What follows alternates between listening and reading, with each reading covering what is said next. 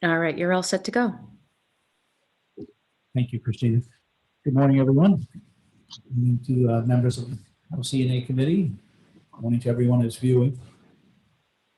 We'll start off by reading this lengthy chairman's script. As chair of the House Environment and Agricultural Committee, I find that due to the state of emergency declared by the governor as a result of the COVID-19 pandemic, and in accordance with the governor's emergency order number 12, pursuant to Executive Order 2020-04, this public body is authorized to meet electronically. This is a committee meeting, and please note that there is no physical location for members of the public to observe and listen contemporaneously to this meeting. However, in accordance with the emergency order, I am confirming that all members of the committee and select legislative staff have the ability to communicate contemporaneously during this meeting through the Zoom electronic meeting platform, and the public has access to contemporaneously listen and, if necessary, participate in this meeting by the Zoom platform or by telephone. All necessary access information has been made available in the House calendar and through the electronic calendar on the General Court website. The notice for this meeting notice complies with House rules and RSA 91A. Anyone who's having a problem accessing the meeting should call 271-3600, 271-3600, or email hcs@leg.state.newhampshire.us. In the event the public is unable to access the meeting will be adjourned and rescheduled. Christina Dyer, committee researcher, will be the staff assisting us. Please note that all votes that are taken during this meeting shall be done by roll call vote. We'll start the meeting by taking a roll call of attendance.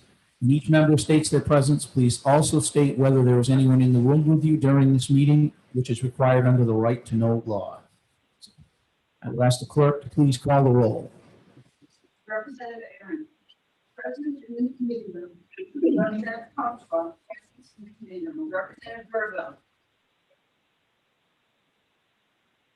Representative Verbo. Here, sorry. And we're Representative Davis. Present in the committee room. Representative Stapleton. Here in the committee room. Here in the committee room. Representative Kennedy. Here in the committee room. Representative Mason. President, I'm in my office alone. Representative Sanborn. Representative Sanborn.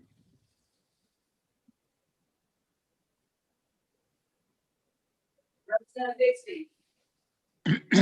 Present in my study in Dover, New Hampshire. There are other people in the house. I'm alone in the study.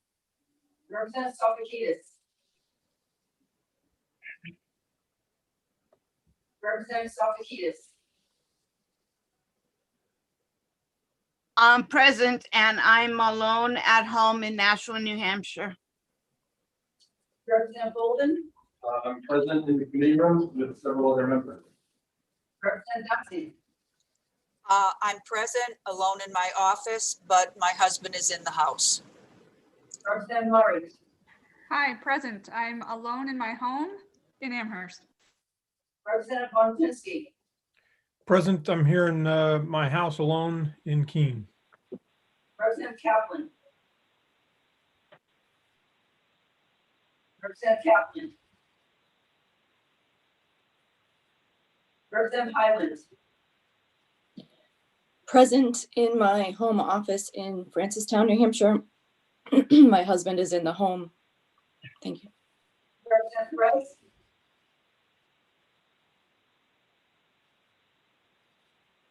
Representative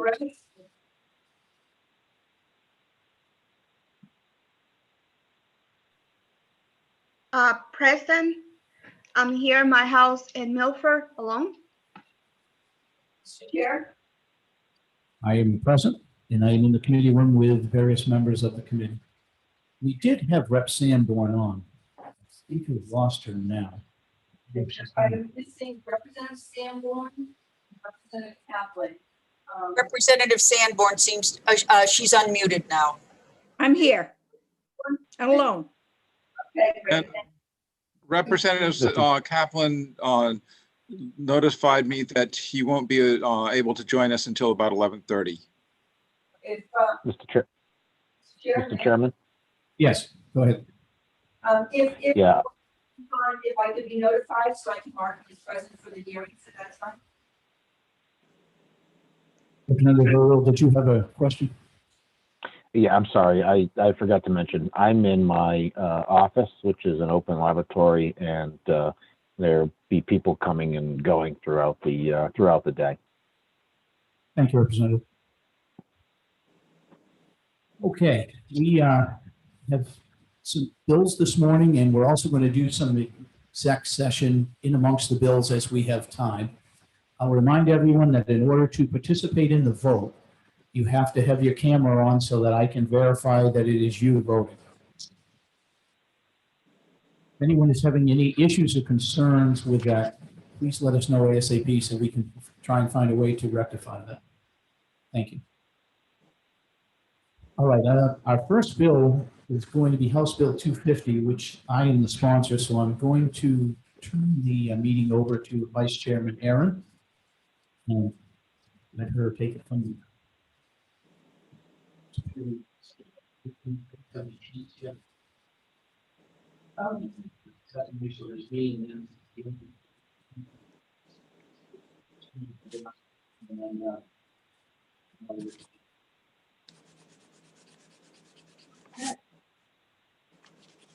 Hey, good morning, everybody. I think you can hear me.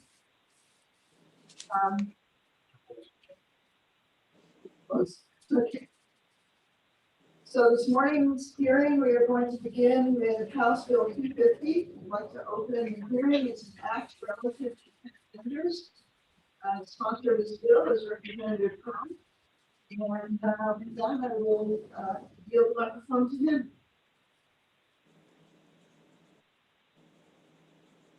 Thank you, Madam Chair. For the record, is Representative Howard Pearl. I represent Merrimack 26. Boston, Fort Creek Heights.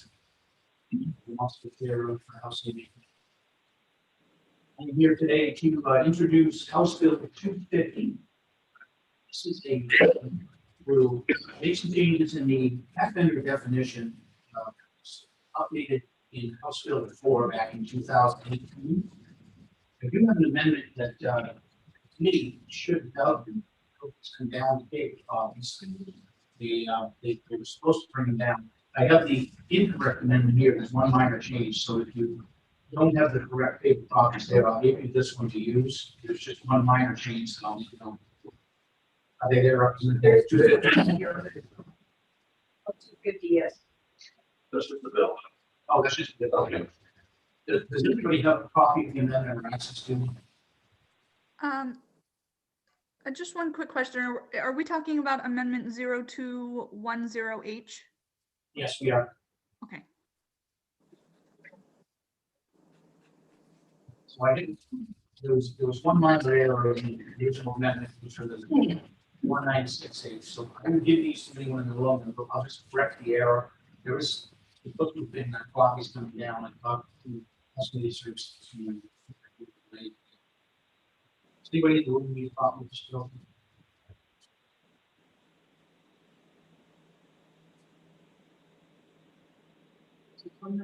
It is. There's one minor change, and I'll address that. Other than that, it's yeah. Yeah, 250. That's correct.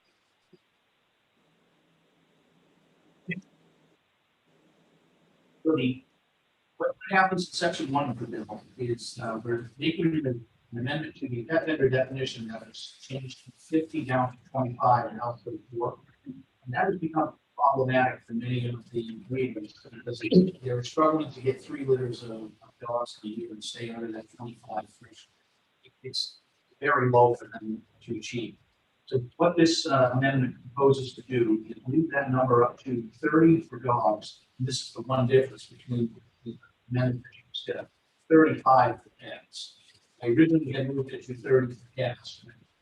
After talking with some members that are in the feline breeding industry, Excuse me, Mr. Chair, we're not able to hear you very well. That's much better. Thank you. I'm sorry about that. So the 30 dogs, we moved the number up to 30 dogs, and we moved the cats up to 35. And then the next part that has changed is that the amendment would change is moving the reporting date from January 1 to December 31st. Excuse me, yeah, the transfer date from January 1 to December 31st.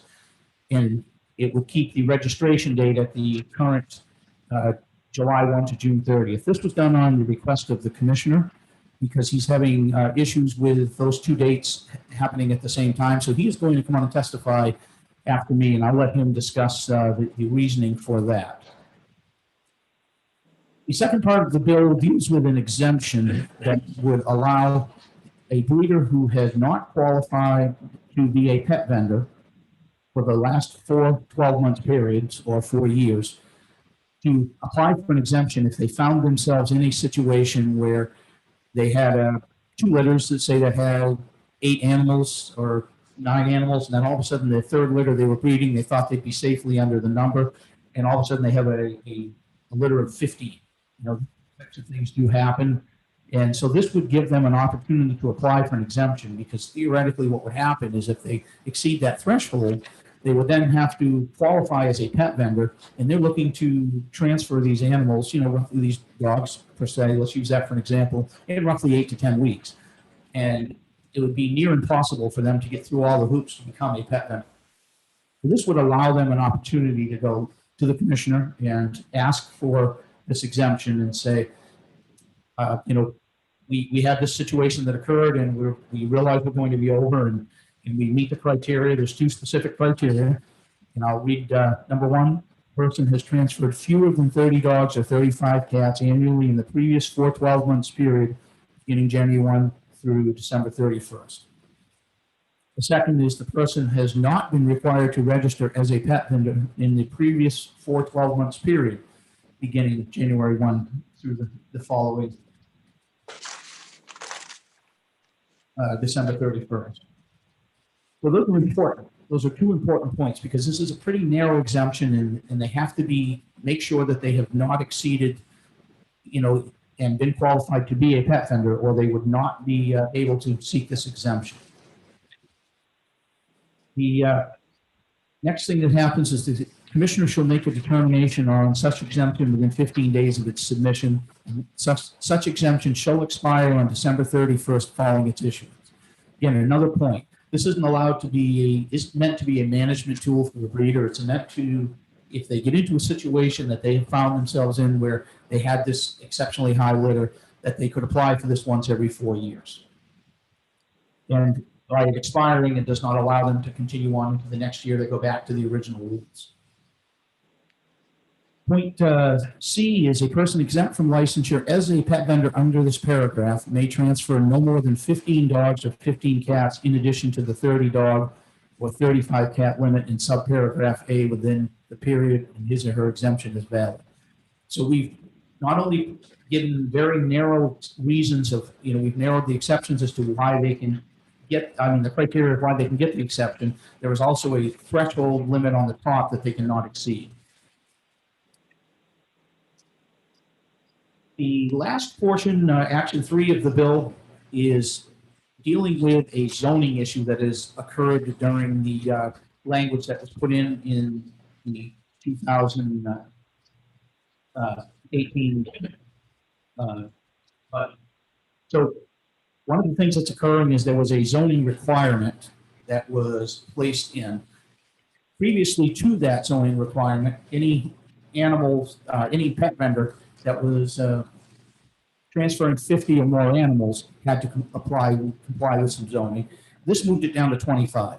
And what this did is it really scooped into that net a bunch of very small breeders that now all of a sudden are faced with having to go to their zoning boards and make sure that they are in compliance with zoning to have that, you know, breeding 3 litters that many of them do right in their own home. And so that became problematic. So what action 3 of this bill would do is it would just simply move that number back to the 50 transfers of dogs or cats or ferrets or birds in order to comply with the zoning requirements. This would put it back to where they were prior to 2018 as far as the zoning portion only. If they, they still would have to apply to be a pet vendor at 30 dogs or 35 cats, but they wouldn't trigger the zoning thing until they get up to 50. So what that does is it allows these home breeders who are very small in nature, and again, often doing this in their homes, it would allow them not to have to get into that whole zoning nightmare that some of them have been really struggling. I think that pretty well describes what's going on, what the bill does. I guess I will open up to questions, Madam Chair, if there are any from the committee.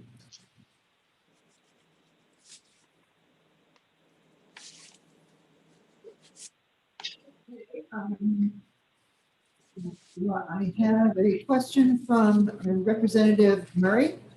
Yep. Hi, thank you, Chairwoman. Thank you for taking my question. Representative Pearl, I did have a question on page 2, line 2 of the amendment. It reads that such an exemption shall expire on the December 31st following its issuance. Just a small grammatical thing. Is that how it is intending to read? I'm sorry, can you speak louder? Yes, I was saying on page 2, line 2 of the amendment, it reads such an exemption shall expire on the December 31st following the issuance. And I was just curious if that's how it intended to read or if that was just something.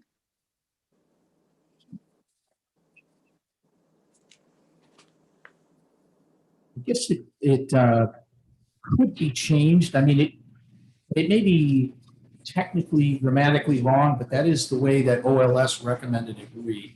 But I will certainly take a look at that. Okay, thank you.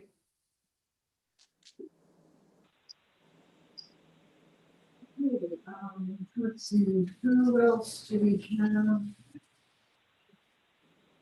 Oh, I'm sorry, Representative Bolden.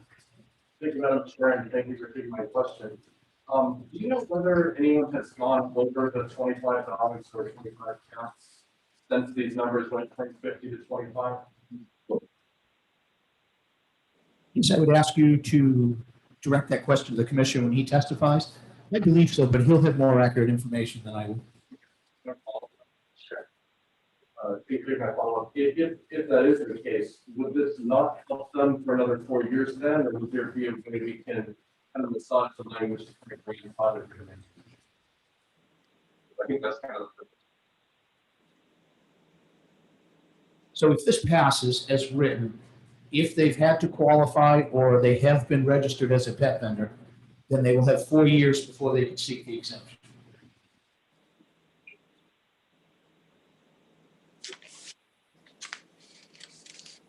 Oh, I'm sorry, Representative Momoa, you had a question.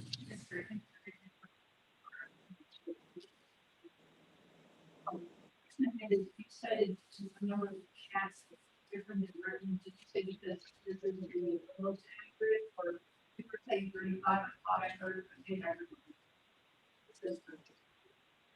The new amendment is here. That was the one change. It's the original amendment had 30, and I realized that was an error, so we moved it to 35. That was the difference between the amendment you got and you had in 2108 after closing today. The new amendments are here.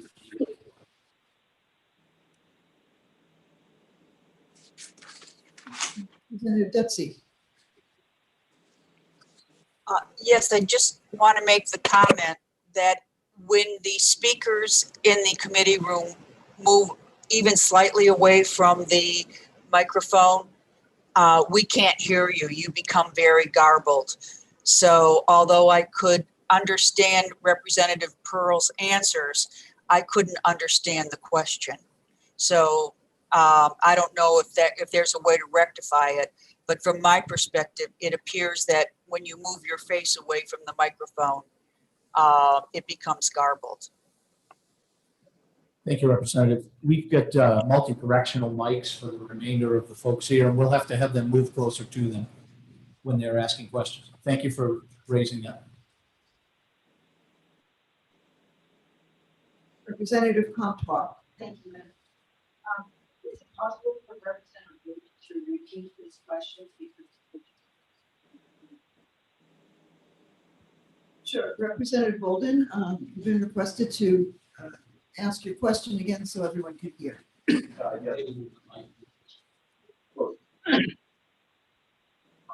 Can everybody hear me now on the call? So my questions were, do you know whether anyone has gone over the $25 for gas since these numbers went from 50 to 25? And the follow-up question was, would this bill therefore not help them for another 4 years then? Or would there be a way to sort of grandfather?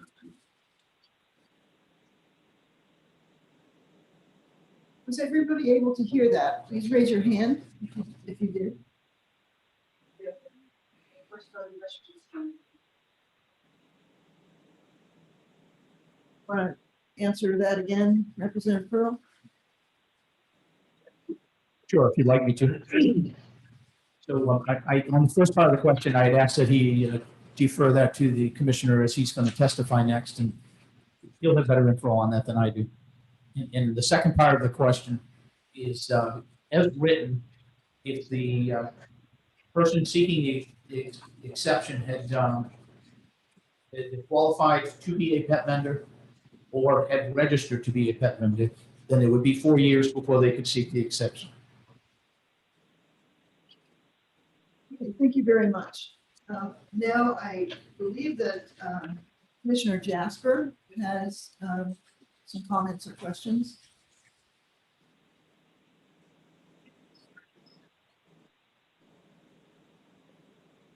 So we're waiting to be unmuted. All right, can you hear me now? Yes, good morning. Thank you. Sorry for that delay. This is a strange new world to me, as I'm sure it is to all of you as well. So the couple questions here that I've heard, and the first is I don't actually know how many new pet vendors we have registered.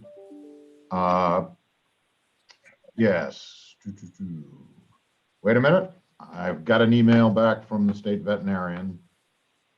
And if you give me a moment to get to my email, I can give you the answer to that question.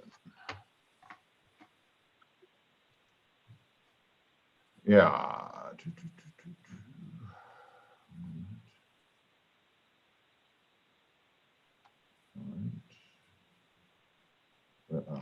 Sorry about that. When the threshold was 50, we had about five licensed breeders. Currently, we have 15 licensed breeders. This is obviously just for dogs. We don't have total number of pet vendors, but obviously the number has gone up for breeders substantially. Relative to the date difference here, we actually realized in the process last year that having both dates be running from January, or rather from July 1st through June 30th, created a problem for us, in that if somebody was to be licensed, we might not have the complete data available to us by the licensing date. And because we do have a small staff, it also created some problems without the database, particularly of trying to bring all those numbers together and see where we were. So this gives us that 6-month window, which makes a lot of sense to us to be able to look forward as we move into the licensing year. I'm not sure if I recall any other questions in there, but I'll be glad to answer anyone may have. See any questions from the committee? Representative Bixby. Yes, I was wondering if the fact that the submission of the health certificates is currently listed as optional is creating an impediment to knowing who you should actually be licensing. Well, obviously, that's not the best way to do it. We currently request them if we think there may be somebody who's transferring more than the limit. However, the problem, as you learned last week, is that we don't have the ability to take those 80,000 documents and properly deal with them anyhow. And so, you know, until we have the database up and running, you know, there's just no way we're going to catch them all. When the number of animals increased a couple of years ago, we informed the House and the Senate that, you know, we would not be able to comply with this at 100%. We're doing the best that we can. We only received one new employee, and we're putting well more than one full-time position into this effort right now as it is. So as Dr. Crawford told you last week, you know, it's sort of what is the priority of the day. So, you know, the legislature and put the cart before the horse, if you will. We're going to continue to try to get that horse back in front of the cart, but it is going to be a number of years before the horse is in front of the cart. So we're doing the best we can, but we are not going to catch everybody. It's going to be somewhat by happens. Sometimes it's people reporting that people are transferring animals we didn't know about. We look into it. Sometimes it's local law enforcement, and sometimes we happen to catch them because a veterinarian may send in a number of certificates, but you know, it's sort of just a crapshoot right now, and it will continue to be. In all frankness, I mean, we just do not have the personnel to be able to deal with this, and so, you know, the going from 25 back up to 30 probably won't make much difference for us. It will certainly make a difference for some people, but I don't know if it'll take any of those breeders out of the definition right now or not. But you know, we're constantly dealing with issues. This morning, I just reviewed 2 letters of fines going out to 2 different pet vendors. One because he hasn't bothered to renew his license, and the other for, you know, essentially health issues within the store and sanitary issues. And so those are things we're constantly trying to deal with, but not going to get there anytime soon. Okay, thank you, Representative Kennedy. When she gets the microphone. Chair, if I may ask a question. Sure, you may. My question is for Commissioner Jasper. With the 6 months, with that 6-month window, would a person that qualifies by December 31st, would they not get licensed till July 1st? You know, I don't know if Dr. Crawford is on or not. I think that anybody can get licensed at any time during the licensing period. Their license would then get renewed, I believe, on July 31st, on July 1st.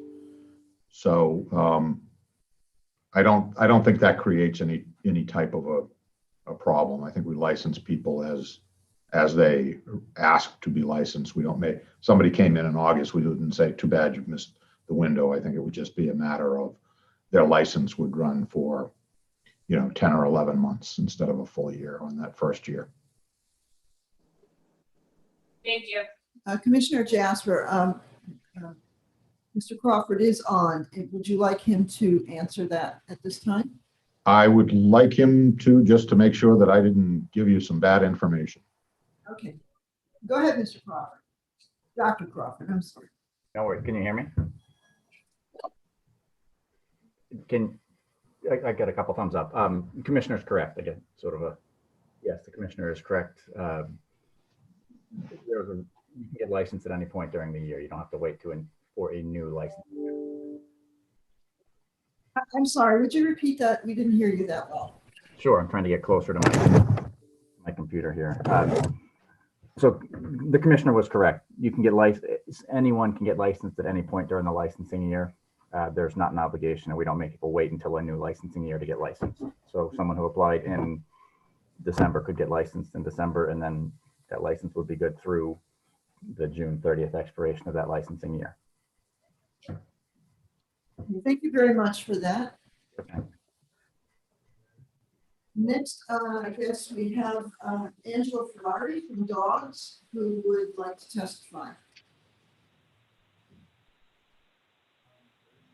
Good morning. Good morning. Can you hear me? I can hear you fine. Wonderful. Hello, everybody, and thank you for the time to speak today. My name's Angela Ferrari, and I am with the dog owners of the Granite State. And I just wanted to touch on a few points over this bill, and I want to thank Representative Pearl for doing a really great job explaining all of the different aspects of the bill, so hopefully I can keep this nice and short. As mentioned, this bill is due to legislation in 2019 that was passed without getting to go through both the House and the Senate. And it was put into the budget. So there was not a lot of opportunity for public comment on this bill, and my group, Dog Owners of the Granite State, has always been very opposed to the original version of the bill.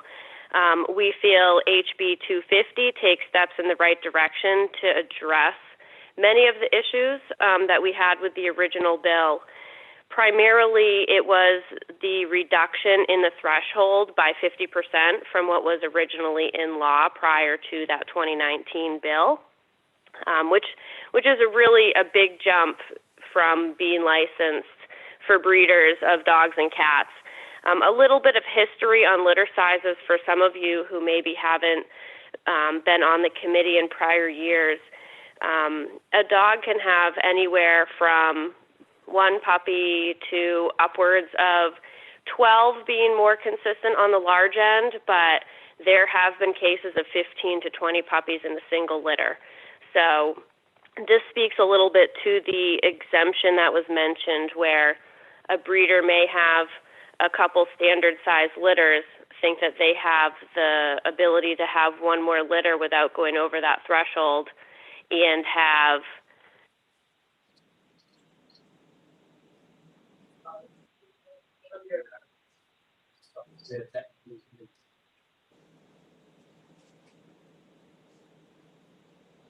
Hang on. This is all I got. Cut off midstream, and we're getting that fixed. There you go. Oh, sorry, I think I got muted again. Sorry.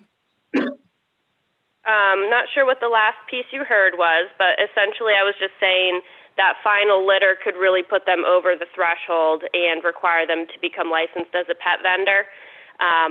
There isn't necessarily anything wrong with becoming licensed as a pet vendor, but a lot of small hobby breeders do try and avoid additional fees, such as licensing that would be required. They are protective of their homes and disease that can be brought in by anyone from the outside coming in, such as during an inspection. They also, don't like to be added to public lists where animal rights activists could potentially target them for any reason. And so there's just some reasons that they like to not become pet vendors, commercial breeders, whatever it may be called. It isn't a business for the majority of these people. It's a hobby and a passion. Example for myself, I do breed Dobermans, but I have a full-time job. That's really just what I do on the weekends, and I show my dogs and things like that. So just a little bit of background there. The exemption would give the opportunity for that kind of one fluke incident where a breeder does go over the limit to get evaluated by the Department of Agriculture so that they can look to see, no, they haven't gone over in the last 4 years. They really don't seem to be somebody that we should force to become a pet vendor at this time. We'll grant them this exemption for this 1 year. There is a little bit of confusion, and I don't know, maybe at the end, Commissioner Jasper can comment on this regarding the timing. I know we talked about at any time you can submit to become a pet vendor. If you are a pet vendor and you're waiting to get a renewal and they're counting through December 31st, there is a 6-month period where I guess you would still be considered a pet vendor, but you haven't got your renewal yet. And so just want to clarify that there isn't any concern with anyone not being able to continue to transfer animals during that time. So maybe at the end he can comment on that. Going back to the points of the bill, with the increase in dogs and cats to 30 and 35 as in the latest amendment, it's still a 35 to 40% drop from the pre-2019 numbers, but we feel it is a little bit more reasonable and gives a little bit more flexibility for those small hobby breeders to just have a little bit of room before they do end up becoming pet vendors, which essentially is a commercial license. The biggest part of this bill that I really, really like is the adjustment to the municipal zoning conformity requirements, because that is a really huge aspect to becoming a pet vendor. In current law, even at the 25 puppies, for example, you cannot become a pet vendor without municipal zoning conformity, which requires you to complete a form, bring it to your town. Likely you're going to have to go to a town board meeting, and essentially you're asking to become a commercial entity within your town. And that may not be approved in many towns.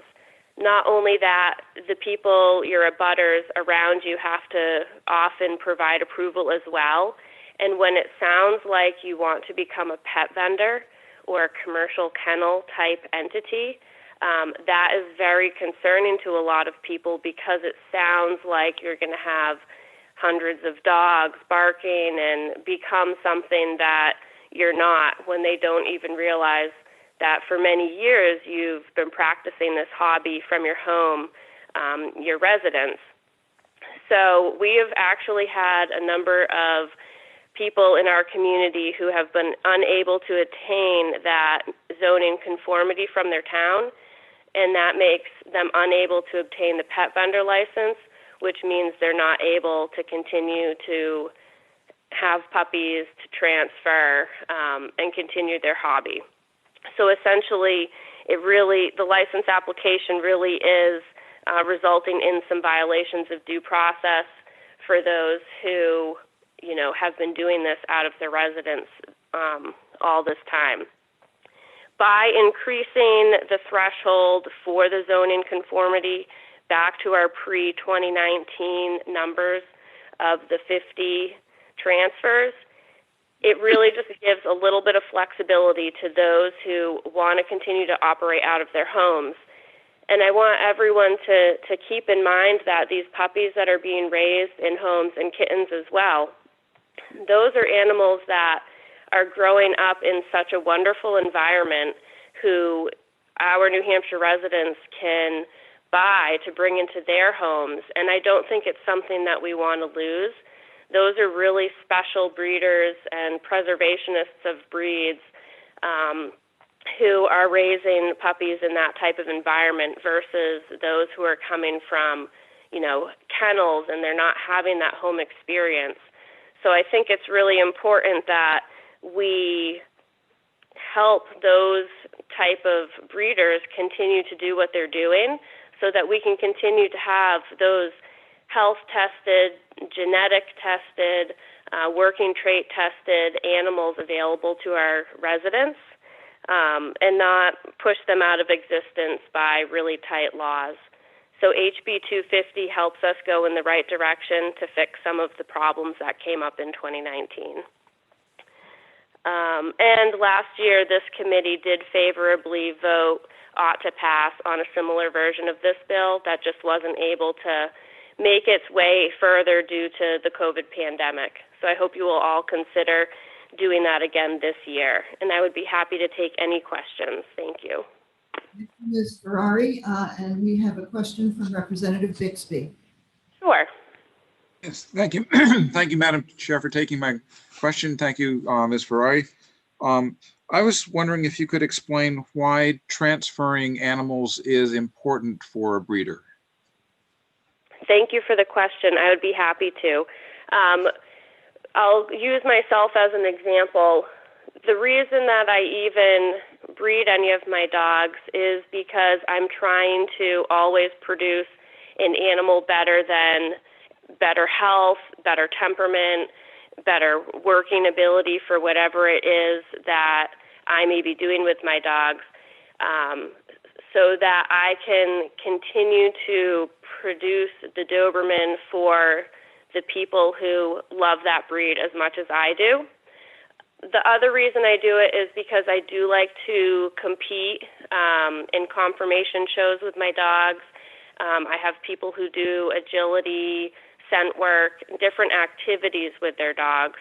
And for me to be able to use the creation from my breeding program in those shows is really important to me. And unfortunately, I can't keep every single puppy from every litter, because then we would have a hoarding situation at my house. And as much as I love every one of them, I do want to make sure that they end up in fabulous homes. And it is actually a really happy time when I get to see my puppies go off to their new homes, and the new families are just ecstatic, and the puppies are going to get all the attention they could ever deserve. Thank you. Thank you. And now I see Commissioner Jasper, you have some comments, questions? Yes, and I'm going to start off by apologizing to Chairman Pearl. I had not seen his amendment, although I was aware of the issue relative to the zoning, and I understand the concern there. What I'm going to suggest is that I understand the issue for people who are currently breeding, but the way the language is, this would sort of continue to create a conflict perhaps with local zoning for people who are coming into the industry. So I would like to suggest that perhaps this should be a grandfathering situation, and for anybody who had been transferring animals, and that's evident through health certificates prior to the adoption of this, to give them the exemption. But for people who wanted to come online and start breeding, then I don't think they should have that zoning exemption. It's going to create, a little bit more work for us here, but I think that conflict with local zoning that on a continuing basis need not continue. I also wanted to correct, Dr. Crawford had initially sent me the email saying 15 breeders. He corrected that afterwards, but before I didn't see it before I testified, and there are currently 18 breeders who are licensed. Thank you, Commissioner. Do we have any other questions from the committee or from any attendees? I'd like to ask a question, please. May I ask a question, Mr. Chair? On line number 4, it says a vendor would be somebody that transfers 30 or more dogs. So the magic number would be 29. If they hit 30, they're a vendor. Is that correct? Did everyone hear that question? I can't speak anymore. Yes, please. So your question is, at 30 and above, they become a pet vendor? Yes. Yes, that's correct. Okay, thank you. Do you see any other questions? Representative Bolden. Could I ask the sponsor a question? Absolutely. Just thank you for taking my question. It kind of relates to the questions I was asking previously, and I'm thinking, so that the breeders who got caught up in this whole 25 transfer issue, can take advantage of the exemption without having to wait 4 years. I'm wondering if there's something we could do to take a stepped approach and implement it, like, maybe make it one 12-month period effective immediately, and then two 12-month periods effective in January 1, 2022, and such on, so we get to 2024, where we implement this whole 4-year, 12-month period. Something like a period of year. Thank you for the question. I'll certainly consider that. Let me think about that and perhaps discuss with Dr. Crawford and the commissioner how much of a headache this would be for them. That would be my big concern. The more of this step approach that you do, I totally understand where you're coming from with it.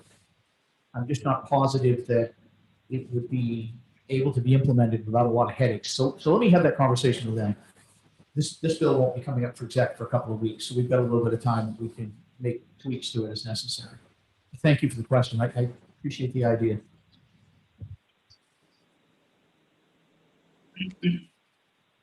Thank you, Representative Pearl, and thank you, Representative Golden. Do I see any other comments or questions of the committee or of the sponsored bill?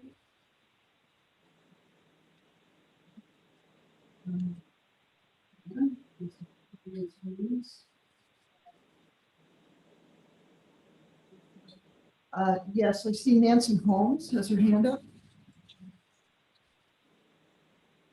Go ahead, Ms. Holmes. And you're muted, but we're working on it. Ms. Holmes? You need to unmute Ms. Holmes. Okay, is that better? There you are, okay. Okay, sorry, got to hit the button fast enough before it disappears. Well, my name's Nancy Holmes. I'm here today from New Boston, New Hampshire, and I've already written in and said I was in support of the bill as amended. But I find I'm really confused on one issue. Because they've changed the exemption year to run from January to December, and the license year runs from July to June. What year are you exempted for if you get an exemption?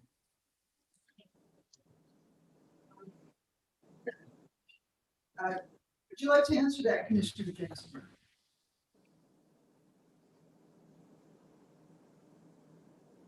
Sorry about that. Yes, you'd be exempted from the licensing year. For the licensing year, we're going back and counting the previous year, but you would be exempted for that period of July 1st through June 30th.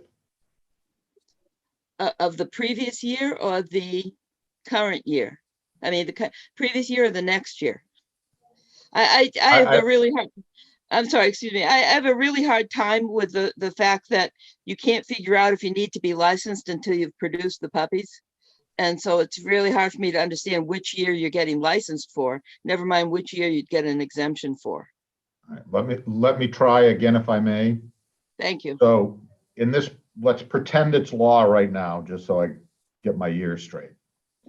So we're now in January of 2021. We would know everyone in the state, theoretically, who had health certificates issued in calendar year 20.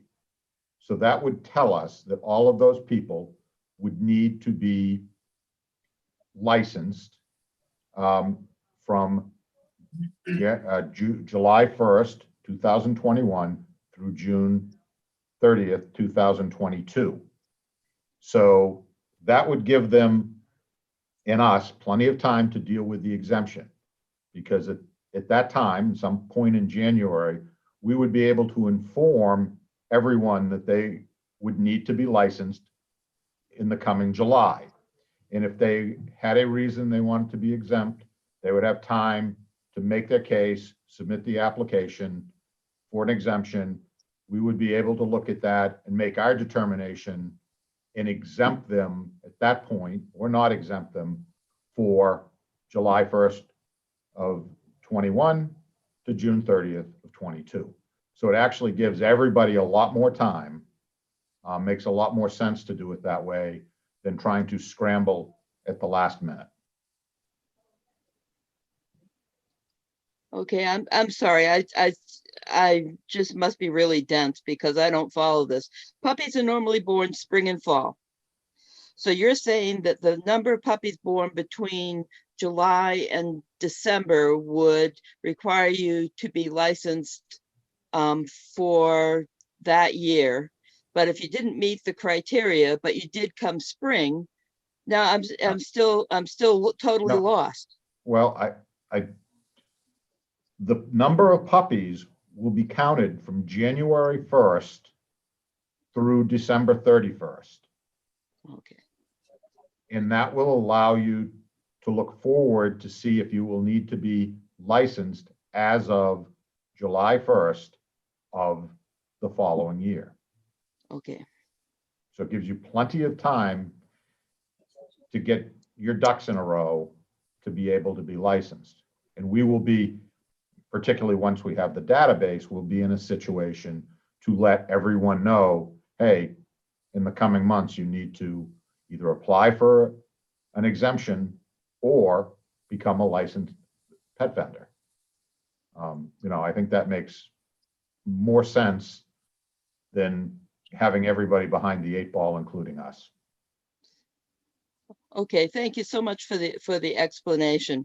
It sounds to me like the licensing is based on past history as opposed to current year breeding. So that you might end up being licensed for a year in which you produce no puppies at all.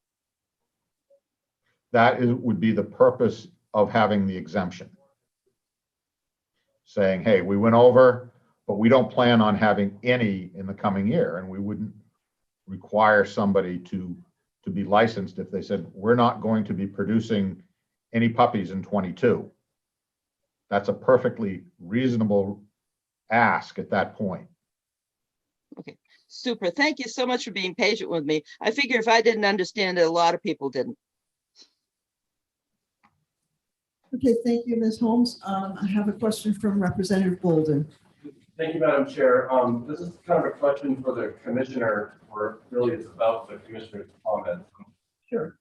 Go right ahead. Thank you. I'm looking at page 2, line 2, where it states such exemption shall expire on the December 31st following its issue. From what I heard you just say, it sounds like this should probably say June 30th, because that's the licensing 12-month cycle, July to June, not January to December. Would I be correct on that? That's very technical. So you may well be correct, but I think I'd have to have some more discussions relative to how that would actually work, because I think that may be referring to the exemption being the number of puppies produced. And if that's the case, then, or number of animals, if that's the case, then that is correct, because we're looking at the exemption for producing a number of animals over the limit for that 12-month period. So I think that the exemption would expire then, but it is complicated and have to have probably a little bit deeper conversation about how that would work. Okay, we'll have to look at that, and Representative Bolden has a follow-up. It's not a follow-up, it's a question for the chair. I kind of feel like we're getting into work session territory, and I'm wondering, could we have a work session on this bill? But I feel like there's a lot of confusion amongst even the experts. Yeah, sure. Chairman. Thank you, Representative. We're not able to have any work sessions this spring because of that, but I think the point you're making is very easily correctable. So I think we could probably deal with that in a side conversation. Thank you for bringing it up. I see your point. Thank you for that, Representative Bolden. And Representative Comtois, you had a. Okay, thank you. So we're over our time here, and believe we have everybody's questions answered, and suppose what I will do is ask if anybody else wants to testify, and here we are.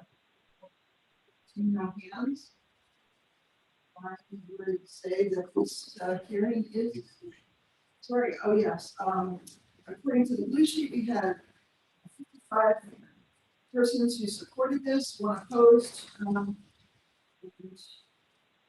that is the hearing for today, so I can call this hearing over.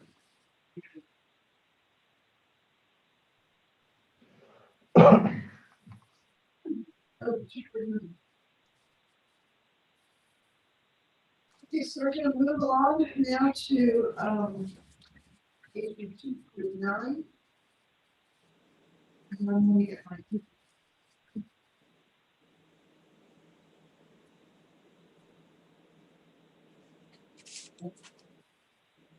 So we have House Bill 249, an act relative to animal shelter facilities. I'd like to open this hearing and have Representative Pearl introduce this bill to us all. Thank you. Good morning. Thank you, Madam Chair. For the record, my name is Representative Pearl Loudon, representative from Merrimack 26, representing the towns of Loudon, Boston, Canterbury, Northfield, and Ward 3 of Franklin. I'm also the chair of the House E&A Committee. So House Bill 249 is an act relative to animal shelter facilities. This is a bill that we had last year, and the primary driver on the bill when we received it was to address an issue that the shelter facilities were having in the definition, and that is what the first act of the bill does, is it adds the language "or leased" to the bill, to the current language, because some of the shelters were running into situations where they didn't own their building and they technically didn't comply with the definition of animal shelter facility. We're looking at the bill last term. The committee looked to tighten up some other areas of the animal shelter facility language, which is in part 2 relating to health certificates. So this language has been reviewed by the shelters of New Hampshire, and they've been in agreement. There is one amendment, which is Amendment 2021-0058H. Does everybody have a copy of that? Those were available. Anybody need one? Okay. All right. So that will come into play on the second page of this bill. So in reviewing this language with the shelters, I'll go through the parts of it.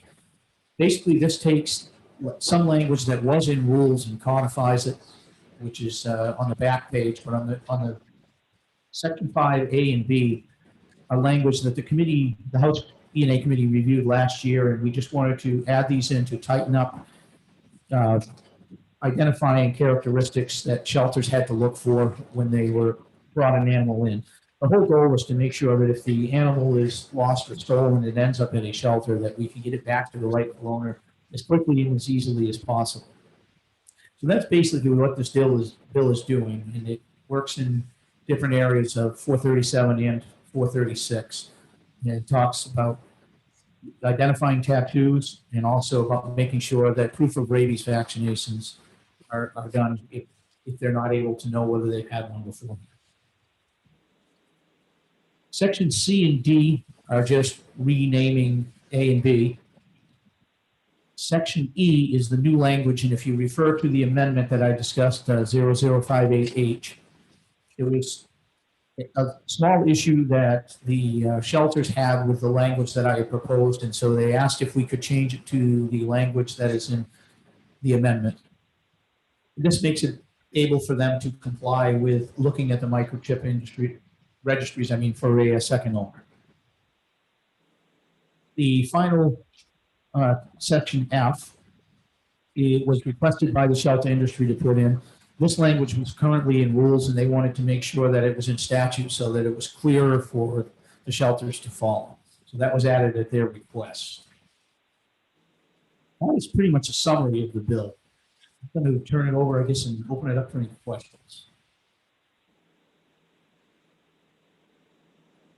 Representative Bixby, I see you have your hand raised. Thank you, Madam Chair. Thank you, member, for taking my question. On page on page 1, the all dogs, cats, and ferrets shall be vaccinated against rabies. One issue I see there, and I don't know if that would be covered under RSA 436, or if this would, as written, create a contradiction. But dogs and ferrets can't be vaccinated for rabies before 3 months of age, and cats can't be vaccinated before 2 months of age. And so it's conceivable that there would be some small number of puppies that were baby ferrets that would be available for transfer, but were not of an age where they could be medically appropriately given the vaccine. And I was wondering if you would consider an amendment to clarify that. Thank you for the question. Absolutely. We had done that, but if there needs to be a change for that, then certainly that wants to be a consideration. Thank you. Representative Pearl, is that provision already indicated in RSA 436? I want to check to be sure, but I thought it was. Thank you for the question. Representative Murray, you had a question. I do, Madam Chair. Thank you for taking my question, and thank you for taking my question. So with respect to page 2, down at the, pardon me, I'm just trying to, where the amendment talks about RSA 437:8 and quarantining requirements. I had gone back to take a look at that RSA, and I just wasn't sure if that was referring to being held for 48 hours. Is that, I'm looking specifically at section 4 as referenced, and I wasn't clear if that was the quarantine that was being referenced, or maybe that's a question for the veterinarian. Thank you for the question. We don't have 437.8 in front of me, but I believe it refers to the 48 hours if my memory is correct. Okay, thank you.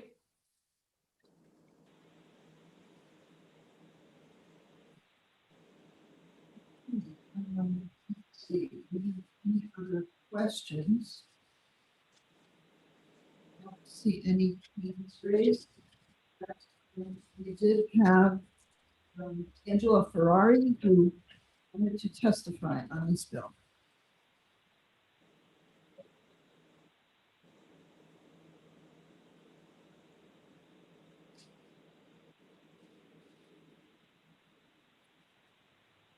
So Angela Ferrari, go right ahead. All right, can you hear me now? I hear you, yep. Perfect. Thank you again for giving me a few minutes to speak. I want to provide support for 2 points on this bill. I don't think I've seen the latest amendment, so I would like to take a look at that. But overall, I think this is a good bill. Dog Owners of the Granite State supports it. We don't see any issue with animal shelter facilities being able to operate their business in a leased property. So we think that that is a fine addition. And then as far as the animal shelter facilities having to obtain health certificates for dogs, cats, and ferrets who are imported into New Hampshire for resale, that is definitely a hole in the current law that would be wonderful to have written in. It is my understanding that they are generally doing that anyway, but this just makes sure that nobody out there can get away without those health certificates. And as you all know from the health certificate database bill, it's a pretty important thing to be able to track healthy animals coming into the state or other diseases that may come up. So we definitely support the addition of that language. And lastly, the piece about checking microchips for registered owners or agents, whether primary or secondary, to ensure that all potential owners are contacted if an animal is found before it is allowed to be sold by the shelter or rescue. We think that that's very important. So overall, just want to provide support on this bill and take a look at that amendment when I get a chance and let you all know if there is any concerns there. And I would take any questions. Thank you. Do I see any questions for Ms. Ferrari?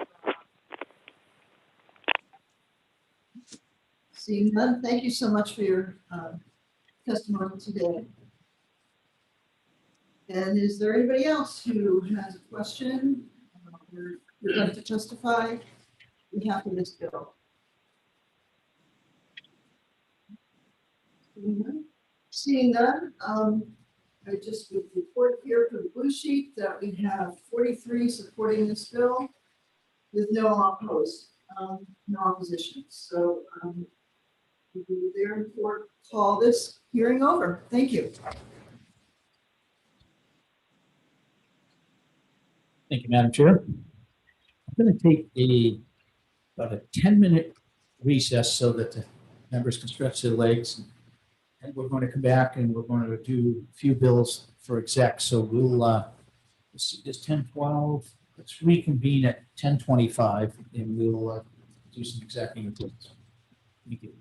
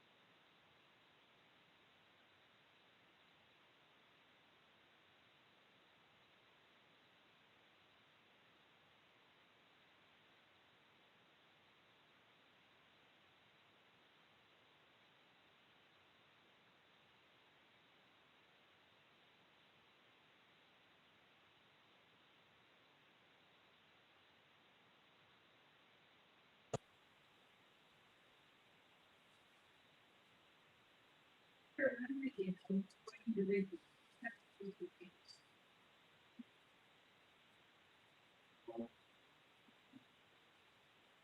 have to be doing it. This, we have to discuss it and take some names. Yeah, refer to the amendment. The number for the. You know, that. Number.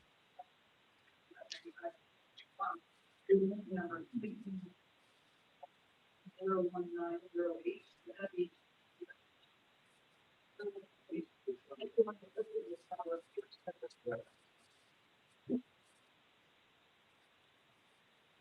Yeah, 41908. You got them? I have some down here. Hold those broken names. Yeah. Do we have a copy of the amendment? Next for House 95. Right now. This is. Oh, 95.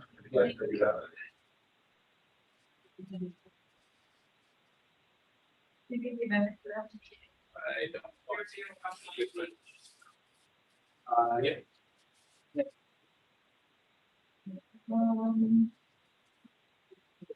Okay. Thank you.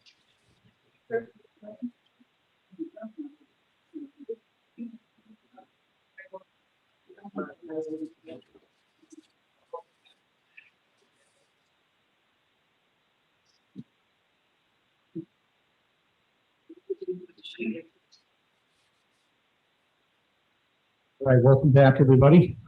We back on. Is the sound on? Anybody hear me? Yeah, okay, good. Is our speaker not working in here? All right, we're gonna move on in exact House Bill 73.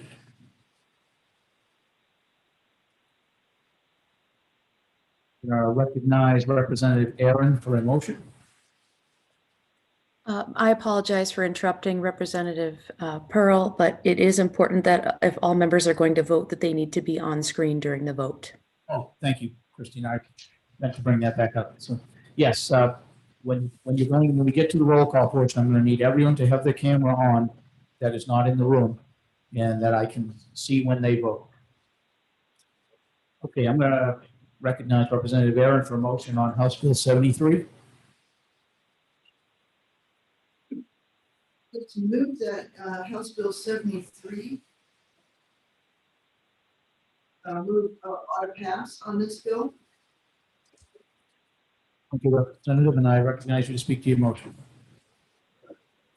So this is relative to public notice requirements. Sorry. Yes. I believe you need a second to the motion. I'm sorry, you're right, we do. I apologize. Well, yeah, I guess I do need a second before she gets it. Yes, my apologies. Is there a second to her motion? Yes, this is Representative Gutsy. I would like to second that motion. Thank you, Representative, and thank you for the point of order. Representative, you may continue. Thank you so much. So House Bill 73, this bill updates the current statute, RSA 149-M7.3 and RSA 149-M:9, section 7, to require that means of noticing the public about solid waste permits include using electronic means via the department's website and communicating permitting information with affected municipalities electronically as well. Public hearing notices regarding solid waste permits must also be posted on the department's website, along with posting in local newspapers. And that's essentially what this bill does. Thank you, Representative. Is there any discussion on the representative motion of ought to pass on House Bill 73?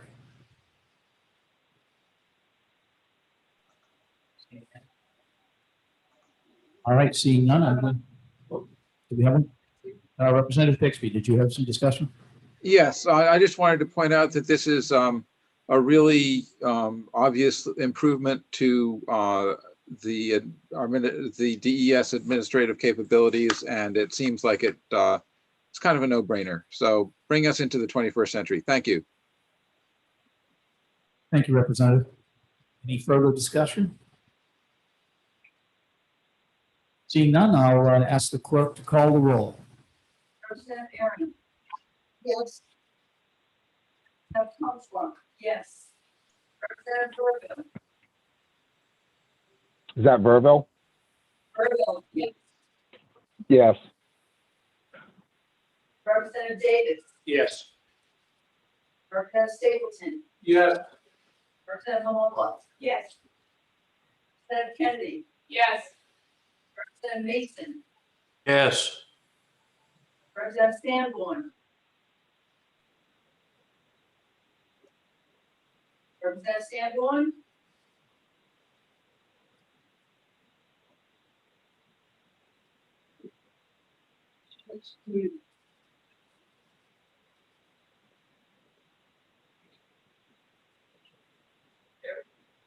Representative Sanborn.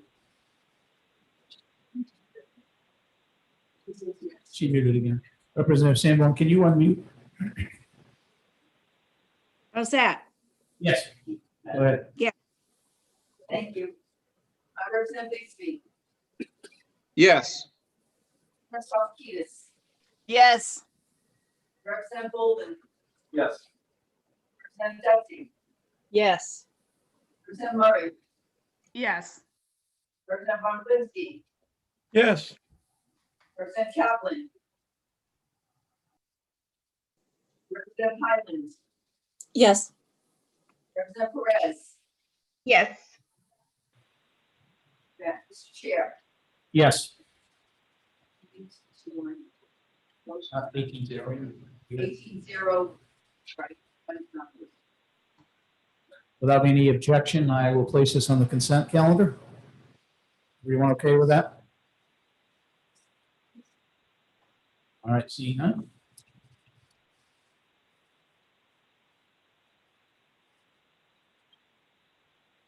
Okay, excuse me. Next, we will move to House Bill 95, and I will look to Representative Hamola for a motion.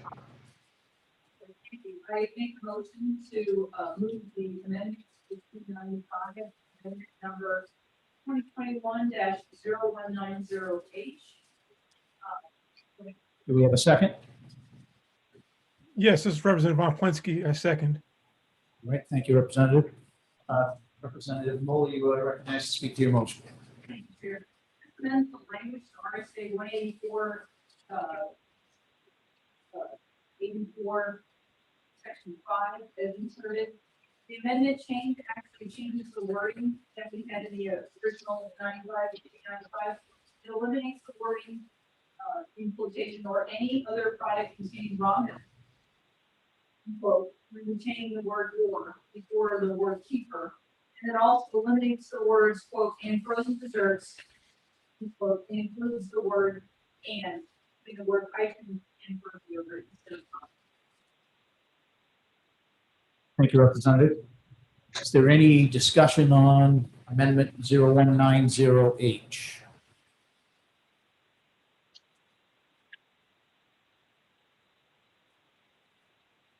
Won't see any hands.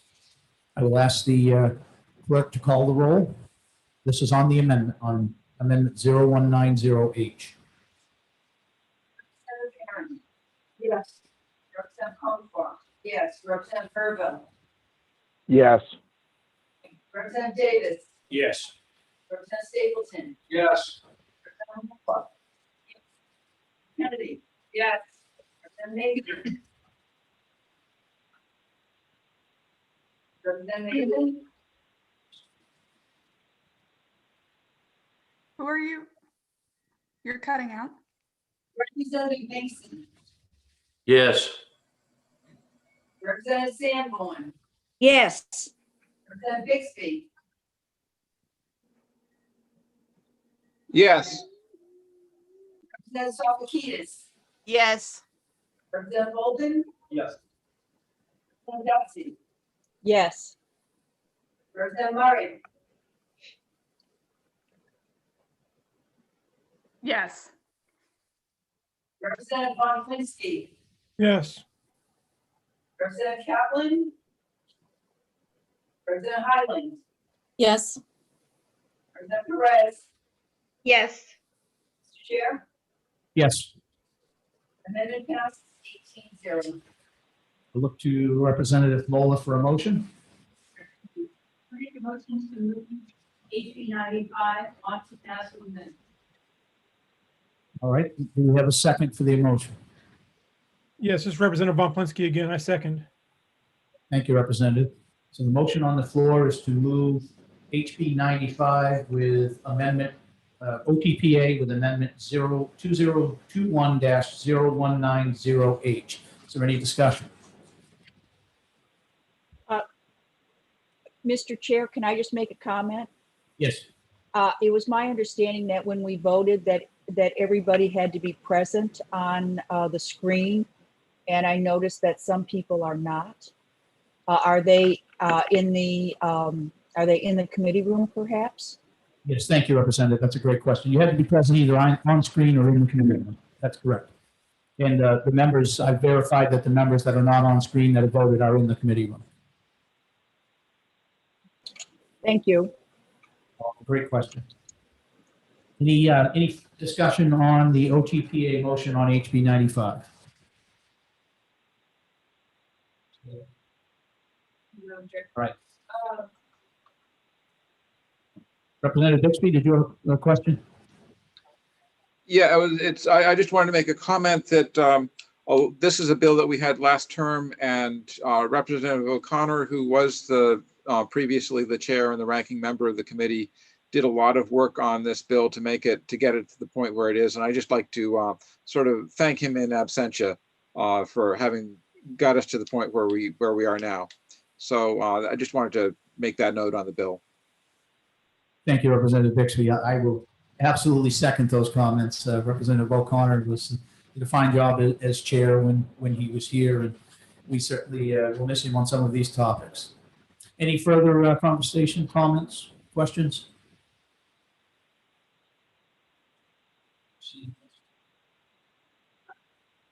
All right, seeing none, I will ask the clerk to call the roll. We are voting on SB 95 OTPA with amendment 0190H.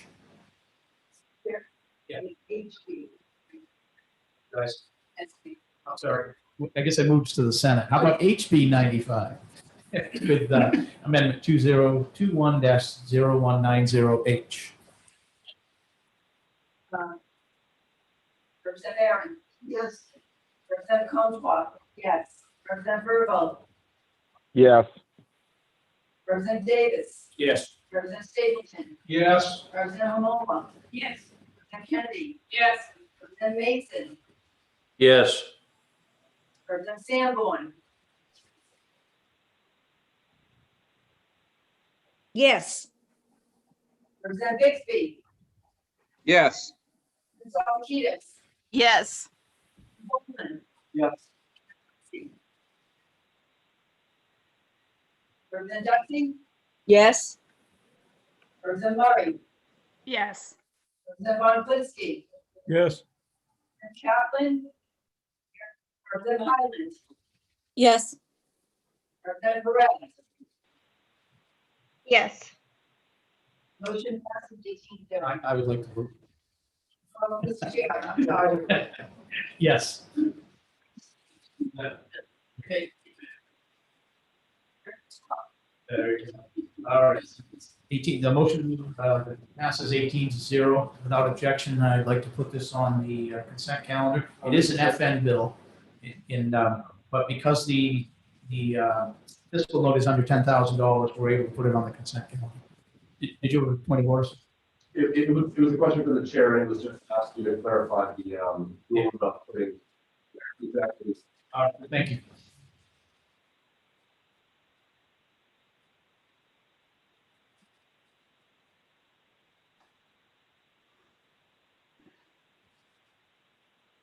All right. Now going to exec House Bill 226. I will recognize Representative Contois for a motion. Yes. Chair, I would like to offer amendment 2021-0046H in which to adopt the amendment. Thank you, Representative. Do we have a second? Yeah, this is Representative Perez, and I would like to second. Thank you, Representative. I will recognize Representative Comtois to speak to her motion. So this is really a housekeeping bill, when dealing with this, safety modernization act. It was something we needed to move, the date out. And also it discusses, that the commissioner of the Department of Agriculture, enables him to stop the sale and produce of, for those violating the safety physical rules. And that's added, that is really what the amendment is all about. Thank you, Representative. And I will add to it that the Department of Agriculture asked this amendment language and the bill itself to come forward because it does deal with the sunsetting of the rules. So every 5 years, this rule sunsets and needs to be renewed. Any further comments or questions?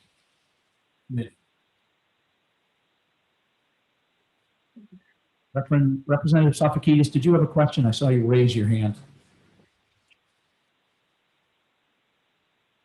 Yes, Mr. Chairman, could you ask Representative Comtois to check her microphone because I'm having some trouble hearing her. Okay, thank you. Representative Sofakidis, I'm in the committee room. Can you hear me now? Thank you. Any further questions, comments?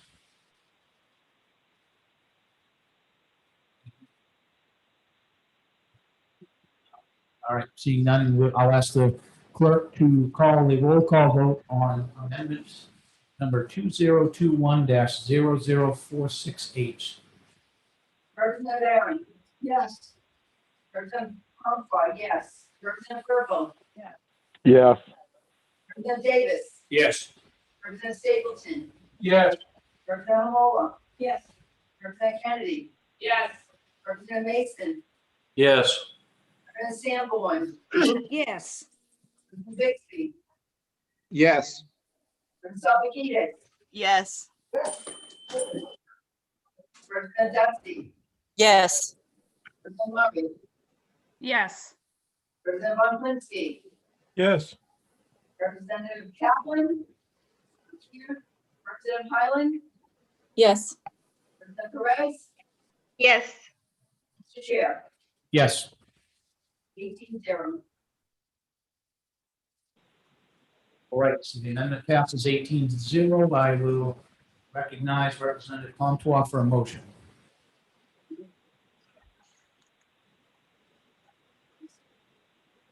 I make a motion to pass amendment, House Bill 226 amended, amendment 2021-00468. So vote to pass the amendment. All right, so we have a motion of OTPA with on House Bill 226. Do I have a second? I second that. Representative Perez? Thank you, Representative. All right, so we have a motion and a second. Do we have any discussion?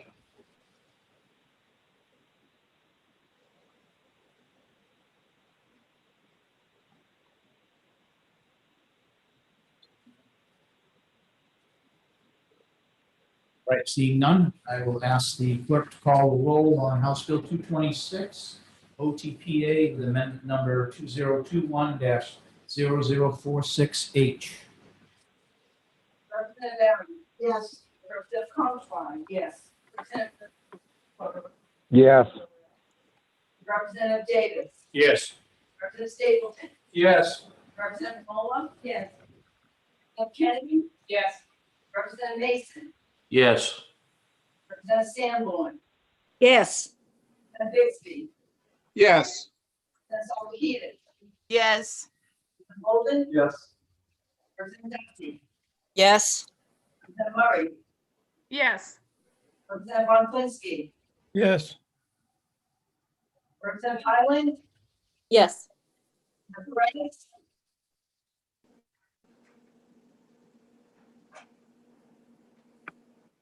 Representative Perez? Yes. Mr. Chair? Yes. 18-0.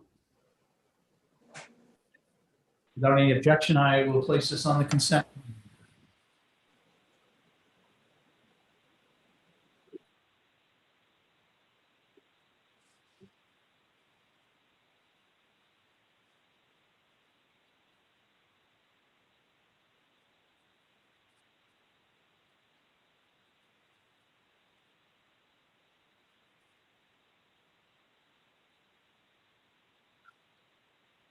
Okay, next we will accept House Bill 318, an act proclaiming the daring jumping spider to be the state spider of New Hampshire.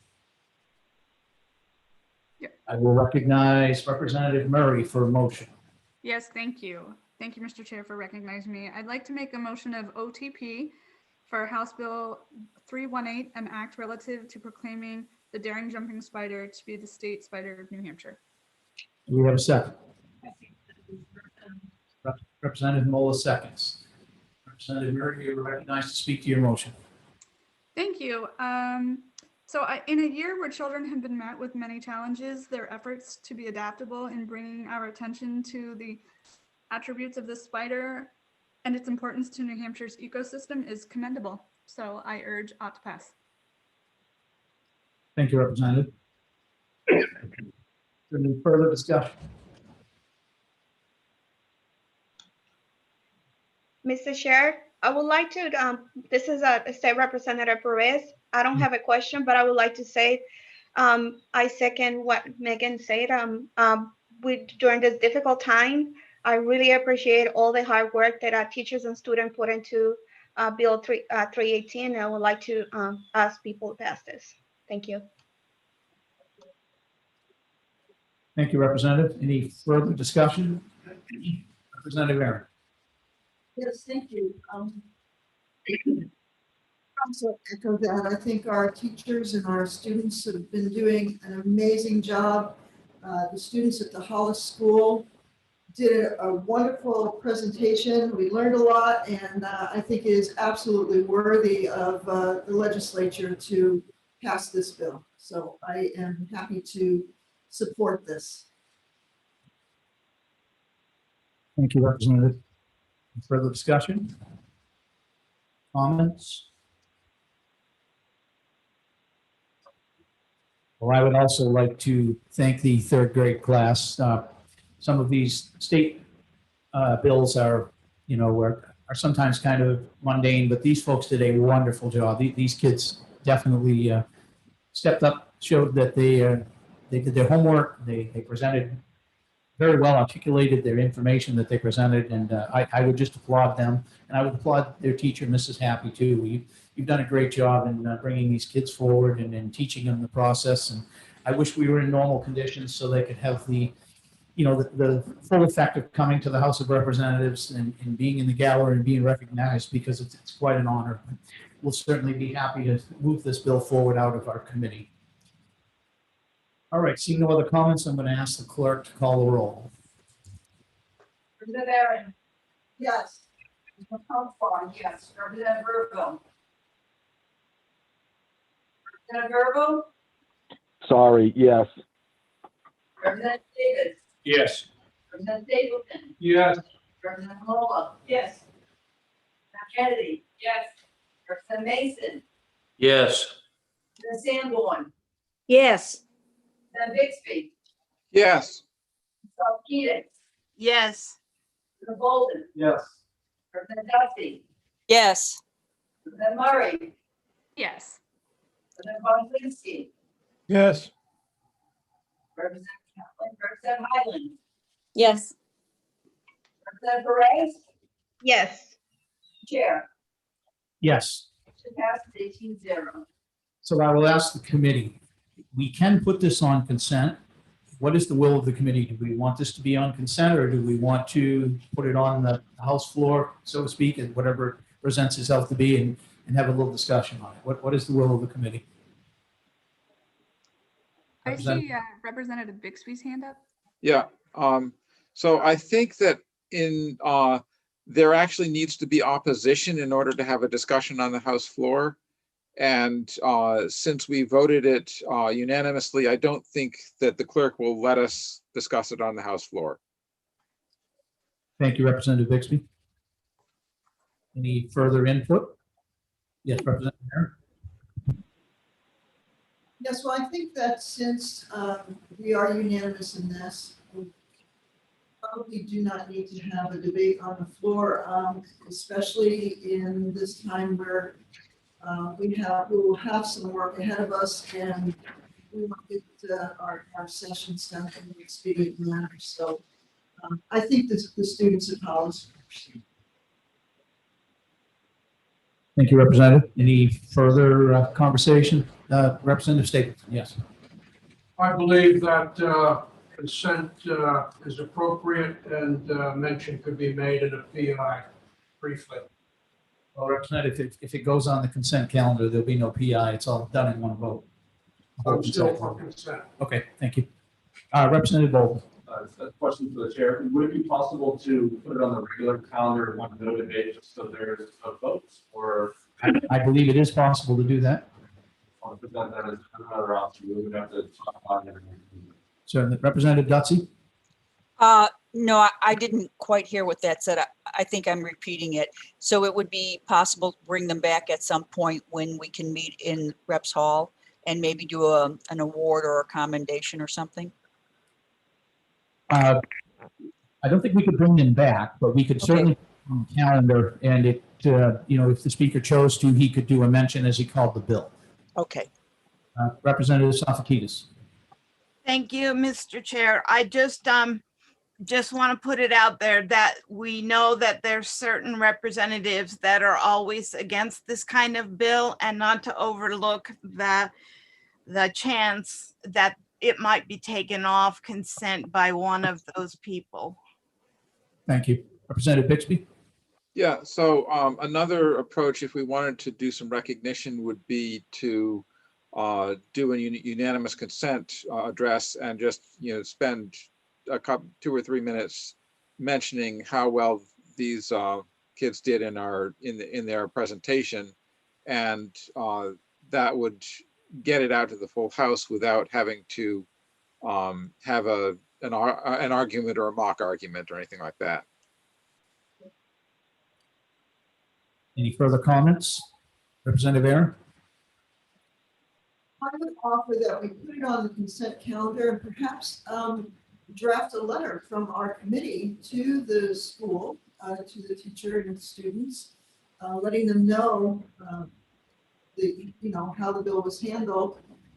I think that might be something too. And surely when the governor signs the bill into law, maybe they would be able to have some sort of reception or something for the kids then.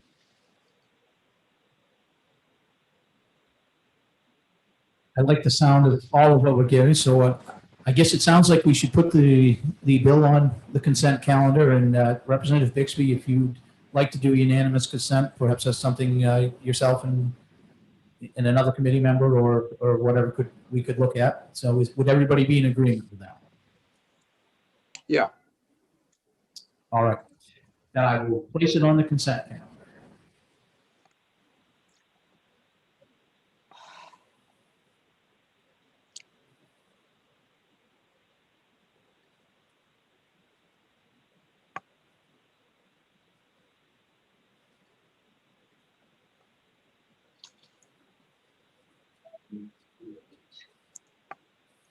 We've got time to do one more simple one before we move into our next hearing. Next, we'll exec House Bill 627 FNA. I will call on Representative Bixby for a motion. Okay, I would like to move retain on HB 627 and speak to my motion. Do we have a second? Yes, I'm sorry. All right, Representative Aaron seconds. Representative Bixby, you are recognized to speak to your motion. Yes, I think that from the testimony that we heard and from communications I've gotten from other people as well, there is support for doing something like this, but the mechanisms that were in the bill as presented were not sufficient to do it right. And I think that if we have a chance to study it over the summer and fall, then we can put in, we can amend the legislation in order to bring it back right in the second year of the biennium. That's, I hope that everyone will vote to retain on this. Thanks. I would say that while I appreciate the concept, I agree with Representative Bixby that there were some concerns related to funding and some issues that Representative Bixby raised that I would agree and support of retain. Is there any further conversation?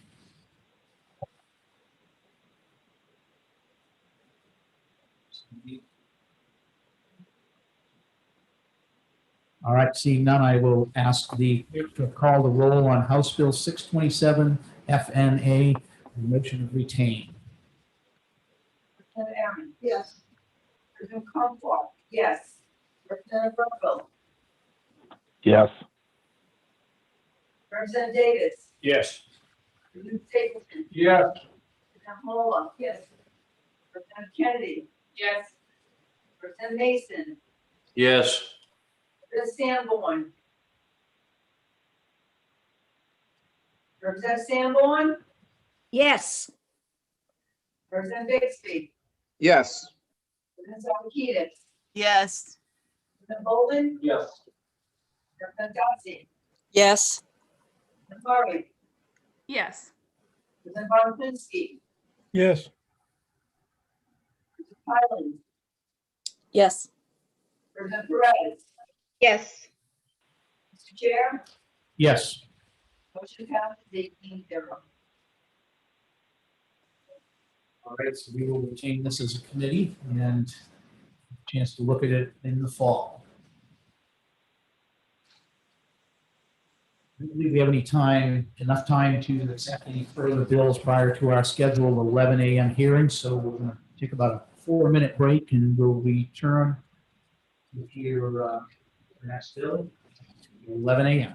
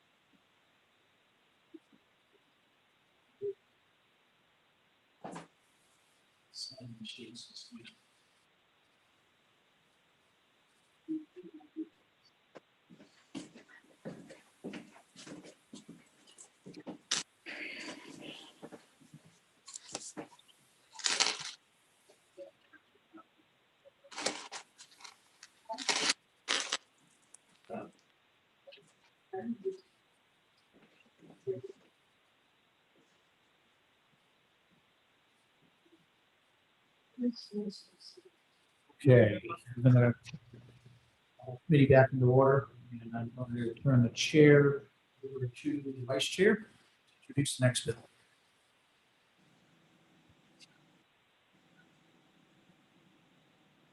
Good morning again to everyone. I am going to open a hearing for House Bill 366, an act defining animal boarding. Sponsor of this bill is Representative Howard Pearl, and I would like to do it. Good morning again, members of the E&A committee. This is Representative Howard Pearl from representing Merrimack 26, and I represent the towns of Loudon, Canterbury, Northfield, Bosquen, and Woodford, Franklin. I'm also the chair of the House Environment and Ag Committee. I'm here today to introduce House Bill 366, defining animal boarding. So this is a bill that I introduced last year. It's kind of an important issue because we have had many, many high-profile cases that are dealing with the animal cruelty as they relate to boarding, and boarding has certainly been a part of many of these cases. All too often, people with mental illnesses and related conditions end up ensnarled in the criminal justice system. Although improvements have been made, despite the best efforts of mental health advocates, our criminal justice system is not adequately equipped to handle these cases. At present, a mentally ill defendant's best hope is that his criminal defense attorney, the judge, or a probation officer has enough knowledge and understanding to detect the need for a mental health evaluation as part of the criminal proceedings. Animal hoarding disorder is a particularly complex mental health illness requiring a multidisciplinary approach, given the individual's inability to acknowledge their animal's neglect and suffering. The high recidivism rate and increased frequency of cases. Seizure of animals in criminal prosecution alone is an insufficient response in these situations. In the interest of the animals, it would be ideal if the New Hampshire judicial system could recognize that an animal hoarding situation may exist to prevent future animal cruelty. House Bill 366 would insert in the animal cruelty statute a provision triggering the question of whether the defendant being charged might be suffering from a mental illness in desperate need of treatment and not prosecution. I think this is a very important issue for our committee to look into and consider. The bill as it's written, I recognize is good, but I think there's still a couple of areas that we'll want to take a look at. And so as we go forward and listen to the additional testimony, I think it will highlight some of the areas where the bill is strong and perhaps some areas where we still need to look at it as a committee.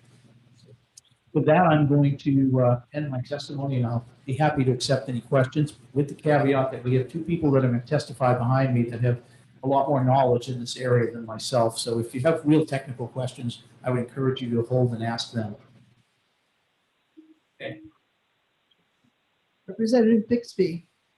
Yes, thank you for taking my question. I was wondering if if you're aware of other areas of law where statute requires the evaluation, the psychological evaluation of defendants, and if you use that as a model for the language that you have here. I am not, and this was some language that I worked with OLS and just explained to them what I was trying to do, and this is the way that they put it together and recommended that we proceed. Again, I think there's some areas within the criminal justice code that we perhaps need to look a little further at this, because there's a stipulation where we may be putting officers in a position to make a mental health judgment that they may not be qualified to make. So again, I recognize there's areas that we still need to work on this. Thank you for the question. Thank you. Representative Dutsey. Yes, thank you for taking my question. When I read the bill, it seems to be equating hoarding with a mental illness. First of all, is that what you wanted? And secondly, couldn't there be instances where hoarding is due to another issue and not necessarily a mental illness? There certainly could be. I mean, hoarding disorder in itself, again, there's some folks that are going to speak behind me that speak very knowledgeably to that more than I will. But there definitely is a correlation between hoarding disorder in other areas of their life and hoarding animals in many cases, maybe not in every case. I mean, the biggest thing that we're concerned with here is that animals are cared for properly. I certainly don't want the legislature to be deciding how many animals any one person can have. That is not my intent. As long as the animals are cared for and done so appropriately, then, you know, it's not the state's concern as to how many animals anyone has. But when the situation becomes that the animals are not being cared for properly and there's identified that there's a problem, certainly hoarding disorder does come into play in some of these cases, and it would better serve the defendant in some cases, if the language is correct, that they would be able to move through the process quicker, and it certainly would serve the animals. And that's my real concern. Thank you. Thank you. And Representative Murray, you had your hand up. I did. Thank you, Madam Chair, for taking my question, and thank you to the sponsor for taking my question. On a similar vein, I guess I was just curious. I know that we are seeing in criminal justice avenues that there are drug courts. Are there, or are you aware of any scenario where there are like a mental health advocacy court or anything of that nature, to be able to, in I guess, dovetail onto Representative Dutsey's point, without the careful consideration of folks who are trained to make that assertion, wouldn't want to make a judgment prior to that being done carefully. Thank you for the question. And certainly it's a great consideration. And again, there's an area here where we're asking law enforcement, I feel, to make a decision that I'm not positive they're ready to make yet. As far as the first part of your question, I think one of the next people that are coming will be able to speak to what's currently available in law a lot better than I will. So I'll defer that portion of the question to one of the other speakers that's coming. Thank you for the question. Any other members of the committee? Either questions? No? Okay, I would like to call Stacy Ober to testify, and please state your name, your town, and state.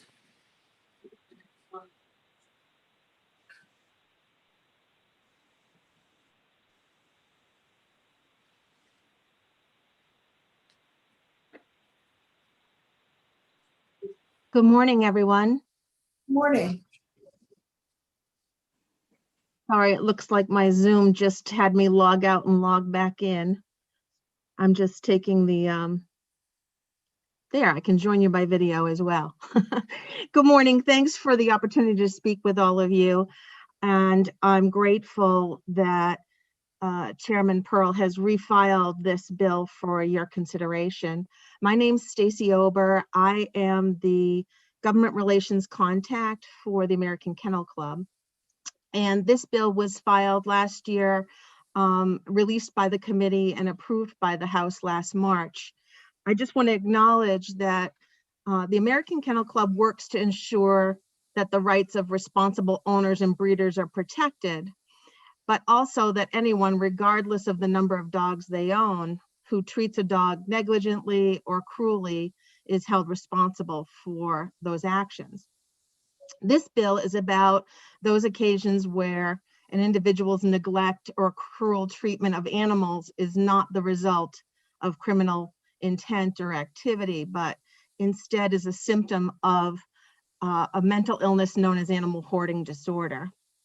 And when these cases come to light, people may draw simplified but inaccurate conclusions that anyone who owns a certain number of dogs, for instance, cannot adequately care for them.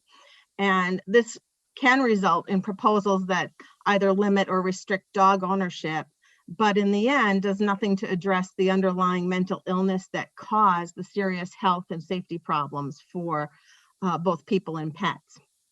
In the written testimony that I submitted to the committee, I provide specific New Hampshire cases where it's, I guess, suspected that in fact these were animal hoarding disorder situations. And individuals who suffer from the disorder often deny their failure to provide adequate animal care, and they also deny the deplorable conditions under which they're living. And it's unfortunate, but few recognize that animal hoarding disorder is a mental health illness and that it is a significant community concern, because not only are the animals harmed, but excuse me, humans are too, including everyone that's living under these unsanitary conditions, and also anyone in the surrounding community who might be impacted as well. In addition to my written testimony, I just wanted to acknowledge with you all that a Dr. Gary Patronek was a veterinarian at Tufts Veterinary School, which is the only vet school here in New England. And he was on the faculty and spent a lot of time studying this particular subject and had done multiple studies. And I just wanted to share a couple of statistics with you all. He concluded that animal hoarding disorder causes more animal suffering than all acts of intentional cruelty combined. And one of his studies of cruelty charges in animal hoarding cases across the United States, he determined that dogs and cats were the most popular animals that were hoarded, and that only 26% of the animal cruelty cases in which charges were filed and information was available indicated that courts ordered a defendant to undergo a pretrial psychological assessment or any mental health evaluation. And this is despite courts having both the discretion and the budget to require a psychological evaluation of defendants. The reason is some courts may not understand that a diagnosable mental health issue is the real cause of the animal cruelty in the first place. And also the data in the literature show that without treating the psychological disorder itself, 100% of animal hoarders will repeat their behavior. So what some states have begun to do is to pass laws that specifically require courts to order a psychological evaluation and treatment if necessary when charges of animal cruelty are filed. And so to answer Rep. Bixby's question about whether or not there's anything in New Hampshire statute, in the written testimony that I submitted to you all, I do have reference to a section of the animal cruelty statute in New Hampshire that refers to bestiality. And there is language there that highlights a court ordering psychological evaluation and treatment in an animal cruelty case of that nature. And I've also shared with you the exact language from other New England states that have in fact included language more as a raising awareness in the animal cruelty statute that in fact a defendant that's before the court may be suffering from animal hoarding disorder. My colleague Eileen Dacey, who is an expert clinician in this area and has the mental health background, I believe is registered to testify this morning and can answer any detailed questions you might have about the disorder.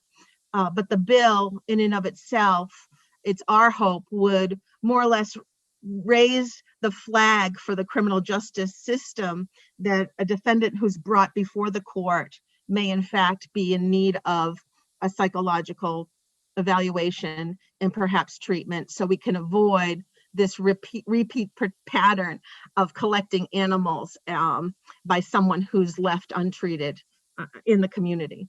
So that's basically why the bill was filed. Thank you. Thank you for that. Do we have any questions for Ms. Ober?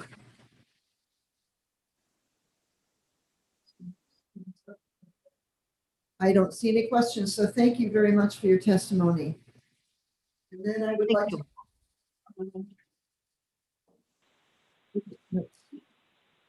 Excuse me. I would like to now call Eileen Dacey. Please state your name, town, and state. Yes. Hello, everyone. My name is Eileen Dacey, and I am a licensed independent clinical social worker in the state of Massachusetts. I'm joining you all from Melrose. I wanted to share some remarks in support of this particular bill on animal hoarding. So I've prepared some written testimony here. Animal hoarding is a complex, often misunderstood and under-recognized public health problem affecting both animal and human welfare. Typical responses to animal hoarding cases include involuntary seizure of the animals and prosecution of the individual who hoarded the animals.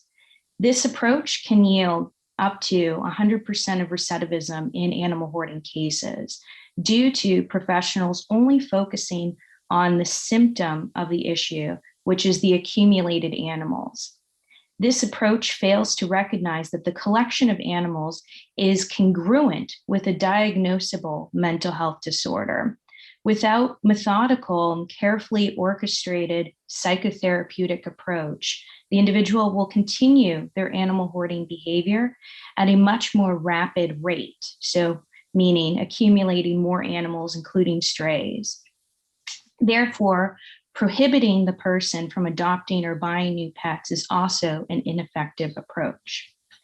Animal hoarding is classified as an additional specifier under the clinical mental health diagnosis of hoarding disorder in the Diagnostic and Statistical Manual of Mental Disorders, also known as the DSM-5, of which I'd like to share that diagnostic criteria with you all. And it is as follows: a failure to provide minimal standards of sanitation, space, nutrition, and veterinary care for the animals, followed by that there's a presence of the inability to recognize the adverse effects on the welfare of the animals, the residents residing in the home, and the home environment as a whole. And lastly, this is coupled with the presence of obsessive attempts to accumulate or maintain a collection of animals despite the deteriorating conditions of the animals and the environment. And lastly, the person presents with denial or even minimization of evident problems regarding the living conditions for the person and animals. 3 distinct types of characteristics are also identified when we're considering animal hoarding cases. And the typology is as follows. Number 1, there's one that we classify as an overwhelmed caregiver. Secondly, someone might be considered a rescuer, so feeling this compulsive need to continue to accumulate animals. And then lastly, there might be one which is a little bit more rare, which is considered an exploiter type. This is important to recognize typology because it can inform the type of intervention a mental health provider can take, as well as anyone else who might be a part of that team-like approach. So harm reduction is a suggested pragmatic technique when addressing animal hoarding cases. So meaning that working with the person to minimize risks through concrete and objective goals. So some harm reduction strategies include developing rapport with the individual in question, offering psychoeducation on ways to appropriately care for the animals, which can include spay and neutering the animals, outlined check-ins or visits by such stakeholders that are involved in the case, and potentially referrals to ongoing longer-term treatment. We must also consider that the animals, when they are removed, and considering their behavior and their outcomes as well. So when considering what that might look like, medical and behavioral issues of the animals can lead to difficulties in adoption and even longer-term placements. Overcrowding in local shelters can also lead to unnecessary euthanasia, referred to as the caring killing paradox within the field. Therefore, it's critical to explore the ways of minimizing and resolving risk with the resident first before exploring some of those further options. Lastly, the psychiatric provider assigned to the case, as mandated by the court, should determine the appropriate length of time for the recommended amount of sessions as outlined within the therapeutic treatment plan. The therapeutic approach should be directive with co-created goals by both the therapist and the client. And this can include ways that reunification may be possible as well if animals are placed within temporary custody. Just to provide some preface here or some background, I am a clinical social worker in the state of Massachusetts, and I specialize in the treatment of hoarding disorder. And I have worked with a number of cases that do also entail both animal hoarding as well as possession hoarding. So thank you for your time. Thank you so much for that testimony. Do we have any questions from members of the committee? Representative Comtois. Madam Chair. Yes, did you please email me your testimony? Yes, absolutely. Representative Bixby. Yes, I was wondering if there is a track record for the therapeutic approach you've laid out, and what that track record is. Okay, that's a great question. So the therapeutic approach that I've laid out in cases of entailing hoarding disorder, if an individual is actually involved in ongoing therapy and is committed to the required number of sessions, so a typical number of sessions might be anywhere from 24 to 26 sessions in total. Generally, on a weekly basis, that's what's recommended. We can see about a 46% effectiveness rate. And that's according to the literature. Okay, thank you. Representative Duxy, you have a question. Yes, thank you for taking my question. Can you go through the process of how you get a referral? So at the time of somebody makes a complaint about an animal, and at that point, can you walk us through that process about how it gets to you? Mm-hmm. I think that's a great question. Thank you. So I have to be quite frank, is that a lot of my work here in New England and in Massachusetts is raising awareness that these types of cases should entail collaboration with mental health support. So unfortunately, a lot of animal hoarding cases may only involve animal welfare, for instance. So through ongoing outreach and collaboration with the MSPCA, as well as the Animal Rescue League, for instance, as well as animal control officers here within our state, I then am informed of a case through any of those avenues, as opposed to just self-referral only. So one of those types of professionals will contact me directly and inform me that they've come across a case and that they would like my involvement with that particular case. And then from there, I will take steps to meet with those parties and then plan what should that next step look like. I will share that at this point, I'm also working, and I sit on the statewide steering committee for hoarding here in Massachusetts. So at this point, what that means is that this is sort of a collaboration of all of the hoarding task forces within our Commonwealth. And we're trying to inform each of those task forces that should they come across an animal hoarding case, what should they do? What should that look like? So again, trying to increase awareness and increase outreach and collaboration with animal control throughout the state overall, and knowing and letting them know that there is mental health support that's available. Madam Chair, may I have a follow-up? Yes, certainly. Thank you.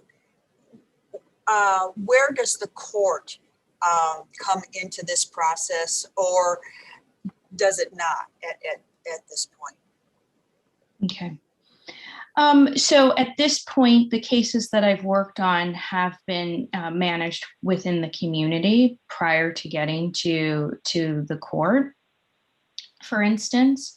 However, if charges are filed, we would then be mindful of then, should it proceed before the court, what can we do? I have to say that I do not have experience once it's gotten to that level. Thank you. You're welcome. Okay, thank you very much. Representative Stapleton, you have your question. Thank you, Madam Chair, and thank you for taking my question. I missed the hoarding typologies. You mentioned 3 of them. Could you go over those briefly again, please? Yes, absolutely. So the 3 typologies, we have the first typology, which is considered an overwhelmed caregiver.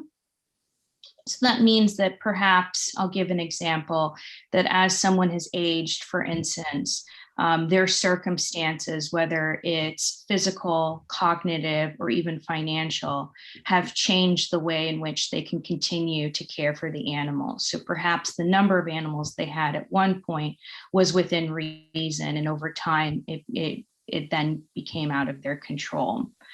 Whenever mental health providers or other professionals are involved in such cases, things tend to be a little bit more seamless, and we're able to get much more cooperation from the resident.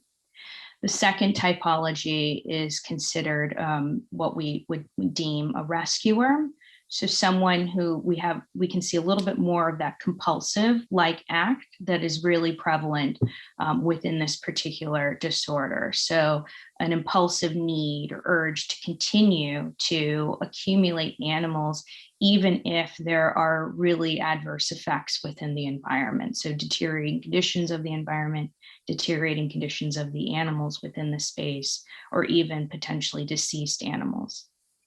The last typology, and again, I mentioned that this is a little bit more rare when thinking about this particular disorder, is something called or classified as an exploiter type. I have not had experience with this particular type. I've communicated with other professionals even across the country, and they indicate that their encounters with this type is also rather rare. So that means we can break that typology down a little bit further, is that someone will continue to accumulate animals based off of other monetary gains or other needs. So there's a lack of attachment to the animal in and of itself. So you might see this when you're thinking about, say, overbreeding of animals, for instance, or puppy mill-like situations.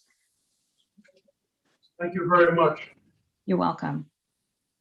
Okay, Representative Murray, you had a question. I did. Thank you, Madam Chair, for taking my question. And thank you, Ms. Daisy, for taking my question. As you are aware, there are many other mental health conditions beyond the disorder class of the obsessive disorders in hoarding with regard to the DSM-5.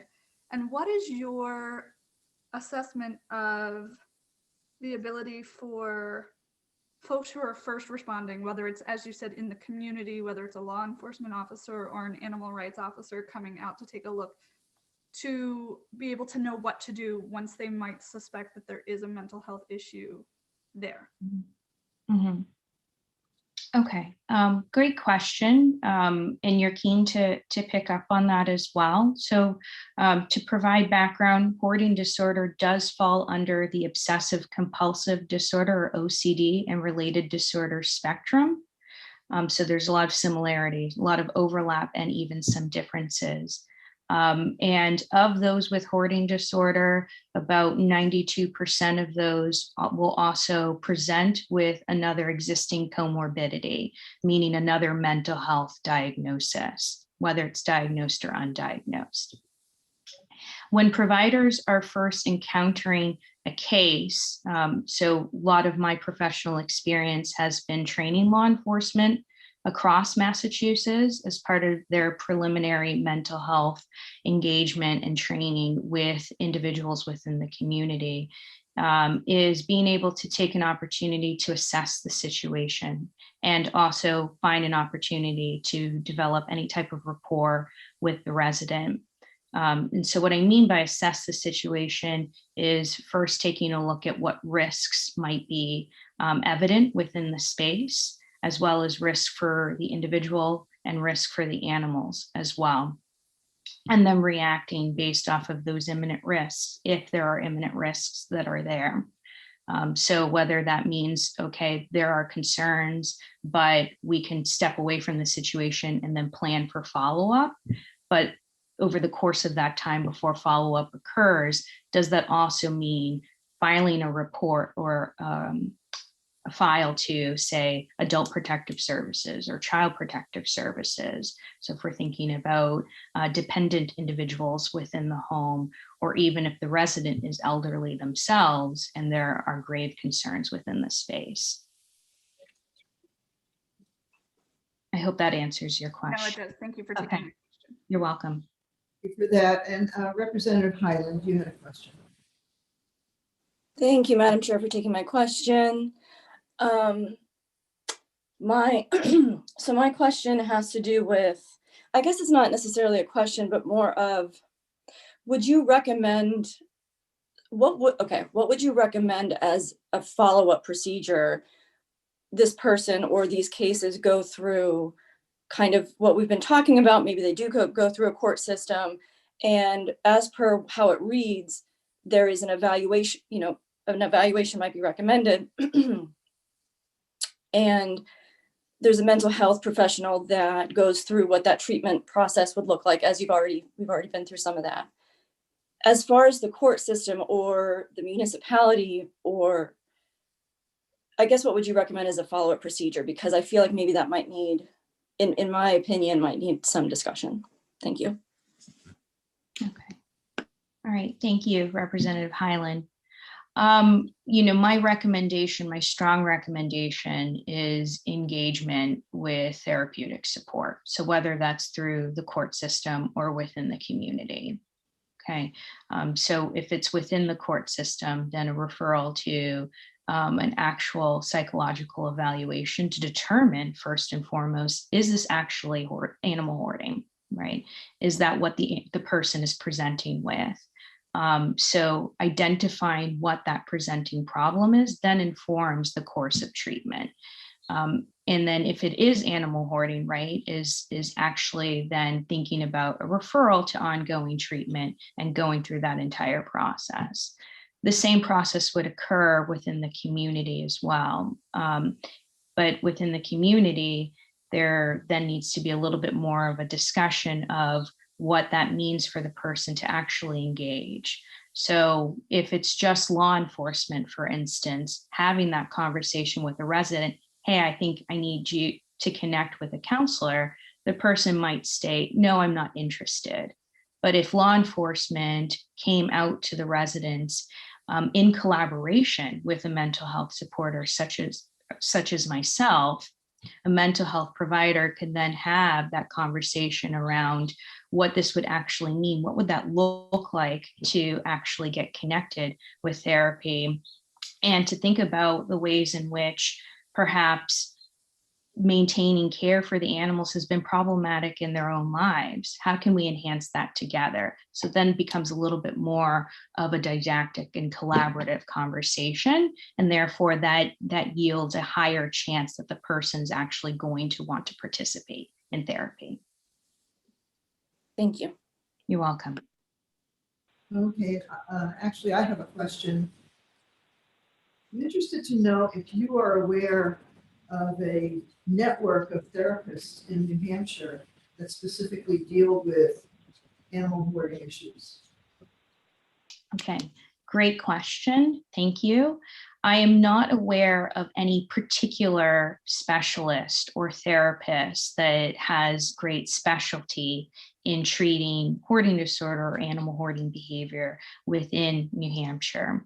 However, what I will add to that is that considering that hoarding disorder is within the DSM-5, that means that a mental health provider should be able to take on the case, considering that we've all gone through this process as clinicians, that we are well versed within the DSM. And if a case is referred to a therapist, it's our ethical obligation that if we feel we really can't take it on, that we should make those proactive steps of connecting them with the appropriate provider who's more equipped in taking on that particular case. Thank you, because the only reason why I would ask that is, say an animal control officer sees, comes upon a situation where somebody has, a hoarding, well, it looks like a hoarding situation.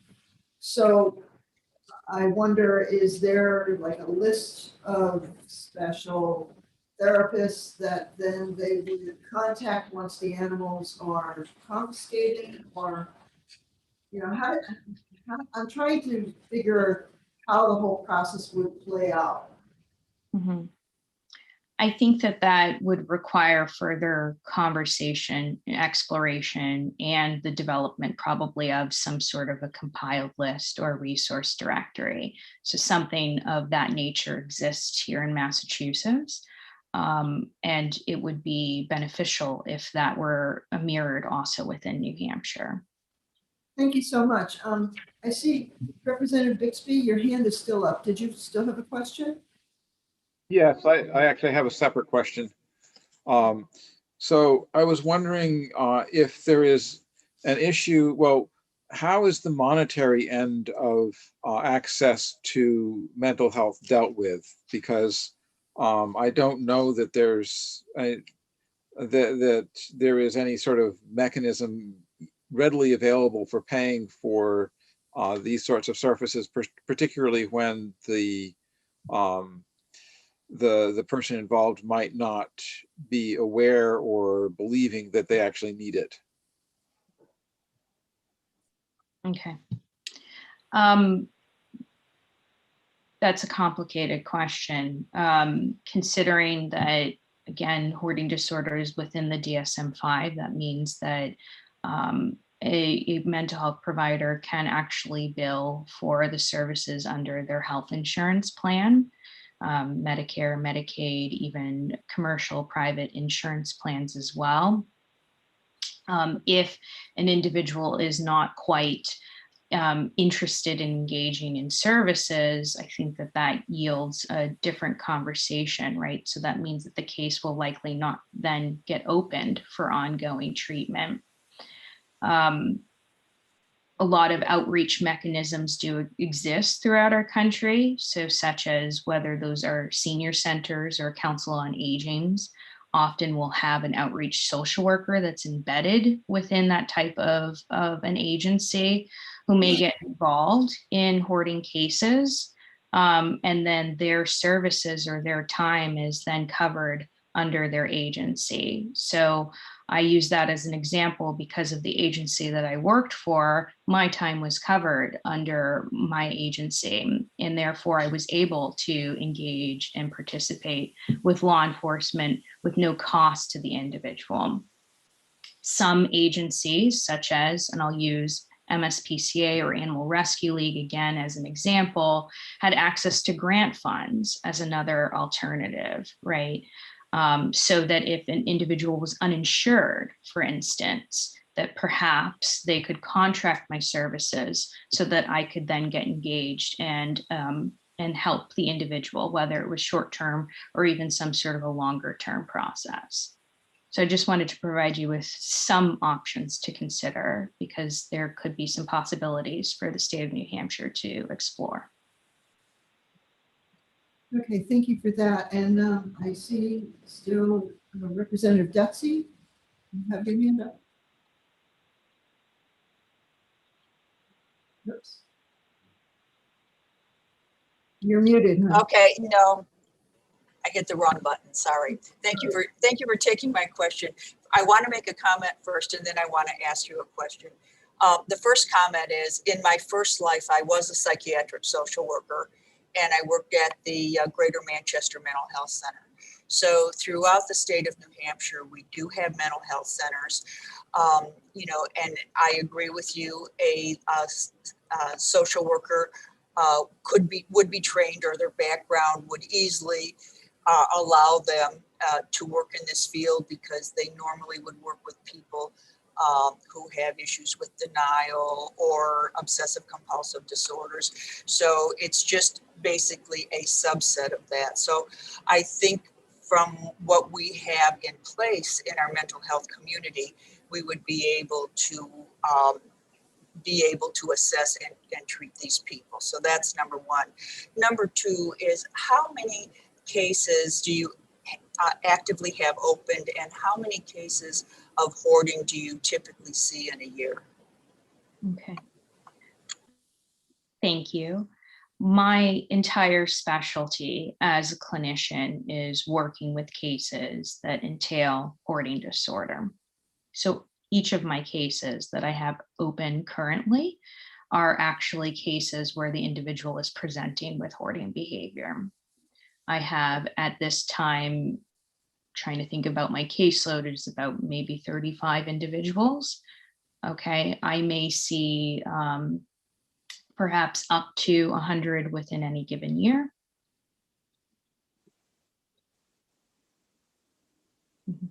I didn't provide prevalence. I think that that's important as well. So if we think about hoarding disorder within the country in and of itself, research indicates that there is a prevalence of anywhere from 2 to up to 6% of the US population.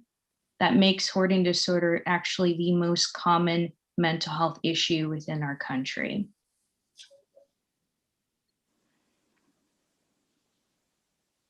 Okay. Thank you for that.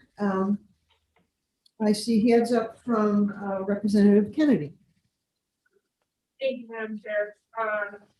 Just about wording inside the document, line 12, where it says immediate danger to the animal's health or life, and there's not sufficient time to obtain court order.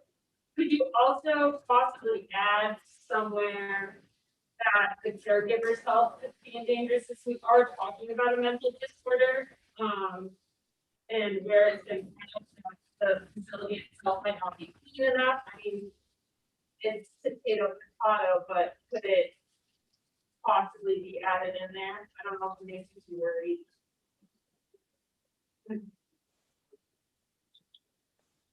I think that that's a discussion that we can have about that.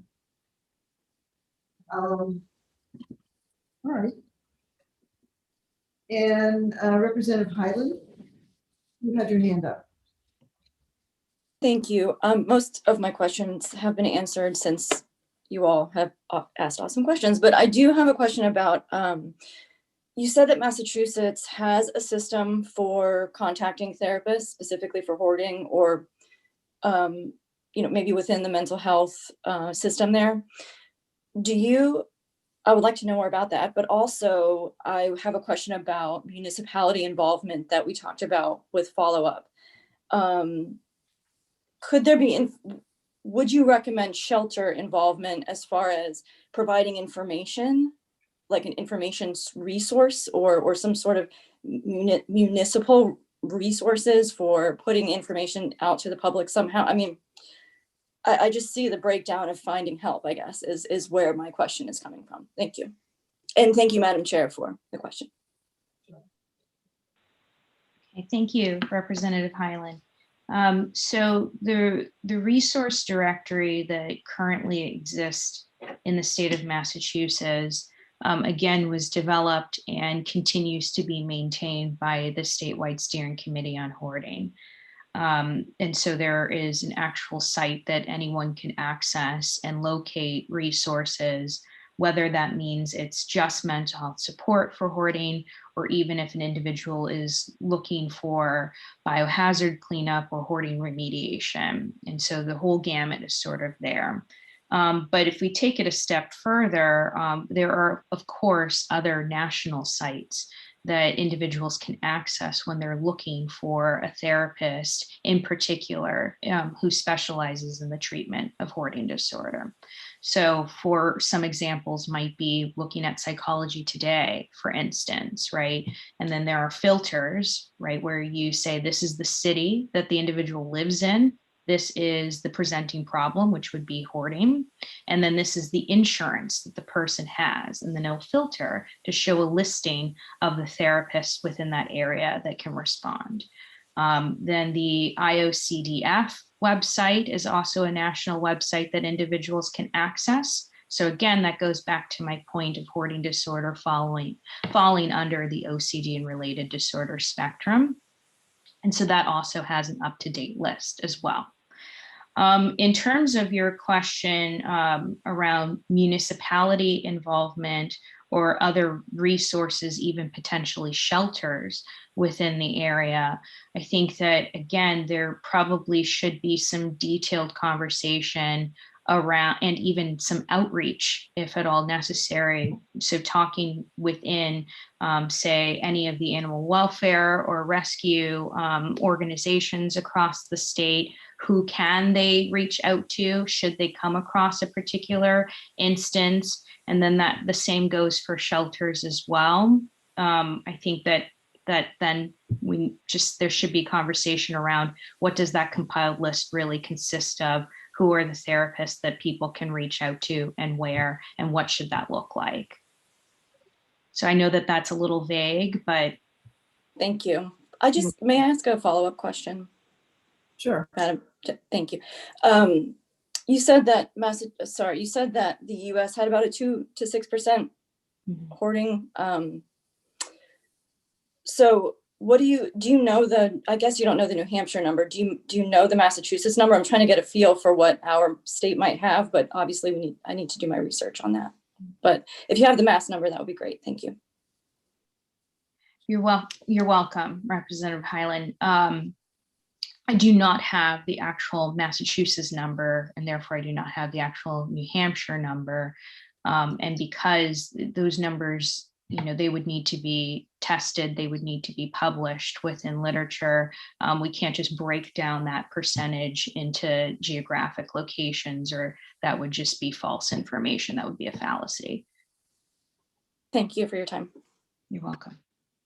Okay, I see Representative Murray, your hand is still up. Yeah. Thank you. Thank you, Madam Chair, and thank you, Ms. Daisy. Speak closer to the microphone. Yes, and thank you is that better? Yeah. Okay. Thank you for taking my question. So you had mentioned that there is a possibility that in addition to the animal hoarding disorder that might be identified, that there are other situations that might be comorbidities that go along with something that is being presented with a patient or an individual. And so what happens if you had mentioned generally 24 to 26 treatments or insurance for insurance purposes? What if it exceeds that? What if the care needs to go beyond that? What do the coverages look like for a patient or an individual that you're typically seeing with respect to insurance?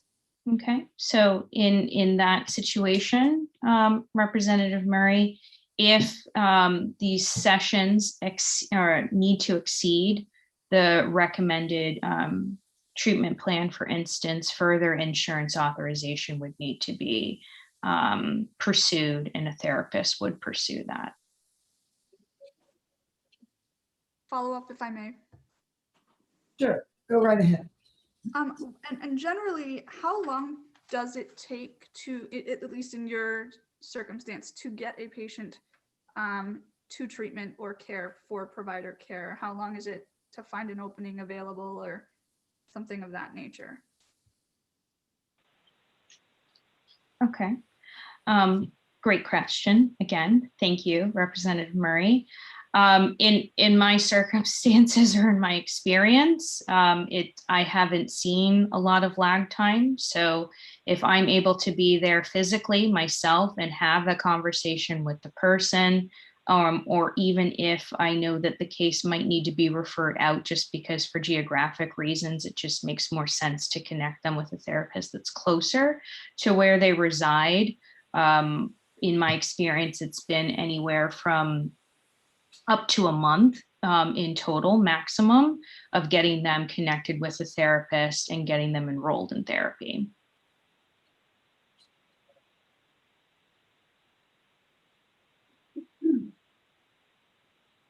Okay, thank you. And Representative Bixby. Your Yes, question. thank you, Madam Chair, for taking my question, and thank you, Ms. Dacey, for taking it.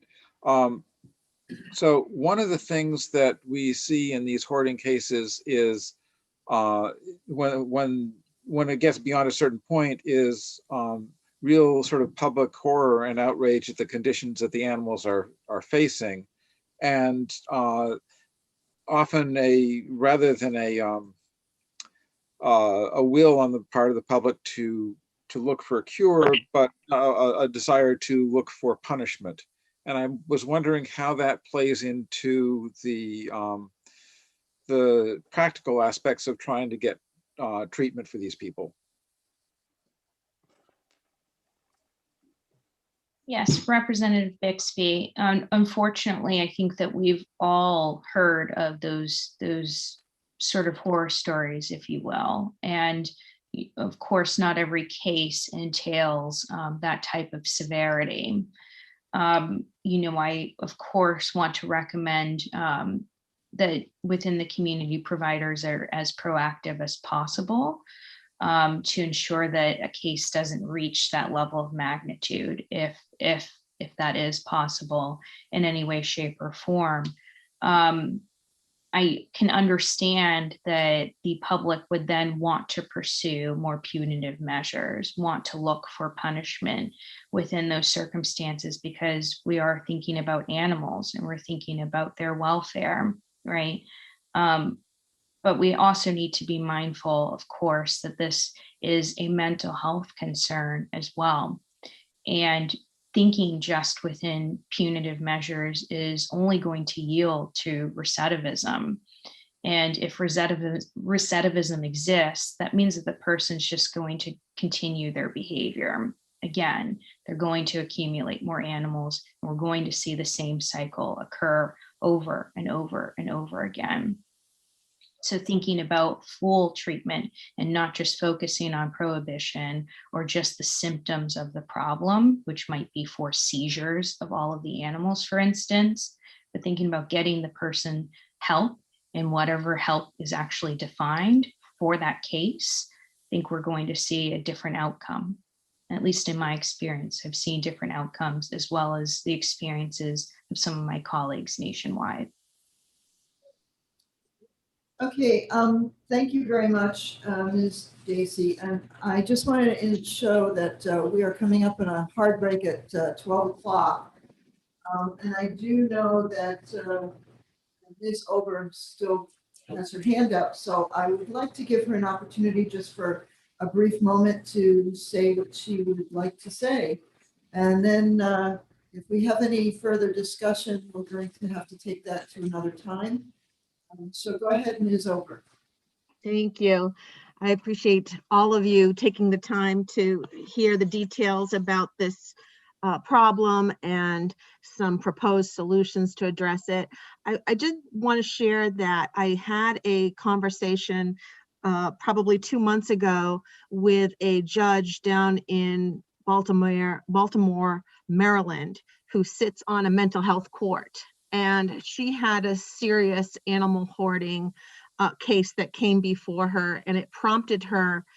She is in the middle of drafting a manual for judges that would be a reference around best practices for any judge that might encounter an animal hoarding disorder case, because in her experience, this is not the kind of case that you are going to routinely see. It may be in the over your career as a judge, you may only end up having, one case come before you. So she's publishing this manual soon. And I just wanted to acknowledge, in New Hampshire, I do understand that you have mental health drug courts for those suffering from substance use disorder. And I know that last year there had been a commission in New Hampshire to look at expanding mental health courts in your state, which are really designed to be problem-solving courts that would allow the kind of oversight and follow-up that I think everyone is acknowledging would be a crucial element to any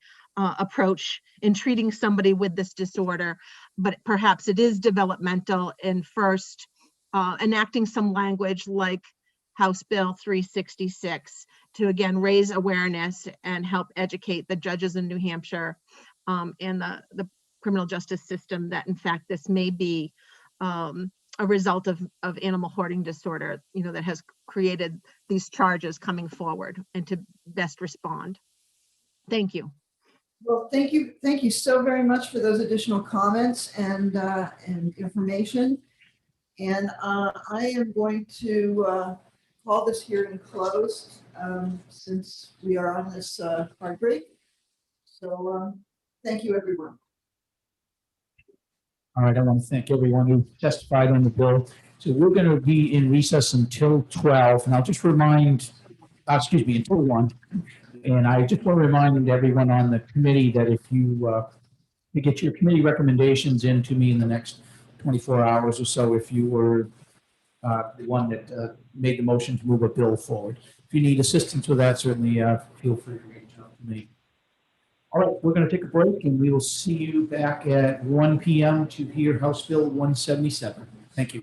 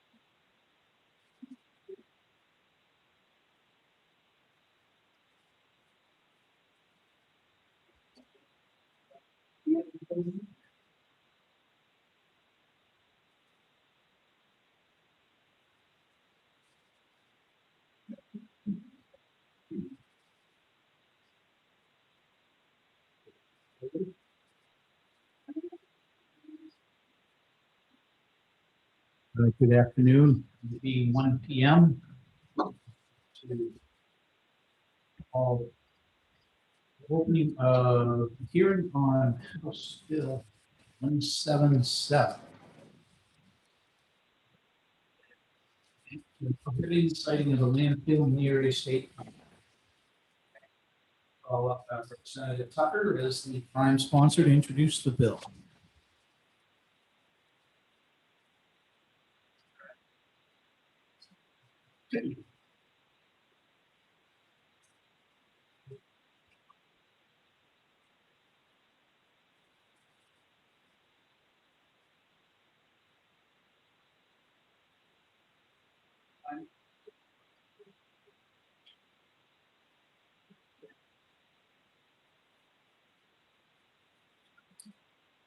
Mute. Am I unmuted now? All right, we got you now. Thank you, Representative Tucker. It's taking me a while to figure out the new arrangements. My name is Edith Tucker. I'm a representative who represents 4 towns in Coos County.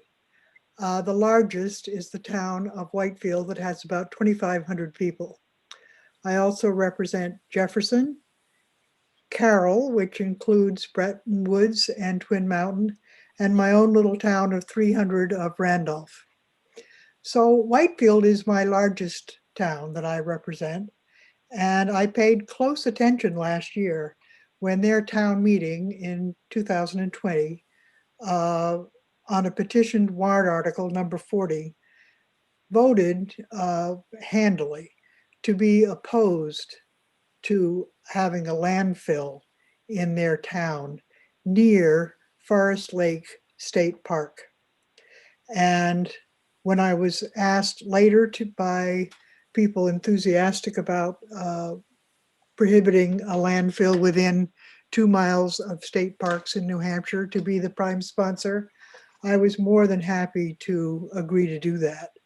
And I think what's important to recognize about my district and much of Coos County is that we are increasingly a tourist-based economy. In my district, have 2 grand hotels, the Omni Mount Washington in Bretton Woods and the Mountain View Grand in Whitefield. And in addition to those great big hotels that ordinarily, when we don't have a pandemic, truly hire hundreds of people through the year, we have mom and pop restaurants, cabins, motels, and although people are trying to develop and continue with manufacturing, it's a hard push in Coos, where we're so far away from metropolitan areas. So tourism has become more and more important. So the idea of having a state park become the site right next to it of a landfill is just startling. This particular park is one of the 10 parks that were the first parks that were bought by New Hampshire in 1935, and it's a charming park. People who know about landfills and have visited them, as I have, know that even those that are well run, there is odor, there's trucking, there's noise, and there's cleared land to open up the landfills. And it's not something you want in a tourist area and not something you want next to a state park. People in Whitefield believe that they will have years of degradation and really no particular return to the town itself. And that is why the selectmen sent a letter to the governor, executive council, senators and representatives asking that such a bill as this be passed, so that this would not happen in their town. So I am here really at the behest of the selectmen and the town meeting of Whitefield. It's not just a few people who live in a particular spot in Whitefield. It is the town of Whitefield itself and their selectmen that want this landfill not to happen there. This morning, as I understand it, I was at Ways and Means, but our Taylor Caswell was on the exchange, and apparently he came out against having this landfill in Whitefield, in that part of Coos County, because he sees that the pandemic has made us even more aware that people want to be outdoors. They want beautiful places to go. They want to have places where people can live and work and play and have a balanced life. And as you probably know, they had ability to hire a new person to be sort of in charge of promoting outdoors in New Hampshire in a much more comprehensive and organized way. And they've just gotten permission to go ahead and hire such a person. So as you may know, Taylor Caswell himself comes from Littleton. He knows the area. He knows what it can support and can be developed here in a sustainable economy. The other person who is also very interested in this park, because he believes that in the almost 400 acres, there is place for a state campground to be built on the existing state park. And that's Phil Bryce, another person who spent a good bit of his life in the North Country. He was a forester when I first met him at Crown Vantage, the pulp and paper company that, of course, is no longer part of the Berlin scene. He then went to work for Forest and Lands. Then he left for private industry, came back, and now is director of parks. And he knows this park, and he knows what can happen for the good in the North Country. So I think it's interesting that these two people who are in the state's employ and interested in the economy are both people who see that a landfill would not be a good thing to have at this state park. And I think, although I have not personally been to every state park by any means in New Hampshire, I think that the idea of a 2-mile buffer around our state parks in which landfills could not be sited is a perfectly reasonable thought. It's not as much as some people would like it to be, but I think it would protect the investment and really the appeal of our park system to have such a provision. So I very much would like to see this bill passed. I think it's a better bill actually than passed the House last year and then died through the pandemic. It is a simpler bill. It doesn't bring up any federal land issues, which the previous bill did. So I think the simplicity of this one is to the good, and I very much would ask that you give real consideration to passing this. I think it's an excellent bill. I'm very proud to be the prime sponsor, and I'm ready to answer any questions that you might have. Thank you, Representative. Are there any questions for Representative Tucker? Representative Bolden. Thank you, Mr. Chair, and thank you, Representative Tucker, for taking my question.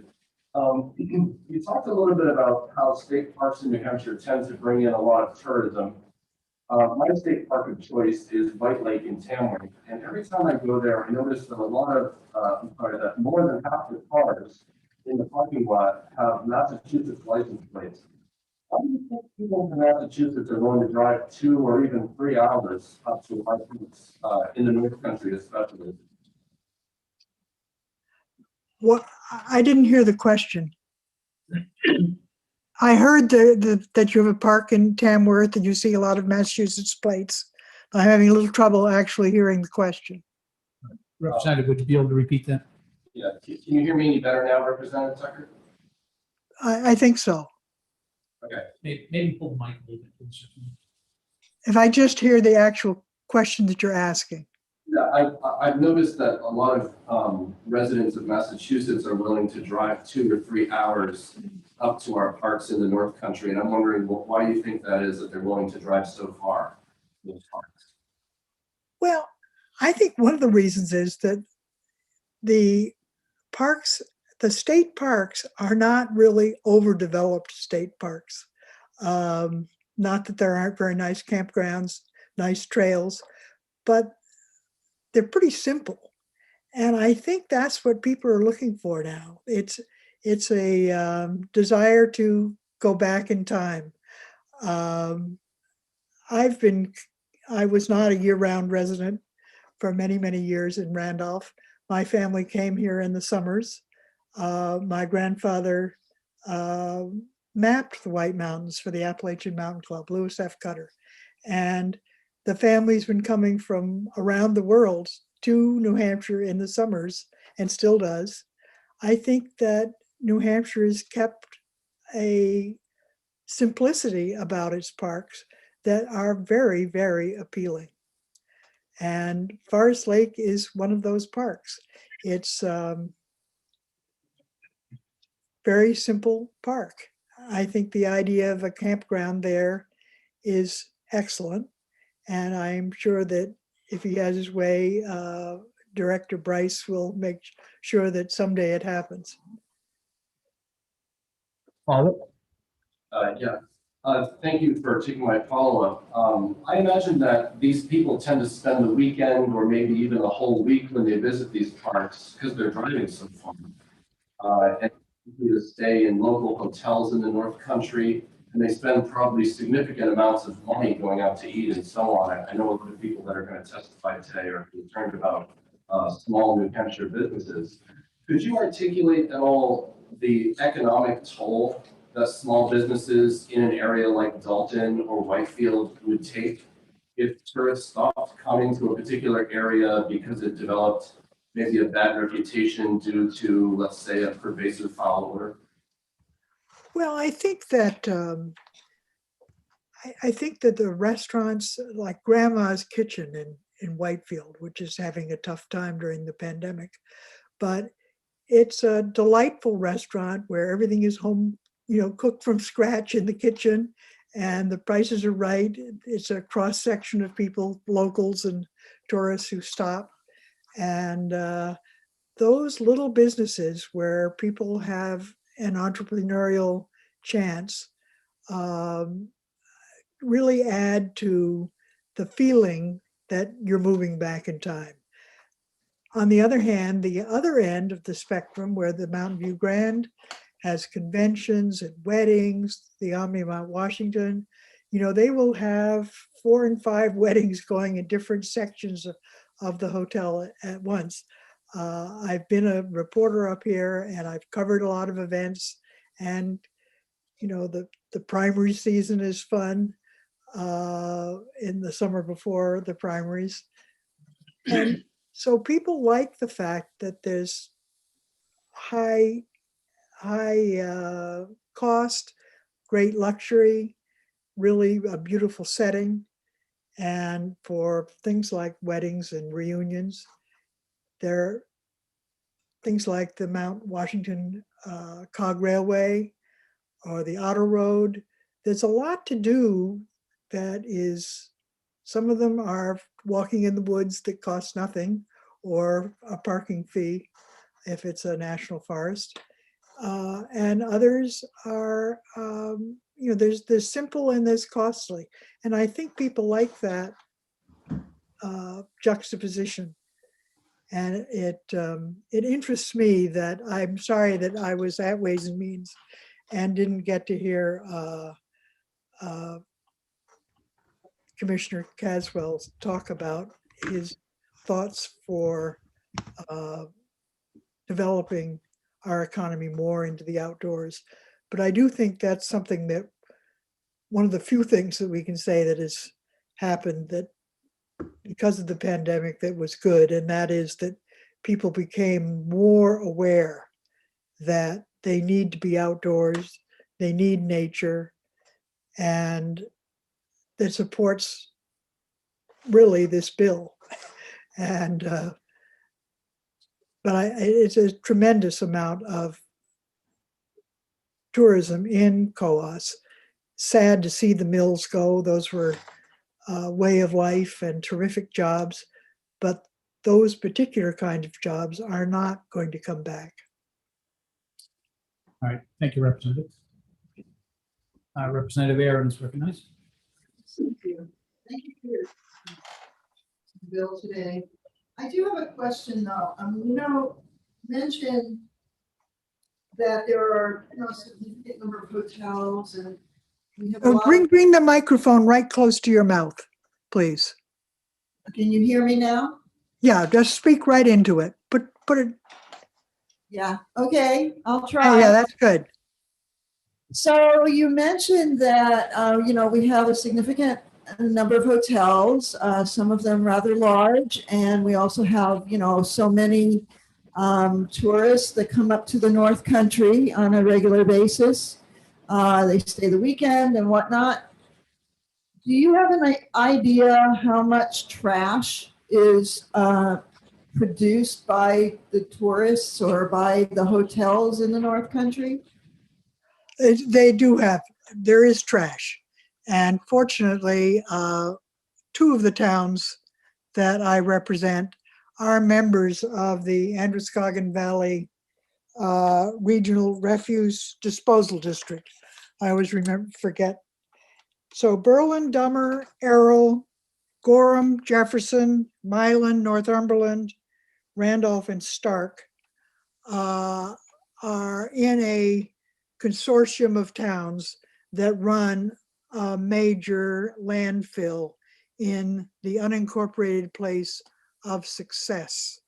And it's sort of way up there, and a lot of out-of-state trash, as well as trash from various locations in Coos County go there.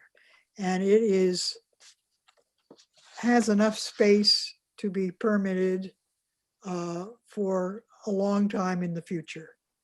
It's a huge enterprise.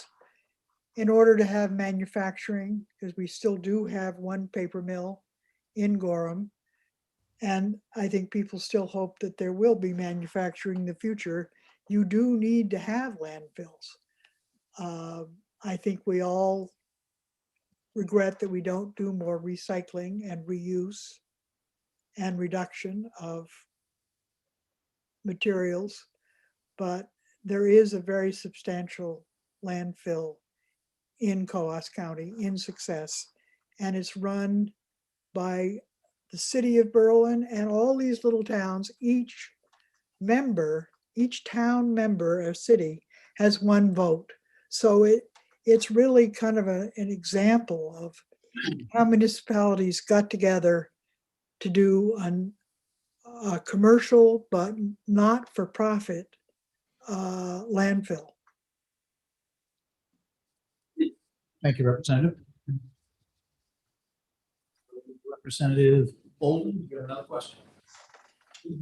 Yes, I do. Thanks for taking my question, and thank you again, Representative Tucker, for taking my question. You mentioned that there's a landfill in Success, New Hampshire. I think that's Mount Carberry, if I'm not mistaken. How would this bill affect Mount Carberry? It doesn't affect Mount Carberry. And this is one of the reasons you'll see that Representative Laflamme and Representative Hatch are co-sponsors because One is from Berlin and one is from Gorham. And there was concern last year because the bill last year mentioned the Appalachian Trail. And although you would never know it if you went to Mount Carberry, which I have taken the grand tour a couple of times, but not that far behind Mount Carberry, up topography, is the Appalachian Trail. And because of the topography, you would never realize that one was as close to the other.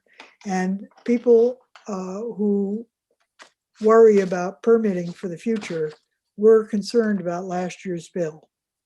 And I was a little concerned because I think if you don't need to involve federal entities, it's better not to, because it makes it more difficult. So this year's bill only mentions the state, does not try to take in Appalachian Trail, does not try to take in the White Mountain National Forest.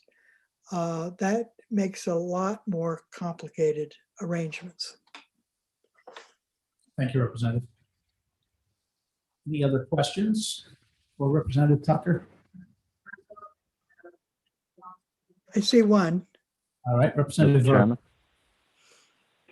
Thank you, Mr. Chairman, and thank you, Representative Tucker, for taking my question. So I understand the intent of the bill, but as I listen to your testimony, it seems that the intent is to protect private business in the North Country, right? So we're going to protect the state park so that we continue to attract tourists to engage in commerce and support local businesses.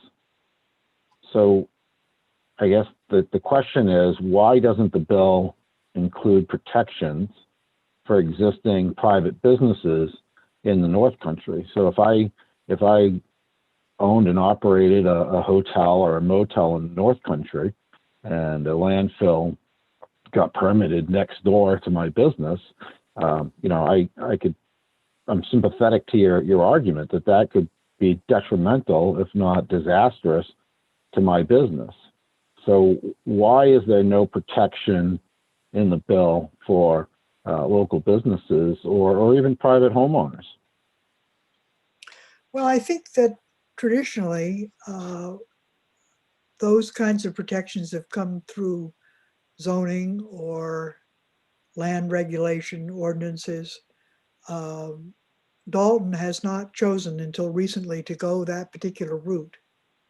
Each town, of course, or city has the opportunity to adopt within a framework land protection. Dalton did not choose to do that. And so Whitefield is the next town to it. And they have the state park. And I think it would be unfortunate to have that park degraded. And it really seemed to be the only way that that kind of protection could happen. The Omni Mount Washington over the years has assisted in organizing protections for their view shed, lots of additions to the White Mountain National Forest, so that those kind of protections could happen. So I think the general protection of businesses and residences are done on a town by town, city by city basis. I think pretty much through New England, through zoning ordinances. So I don't think it's that people aren't doing that if they live in a town where there is protection, but I think this is a separate problem. Maybe I'm not being articulate about that. Yeah, follow up if I may, Mr. Chairman. Go ahead. Yeah, so I understand your answer, and I tend to agree that these types of things are supposed to be addressed by local zoning ordinances if a community chooses. So I guess we're looking at a bill that's imposing one community zoning onto another community that's chosen not to do the zoning. But that's not my question. My question is, and I have to admit, I haven't walked the site, but I you haven't say walked that all the that yeah, I have not. So you say that the Appalachian Trail is close to, another landfill, but you would never know the proximity. So I guess, could you explain to me how it is that the proximal location of the landfill would degrade the state park property that apparently is essentially not developed at this point, and how that couldn't be mitigated with a green zone, a buffer, a barrier, of green, which is quite common in forestry applications where they clear cut near a road. They'll leave 20 feet of trees between the road and the clear cut so that it's not obvious from the road. Yes, the size of Mount Carberry is, I can't remember how many acres it is, just absolutely enormous. And the Appalachian Trail is much higher and is heading towards, I can't remember whether it's actually in Maine or just about in Maine, where it would be not all that far from Success. It's really a much wilder area and much greater topography differences in at Success. The way Forest Lake works, it's not that deep a lake, and the surrounding hills aren't that high. So it really would, there is someone who has put together some photoshopped photographs that show how the landfill, if developed, would actually impact the lake. And he may be testifying this afternoon, I don't know, but someone has actually done that work. And it's not that much difference in elevation, so that it actually would, from the shallow lake where the landfill is proposed, would definitely show, and the trucks and the trucking and the noise and the scavenger animals, which are a lot of birds that come to landfills. At some of these landfills actually hire people to shoot guns off, to make noise, to scatter those birds. Landfills now are covered every afternoon or evening so that they don't still have the bear populations that people used to have at smaller, back when we had dumps. And but I think that at Forest Lake, there's no question that the surrounding areas that would be developed into a landfill would affect what happens at the park itself, what kind of park experience you would actually have. Thank you, Representative Tucker. I appreciate it. I'll be sure to visit the site this weekend. Thank you, Mr. Chairman. Representative Bolton with an additional question. Thank you, Mr. Chair, and thank you, Representative Tucker, for taking my question. We just talked a little bit about the Appalachian Trail. I've never hiked it myself, believe it or not. But I imagine that, and correct me if I'm wrong, hiking on a trail like that, especially the Appalachian Trail where you're kind of traversing a larger area, that might be something where you would walk by the area that's kind of affected by Mount Carberry in a relatively short amount of time as you're moving down the trail. Whereas a state park, that might be someplace you'd spend several hours or even a whole day at. Would you say that's probably correct? Yeah, maybe I haven't described, I've actually never walked that's part of the Mahoosic section, which is supposed to be one of the most difficult sections on the Appalachian Trail. It's rugged, and eventually it gets into boulders where it's sort of like lemon squeezer boulders. I'm afraid my hiking days are lower elevation ones today. I have hiked on the Presidential Range on the Appalachian Trail, but I have never done a through hike. I might say our governor has. But there is no relationship between the Mount Carberry and the actual Appalachian Trail, and it has buffers on either side of it. It's just that the amount of miles that was in last year's bill could have affected, they felt, the permitting, because they bought so much land to have protection all around the landfills itself that the people who were involved with Mount Carberry felt it had the potential to be a problem. But there is, when you walk the Appalachian Trail through the Mohoosucs, you're totally unaware of Mount Carberry. Thank you, Representative. Any further questions for Representative Tucker? Representative Staley. Thank you, Mr. Chair. Thank you for taking my question. I did a Google oversight look at the Forest Lake State Park, Dalton. And it looks like the park is about 397 acres. That's correct. I'm trying to figure where the prospective landfill was supposed to go and how many acres, east, west, north, south. Can you give us a description of where the landfill was to be positioned relative to the park? I couldn't be the one to do that. I'm sure there is someone who could, because they do have a place. It's in the town of Dalton. And as you see, part of the lake is in Whitefield and part of the lake is in Dalton. So I cannot answer that. Perhaps there'll be another person who can. If not, I can certainly arrange to have the answer to that question sent to you. Thank you. Sent to the committee. Did you have a follow-up? Because I think that the point I'd like to make on the answer, although I will get you the details, is I think that people came to realize that this is something that should apply to every state park and not specifically just to this one.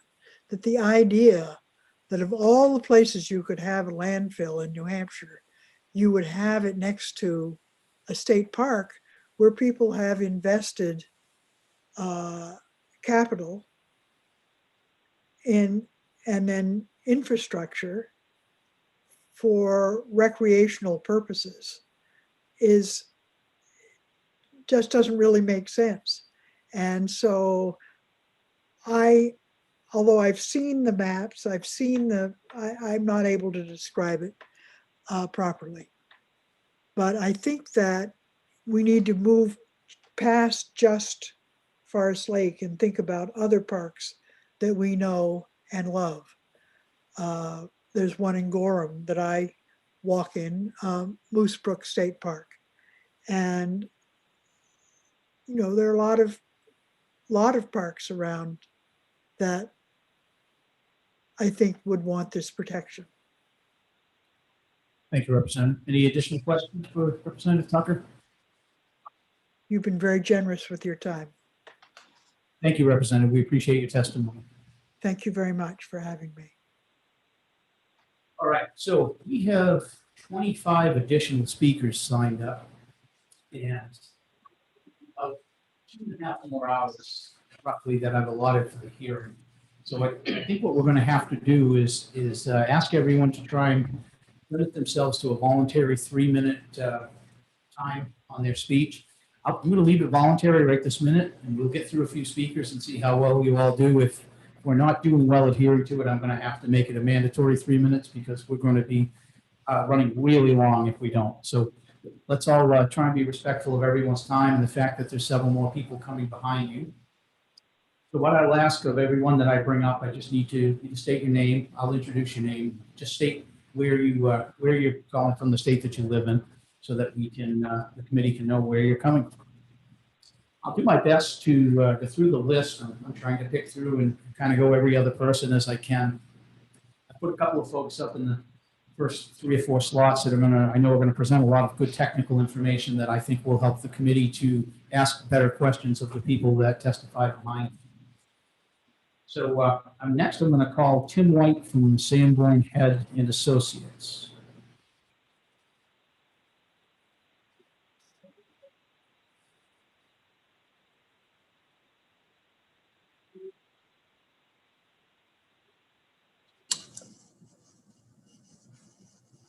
Tim, are you hear us? Hello, can you hear me? Go ahead.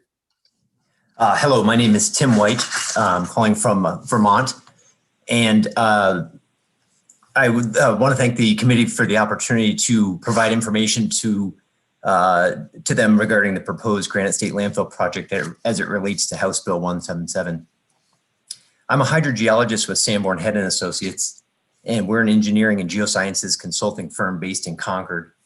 I'm the project director for the hydrogeologic investigation at the proposed Granite State Landfill. And yesterday I submitted a letter to the committee summarizing some of the key findings from the hydrogeologic studies that have been performed at the site over the past several years, including an assessment of the groundwater and surface water flow directions. The findings from the investigation indicate the site meets the criteria that are contained in the state of New Hampshire geologic siting limitations, and that the site's amenable for monitoring under a release detection permit. Our hydrogeologic report will be an attachment to the forthcoming standard application for solid waste landfill. And we're currently in the process of preparing a separate release detection permit application, which will be submitted to DES for review. Today, I wanted to follow up on my letter to make myself available to committee members to answer questions they may have regarding groundwater and surface water at the proposed project site.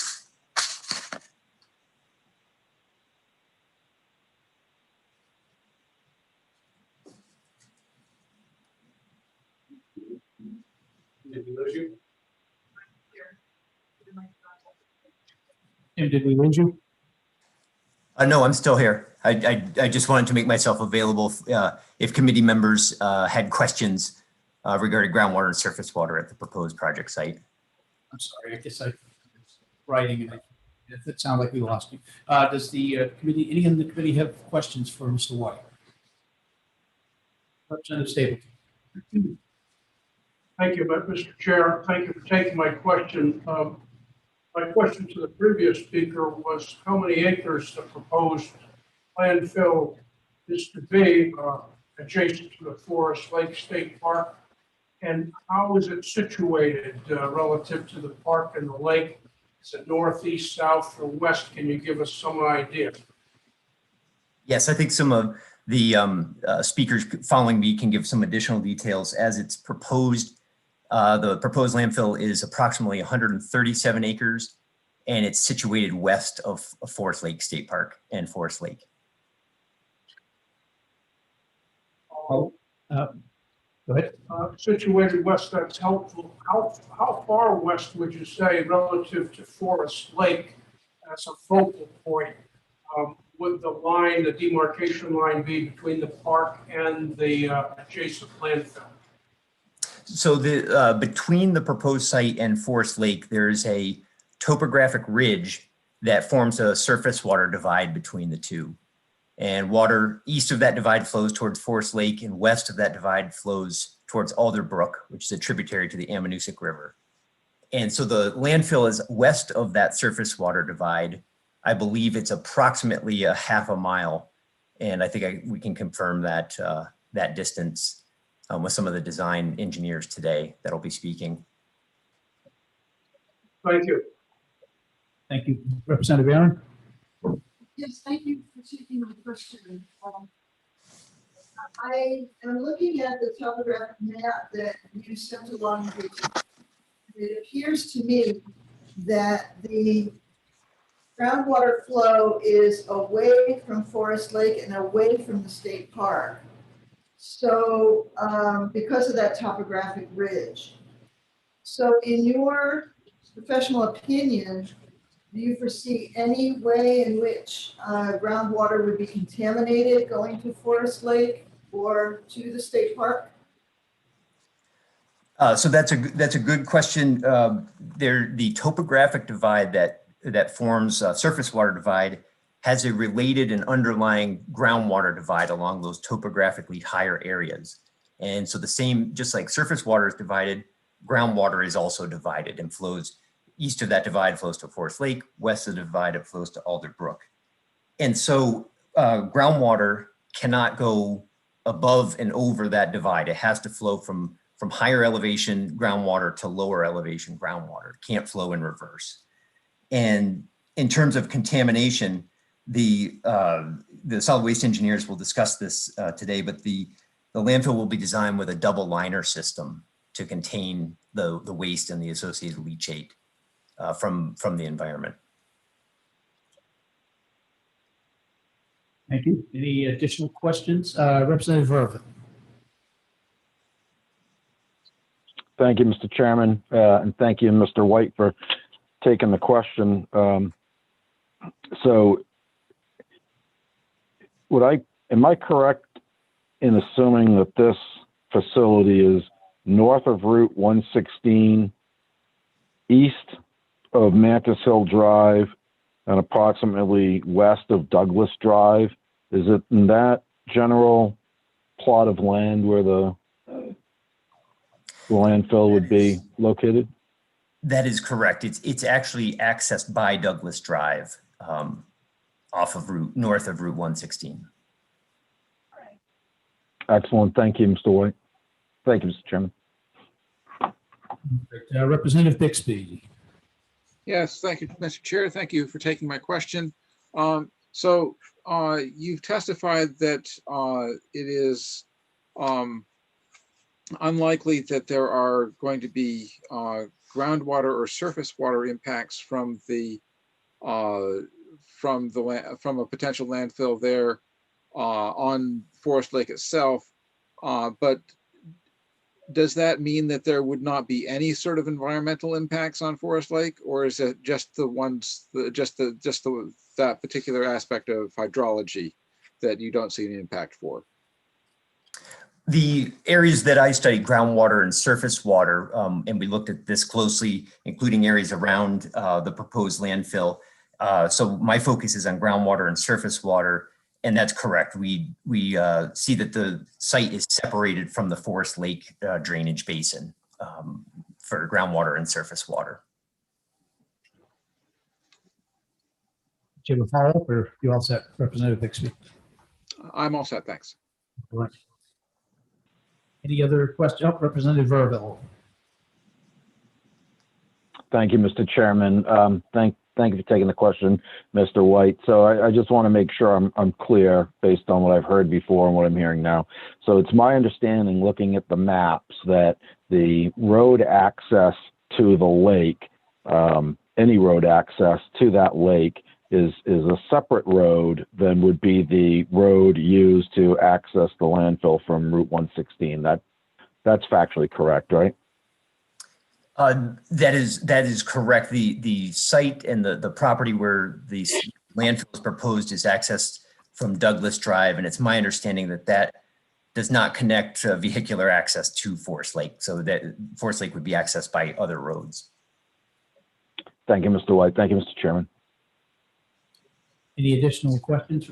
Representative Golden. Thank you, Mr. Chairman, and thank you, Mr. White, for taking my question. I went through your letter and I heard your testimony, and it sounds like it makes some assertions about the groundwater divide and topographic matters in the proposed site, but all that info seems to be specific to this particular project. But that doesn't speak at all to the general proposed policy-based topic that HB 177 contains, which is creating a 2-mile buffer around New Hampshire State Parks. Am I right about that? That's correct. I'm not a public policy expert, so what I did was I focused my information for the committee on the areas that I was qualified to comment on, the groundwater and the surface water. Any additional questions? All right, seeing none, thank you. All right, next we'll call up John Swan.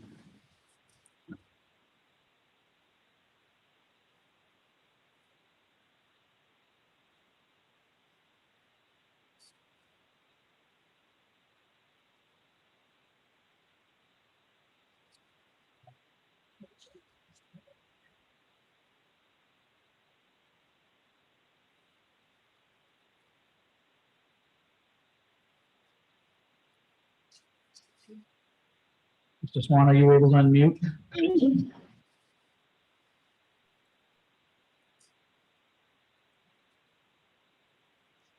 Try again. Can you hear me okay? All right, we get you now. Go ahead, sir. Thank you very much for taking my testimony today. I did want to remind the committee that the House Bill 177 that you're considering today takes into account all New Hampshire state parks, not just the Forest Lake battle that we're engaged in currently. Let's get to the point of what we're talking about here. We're talking about a garbage landfill being sited next to one of the most valuable economic engines for the state of New Hampshire, our state parks and our great outdoors. So I hope that's not lost on the committee. I understand the line of questioning, and obviously the Forest Lake situation is at the heart of this bill currently, but let's say in 20, 30 years from now, when the turnkey landfill is closed in Rochester and waste management needs a new spot, what state park could possibly be considered then? And as far as the groundwater at Forest Lake, the developer, the applicant, has already admitted that, and I've sent photographs to the drawings to the committee, that this landfill, which will take in 18.4 million tons of trash, possibly half of it from out of state, it will be buried in a mountain that ultimately will be visible from the water at Forest Lake. So in 30 years from now, when there is a mountain of toxic trash left behind, do you think visitors and tourists are going to want to go to Forest Lake State Park? And as for groundwater contamination, my fear is atmospheric deposition. I don't know if you're familiar with that term, but the waste industry cites it, that we're talking about atmospheric contamination. I don't know if you're aware, but this past summer, Forest Lake suffered its first shutdown because of the cyanobacteria. That was an overload of nutrients to the lake. It's a very fragile lake. And atmospheric deposition from the landfill, and the landfill, by the way, is upwind of the lake and the state park. And we're talking landfill gases, obviously odor. And right now there's 2 class action suits in Pennsylvania and New York relative to landfill odor 2.5 miles away and 5 miles away. So atmospheric deposition of odor, harmful landfill gases, fecal contamination from seagulls and turkey vultures will have a dramatic impact on the water quality of Forest Lake at Forest Lake State Park. And it is the only public beach in the vicinity where residents of the area and tourists can come and access both the lake from a beach and a public boat launch. So if this one landfill is permitted at Forest Lake, I guarantee you that in 30 years, this lake will be lost. I guarantee you, because it is already identified by the EPA as an impaired body of water due to the loading of pollutants, particularly mercury, which is deposited via acid rain, atmospheric deposition. And let's also consider the impact of 100 plus trucks going to and from that facility a day. That's 100 trucks. Imagine the amount of dust that will be kicked up by those trucks and the landfilling operations, which will blow in the direction of the state park. So again, I just want to stress to the committee the importance of all of our state parks And we're talking about a landfill. We're not talking about dollar stores. We're not talking about Walmart. We're talking about a garbage landfill being sited next to a state park. And 2 miles is not a sacrifice. It is a compromise to protect the integrity of our state park system from a project that no one would think has ever come to fruition. And here we are in the permitting process. So thank you for listening to me. I'll certainly take any questions. Thank you, Mr. Swan. Is there any questions for Mr. Swan? Representative Oden? Thank you, Mr. Chair, and thank you, Mr. Swan, for taking my question.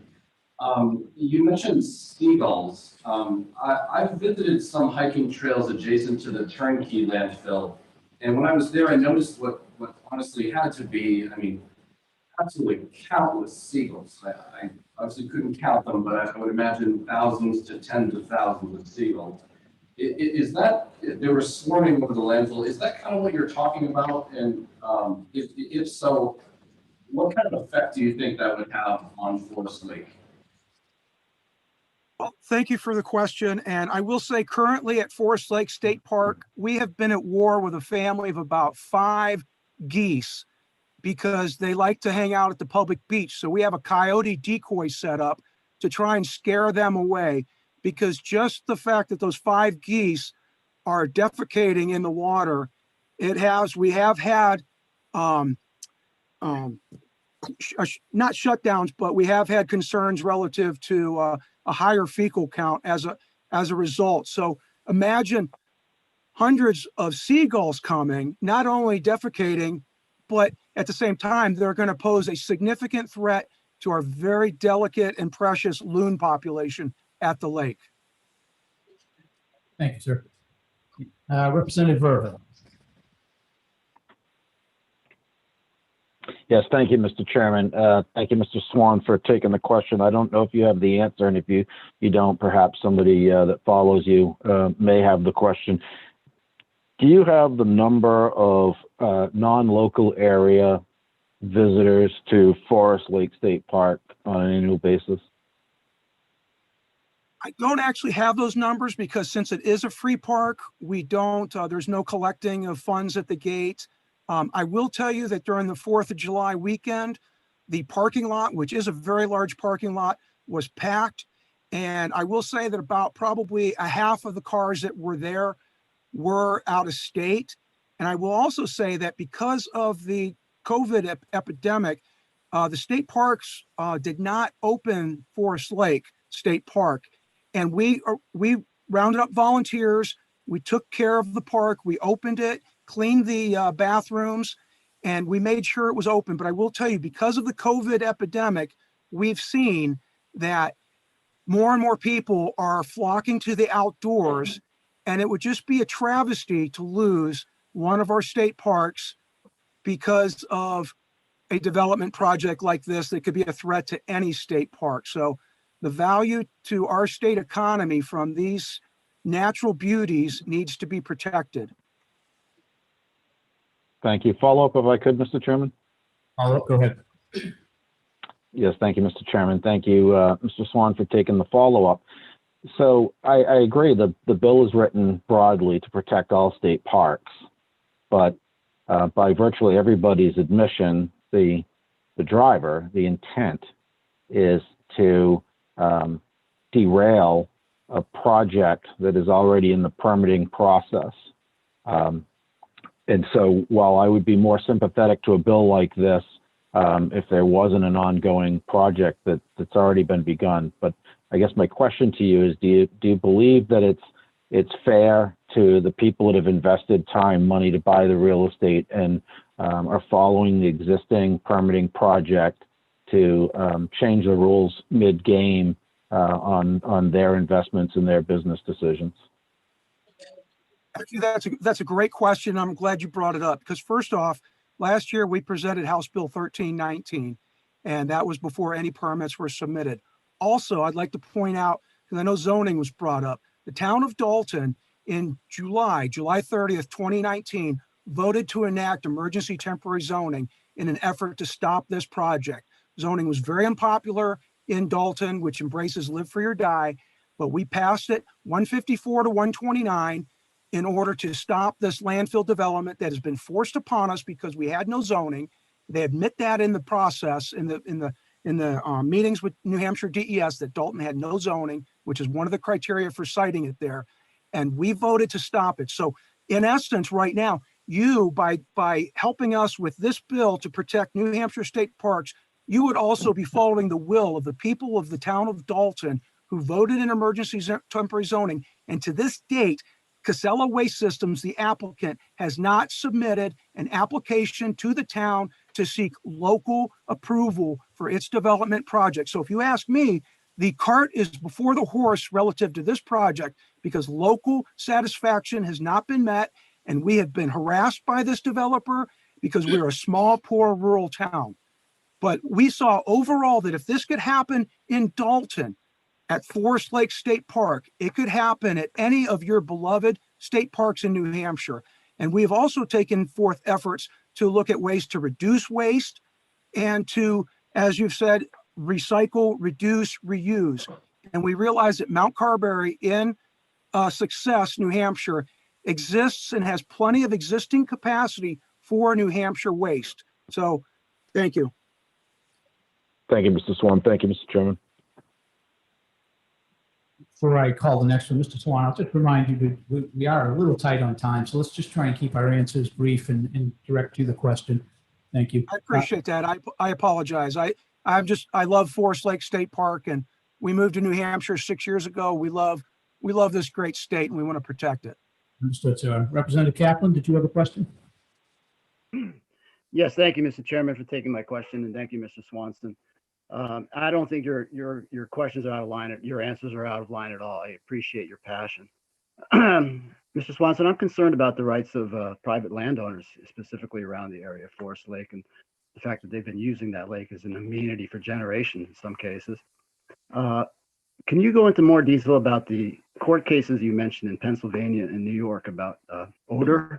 And I'm concerned about the liability that we could be looking at in terms of this bill.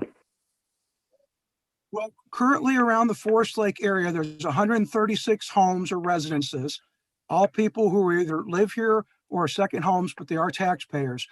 In New York at the Ontario County landfill, which is operated by the same applicant we're talking about, there was a class action suit filed for landfill odor from up to 5 miles away. They even created a local iPhone app to report landfill odor. It's called itstinks.org. You can check it out. But it's a thousand people class action suit filed in New York State in 2020. I sent a link to the committee relative to the Pennsylvania case that cited an odor nuisance of up to 2.5 miles. So again, this landfill footprint is actually there's parts of it that's only 75 feet from the forest of the state park. And it's by my estimates, about 3,000 feet from the water's edge of Forest Lake and in the direction of prevailing winds. So we're talking about 18.4 million tons of trash. Follow-up question, if I may. Who was the defendant in those? Who was the defendant in those cases? The Pennsylvania case, I can't remember. I only read the article once. Ontario County, it is the owner of the facility is Ontario County, and the operator is Casella Waste Systems. Thank you. Any further questions for Mr. Swan? Seeing none, thank you, sir, for your testimony.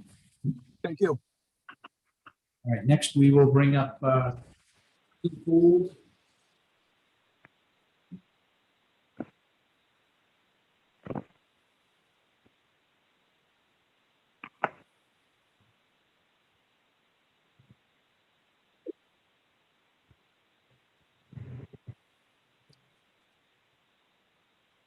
Can you hear me, Mr. Chairman?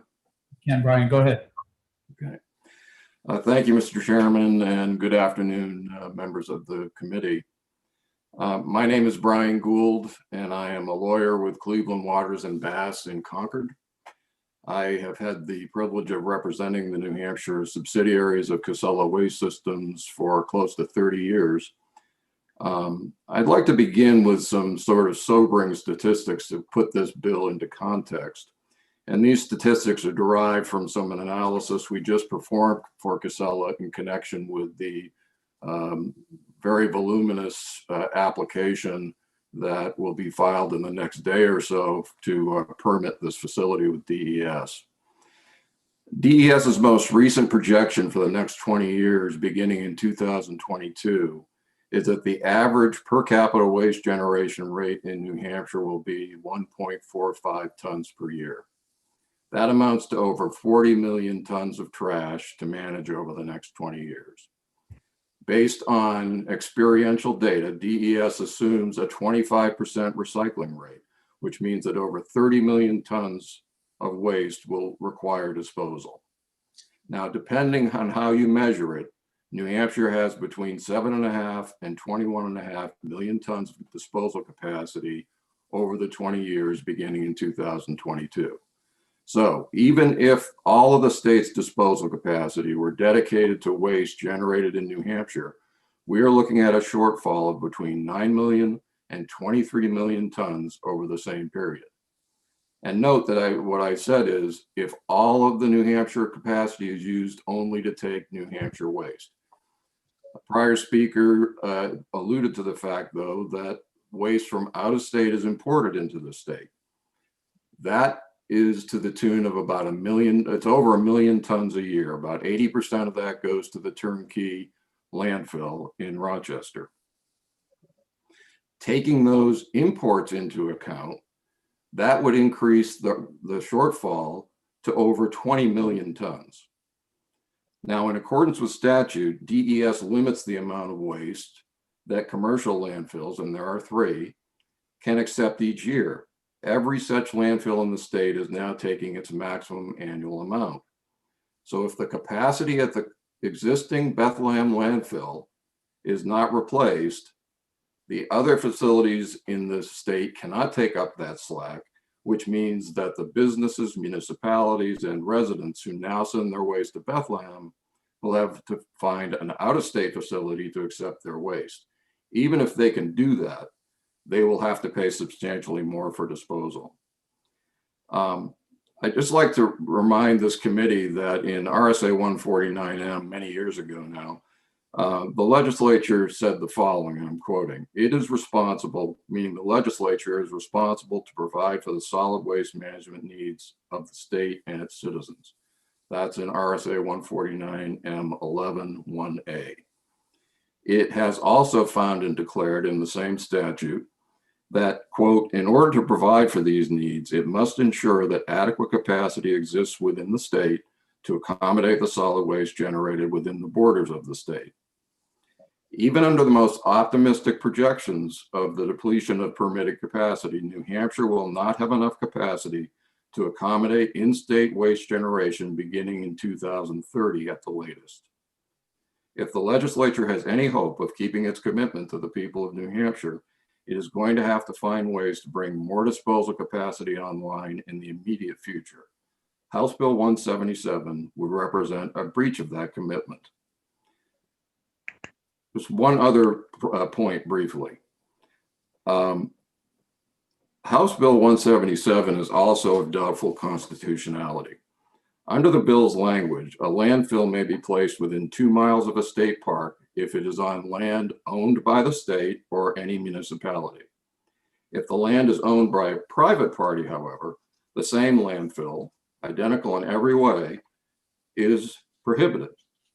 There is no rational basis for this discrimination because there is no factual basis to conclude that landfills on state or municipally owned lands have any impacts on nearby property that differ from the impacts of the same landfill on privately owned land. When a land use is allowed or prohibited based on who owns the property and not on the characteristics of the use, there's a presumptive equal protection violation. That is not a surprising outcome when legislation targets a single project, person, or company like House Bill 177 does. the committee should also be aware that under DES's rules, there is a requirement for a 100-foot setback between any landfill and an adjoining property, and 500 feet between the landfill and any property that has a residence on it or is zoned residential. And you can find that in the Code of Administrative Rules at ENV-SW 804.04. So if this bill were to become law, it would be permissible to site a new landfill 500 feet from a residential neighborhood, but impermissible to site it within 2 miles of a state park where no one lives and only visitors are present. I can think of no valid scientific reason that uninhabited woodland requires a greater setback than year-round New Hampshire residents require for their homes. Unless the committee can think of such a reason, I submit that House Bill 177 should be found inexpedient to legislate. Thank you. Will you accept some questions? Yes. Any questions, Mr. Gould? Representative Bolden? Thank you, Mr. Chairman, and thank you, Mr. Gould, for taking my question. A large part of your testimony centered on capacity concerns in the state of New Hampshire. And I know there's some different opinions on the state and what we should do about it. But my question is, have we run out of potential landfill sites in New Hampshire? Are state parks really the only remaining land available for in and out of state trash?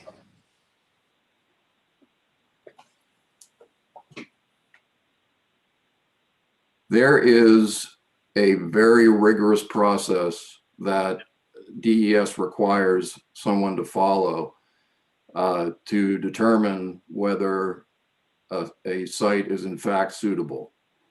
The fact that it is near a state park or not near a state park isn't as important as the characteristics, because the characteristics of the land tell you how groundwater will move, how stable the facility will be, how accessible it will be, and so forth. Under wetlands permitting, it's incumbent on the applicant to demonstrate that it has attempted to find facilities or locations not only in the state of New Hampshire, but in surrounding states that will fill the need for disposal capacity. So that is a very, very broad inquiry that DES undertakes. And if there's a place in Massachusetts that could be permitted and that the applicant has not considered, the wetlands application could theoretically be denied. So I guess my answer to your question is that is all taken into account in the currently ongoing permitting for this facility. Follow up? Thank you for taking my follow-up. You mentioned that there's a rigorous process. Would that rigorous process tend to protect residential areas that you mentioned you were concerned about, as you stated earlier? That's an interesting question. You've got the Four Hills landfill in Nashua. Within 2 miles of that are countless residential properties. You've got the Lebanon landfill in Lebanon, and within 2 miles of that, you've got the interstate. You've got the West Lebanon commercial district there. Within 2 miles of the Carberry landfill is virtually the entire city of Berlin. The way I would look at it is, if DES is only requiring a 100-foot setback or a 500-foot setback from residential property, that tells you how successful the environmental permitting regime has been, because the landfills are simply not having significant off-site impacts. If they were, the setback would be greater. And those setbacks are science-based. They aren't just arbitrary. So it's helpful to dig into the details of the regulatory scheme to better understand what level of protection is actually needed offsite. Thank you. Representative Verville. Thank you, Mr. Chairman. Thank you, Mr. Gould. I have two quick questions for you. The first one, I don't know if you can or would want to answer. I'm not a lawyer, so I don't know the legal aspects that revolve around it. But if you can answer it, I'd appreciate it. Is it your opinion that if this bill was enacted into law, that it would likely be challenged in court and also likely to be struck down based on equal protection issues? I have not spoken to my client about that. And of course, because of privilege, even if I had, I couldn't disclose what we discussed, but I can say, kind of relating back to what I think it was you said earlier, that is, we have a regulatory process in place. The purchase of this property has been, has took place a long time ago. The arrangements took place years ago now. And so here we are years into the process, and then this bill comes along and pulls the plug. Would that result in litigation? We would have to take a very hard look at that. I'm not prepared to say one way or the other here today, but as I said in my comments, if the state tries to regulate a land use based on who is doing it as opposed to what the land use is, it raises a very, and you can imagine why, it raises some very, very substantial constitutional issues. Thank you, Mr. Gould. Quick follow-up, if I could, Mr. Chairman. Sure, follow up. Thank you.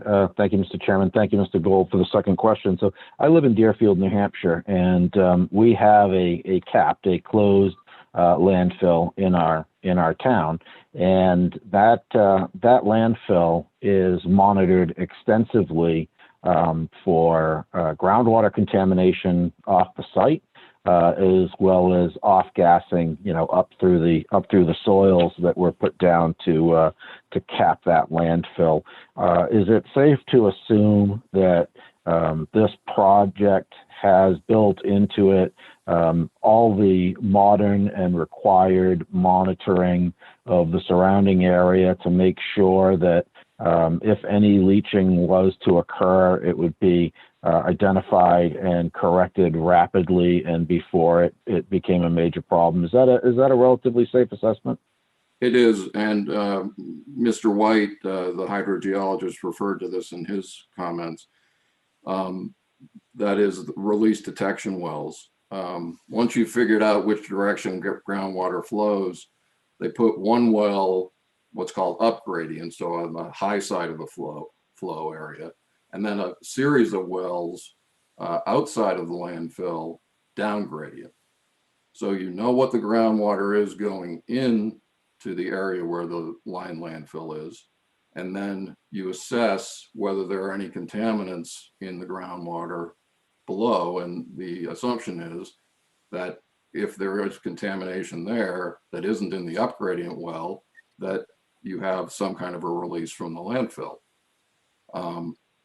So yes, that is required by DES regulation and by statute.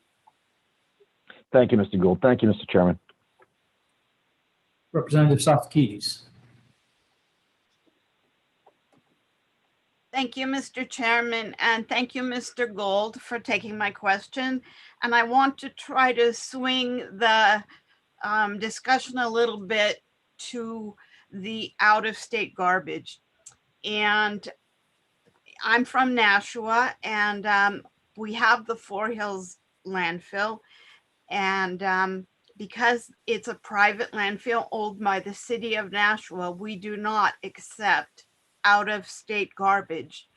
And we have, the last time I heard, which was last year when our delegation visited, they have 40 more years of capacity at the Four Hills.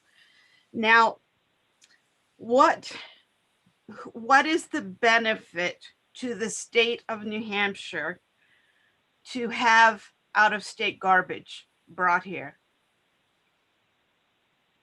I'm not sure that I can answer that except in a very general way, Representative.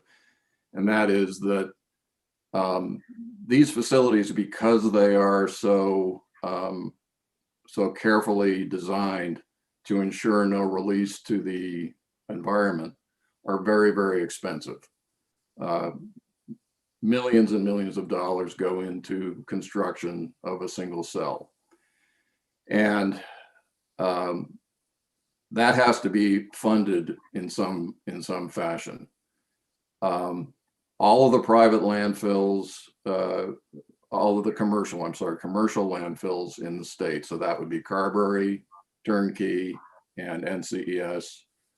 All of them take out-of-state waste because waste management is vertically integrated, meaning that the most efficient and cost-effective way to manage waste is to capture it at the curb, to bring it to a transfer station, and then to haul it to wherever it's going to be disposed of after recyclables have been taken out. So the reason that comes to mind, for me at least, I'm not going to pretend to be an expert, but the reason that comes to mind is it enables the companies building these very expensive facilities to meet their debt service and their internal rates of return. Follow up? Sure. Thank you, Mr. Chairman. Mr. Gold, then who benefits from the out-of-state garbage? And where does it come from? How far away are we bringing garbage? You're getting a little beyond what I know about. I know a lot of it comes from Massachusetts. I think quite a bit of it comes from Maine. And I think those are the two heaviest contributors to out-of-state waste. But like I said, about 80% of that goes to the Turnkey facility in Rochester, which is operated by Waste Management Corporation.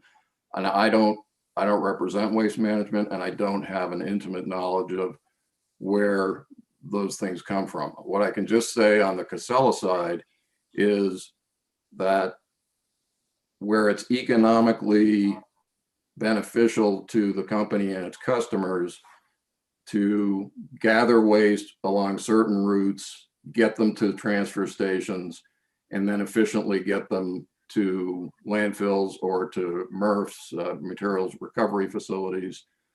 They're going to use those routes, and if they cross state lines, they cross state lines. Who benefits?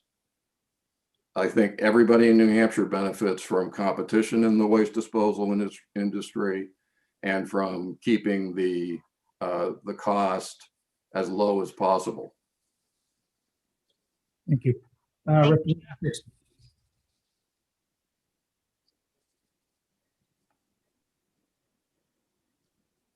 Representative Bixby, are you able to unmute? Yes. Thank you, Mr. Chair. I have a somewhat more general legal question, which is in terms of the legal recourse that a private landowner would have if an abutter were to establish a use that was detrimental to his or her businesses. So, for instance, if someone had a business that depended on the natural beauty of their own land, perhaps a kayaking business or something, and there was an abutter that diminished the ability for that person to get clientele by putting in something next door that diminished the value. Does that person have any legal recourse? Yeah, there's a cause of action known as nuisance. I'm sure you're generally familiar with it. And the basic principle is that if someone's use of land or operations on a piece of land are sufficiently harmful to the interests of nearby landowners, then that can be enjoined. An injunction can be issued by a court preventing that ongoing use, or the homeowner or the business could recover damages for that. Does follow up? Yeah. Does the harm have to have already happened before the person can sue for on a nuisance basis? Yes. Okay, so in this case, if a landowner was harmed by the landfill, they could only sue after the landfill had been established.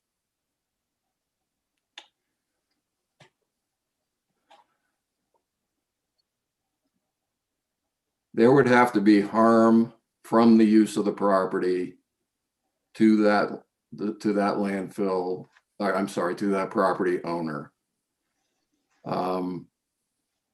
I suppose I'm just trying to think through, various hypotheticals. I don't think it would necessarily just hypothetically be the case that the landfill would have to be there. I think with any development, if you're excavating and, as a result of the excavation, you cause some kind of offsite harm, then there's the potential for liability for the excavation. So I don't think it's the case that the landfill would actually have to be in place. It would depend on what the nature of the claimed harm is. Thank you. Representative Burry, we really need to move on. I've got 22 more people here who'd like to testify. So perhaps some of these questions will get through the testimony. So Representative Burry, I'll recognize you. I'm sorry, I can't quite hear, Mr. Chair. That's because I forgot to turn my mic on. Sorry about that. So I said I'm going to allow one more question of the witness, because we have 22 more people that want to testify. So perhaps some of your questions will get answered by future testimony. So Representative Murray, I'll recognize you for a question. Thank you. Thank you, Mr. Chair, for taking my question. And thank you, Mr. Gould, for taking my question. Is landfilling the only waste disposal method available for your client? The only waste disposal avenue open to my client? Yes. I see. Once you have eliminated, to the extent it's technologically feasible, once you've eliminated the reusable or recyclable portions of the waste stream, there are really only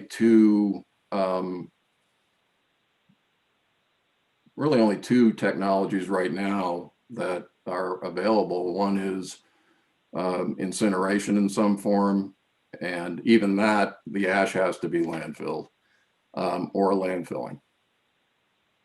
Very much. Thank you. All right, I'm going to ask that we move on to the next witness. I want to thank Mr. Gould for coming in and answering all of these questions and providing testimony. Thank you, Mr. Chairman. Very well. So we have 22 more people to testify, and so far we've got 4 through in an hour and a half. So I'm really going to ask people to please keep your comments down to 3 minutes or less. And if someone else has testified and given the information you wanted, then please summarize it as quickly as you can, and let's see if we can move along at a little quicker pace. I will next recognize Nina Webb from Safe Forest Lake. Hello. Good Can everybody afternoon. hear me? Yeah, go ahead. Okay. Hi, I am writing to submit my testimony and support of HB 177. I'm calling from Bethlehem, New Hampshire. This bill being passed is not only essential, but it is necessary. It is home to hundreds of people, but we are also a huge tourism destination. A highly concentrated area full of toxins, such as a landfill, needs to be treated as a waste site, as it is such. This 2-mile radius would act as a barrier and protect the highly diverse and highly active ecosystems that exist in and around these landfill sites. Not only ground ecosystems, but water sources. The Ammonoosuc is a reservoir that starts a few miles upstream from a massive landfill in Bethlehem, New Hampshire. I am representing Save Forest Lake, an organization in the home of the White Mountains of northern New Hampshire, also home to the threat of existing and projected landfills that happen to be in my hometown and the neighboring town. I am relieved to hear that a company is doing the research on groundwater and surface water, and although the results are up to standards currently, I'd be willing to guarantee that that will change once the landfill begins development. In Coventry, Vermont, Vermont's only running landfill, quote, the state has found elevated levels of PFAS and leachate tested from closed landfills around the state, with Coventry, the state's only open landfill, testing the highest, end quote. That landfill is owned and managed by Casella, who also owns the existing landfill in Bethlehem, New Hampshire, and the proposed landfill in Dalton, New Hampshire, all of which neighbor bodies of water. I will try to finish up. We need to think and act in a humanitarian way. The White Mountains have done their fair share of business with privatized landfills. Over 25 years in my hometown specifically, and it is not near slowing down. And with that, I ask all of you to please support and pass this bill today and all future decision-making in regards to waste management. Thank you for accepting my testimony, and thank you for your time. Thank you, Nina. Great job. 2 minutes and 10 seconds. Thanks. Questions for Nina? Senator Conklin. Thanks.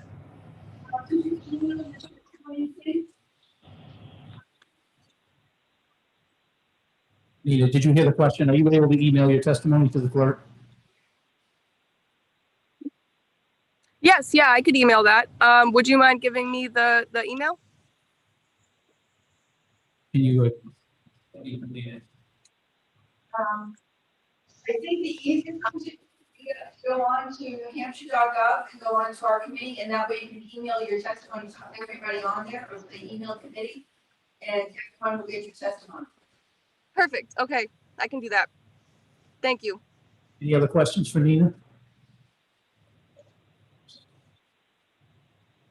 All right, thank you, Nina. Thank you. All right, next I will call on Joe Fusco. We have pronounced your name right. Casella Waste Systems.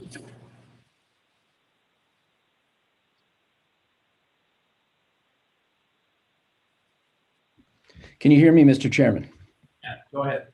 Thank you very much. Good afternoon. And again, thank you, Mr. Chairman and members of the committee for giving me the time to share my thoughts with you today.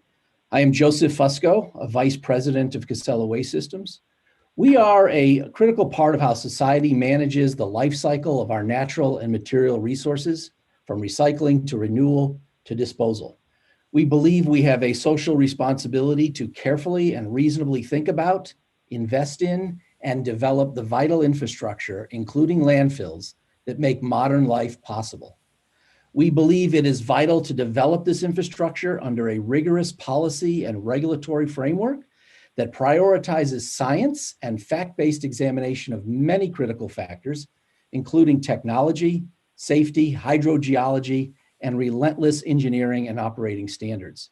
We have submitted written testimony to the committee in opposition to this bill. First and foremost, we believe this bill is unnecessary from a regulatory, permitting, and public policy standpoint. Any technical, scientific, environmental concerns or standards for siting a landfill on any square inch of New Hampshire land is covered and addressed under a very sophisticated and comprehensive regulatory and permitting regimen. This regimen reviews hundreds of criteria and requires the extensive scientific review of multiple environmental and quality of life impacts. In fact, the protections that proponents of this bill seek are covered by New Hampshire's regulatory and permitting standards and processes. The fears proponents seek to soothe with this bill are superseded by an existing public policy process containing an immense amount of diligence on every aspect of the appropriate siting, permitting, construction, operation, closure, and post-closure monitoring of New Hampshire's landfills.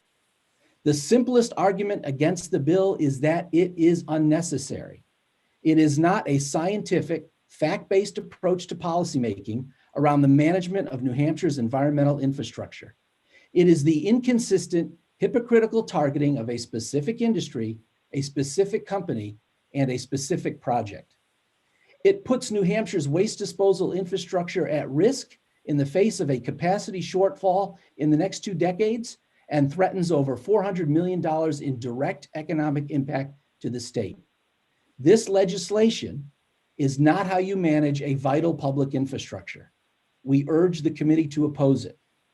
Also, in addition to me today, you have heard or will hear from other members of the Casella team with various expertise in siting and permitting. I encourage you to use these folks as a scientific, fact-based resource for your more technical, permitting, and regulatory process questions on this issue. Thank you, Mr. Chairman. Thank you. Any questions for Mr. Fusco?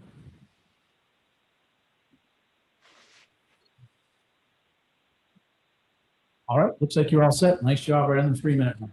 Thank you. All right, next we will call up Elliot Wessler from just representing yourself.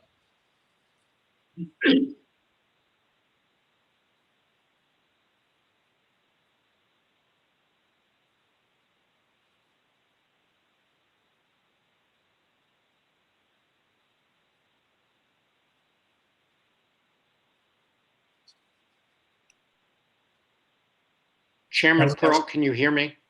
Yeah, Elliot, please just state where you live and go ahead and testify. My name is Elliot Wessler. I'm a resident of Whitefield, New Hampshire. I'm speaking on behalf of NCABC, which is one of several grassroots organizations that are very concerned about the Casella proposal to build a new landfill in Dalton. We have provided letters to each of the committee members. I've also provided written testimony, and I'm not going to repeat what's in those 2 documents. I would ask you please to read them. I understand that you have been blizzarded by paper, but we think there are very important arguments that our organization is making why this is a good bill and why you should support it. Apparently, Mr. Fusco believes that anyone who does not support this bill is a hypocrite. He has just so much as said so. I'm not sure why the representatives from Casella can't provide unbiased testimony to this committee with respect to the engineering and other expertise that that Casella can provide. Our organization has hired a hydrogeologist, a wetlands expert, a traffic engineer, and has an attorney that's advising us.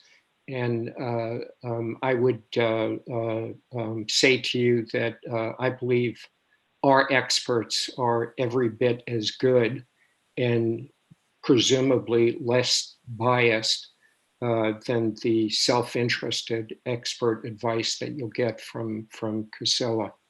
There's only one point, maybe 2 points that I'd like to emphasize. One is, it seems like there's 2 threshold questions here. One of them is legislation needed? And my answer to that question is, yes, it is. By DES's own admission, they are understaffed, under-resourced, and frequently outmanned and outgunned by the applicants who file for permits at DES.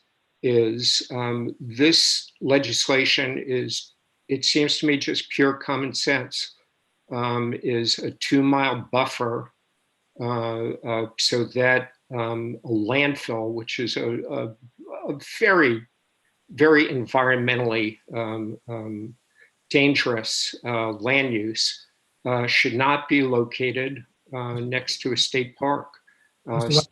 State parks are for the enjoyment of all of the citizens. I'll stop there. I want to interrupt. You're well past 3 minutes. Can you wrap up in like 10 or 15? I will stop there. Thank you very much. I appreciate it. Any questions from Mr. Wessler? Okay, go ahead. Thank you, Mr. Chair, for taking my question. I noticed that we're asking everyone where they're from, and I don't recall. Did we get where Mr. Fusco was from? He was representing Casella Waste Systems. So the ones who are representative of the companies, I'm aware of where they're from, but when they're myself, so I'm not aware of where they are. That's why I'm asking for them. Okay. That used to be a criteria on the old blue sheet, if you recall. Certainly. Do we know where Casella Waste Systems is from? I don't know where their headquarters is, no. I'll ask the next representative. Certainly. Thank you. Any other questions from Mr. Wessler? Yes, go ahead, Representative. Thank you, Mr. Chair. Mr. Wessler, thank you for taking my question. You mentioned you've hired your own expertise people, traffic engineer, hydrolysis. How about air quality, water migration? Have you got an expert hired for that specific? We do not. If the committee believes that you would like to have some unbiased expert information in that area, we would see what we could do. Thank you. All right, any further questions from Mr. Wessler? Seeing hands, all right. Thank you, sir. Appreciate your testimony. Okay, so I want to take, yes, go ahead, Representative Tomko. Just want to, for example, questions we did receive an email from Joseph Seller. It says that it's out of Bethlehem, New Hampshire. So if you look in your email, you should know that. Thank you, Representative. I'm going to take 1 minute here just as a caution to everyone who's coming forward. You got to remember that this is a forum for the committee to receive critical info, and let's be a little careful about the disparaging comments about other testimonials. I understand it's an emotional issue, and I'm certainly not calling out anyone, but I just want to remind everyone going forward, excuse me, to just be a little cautious so that everyone here believes that they're doing the right thing, providing good testimony. So let's keep it friendly and go forward.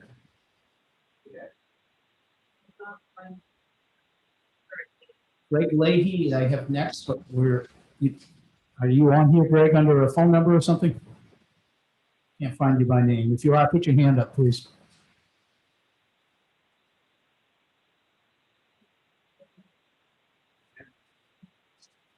All right, we'll move on and we'll come back to Greg a little later on.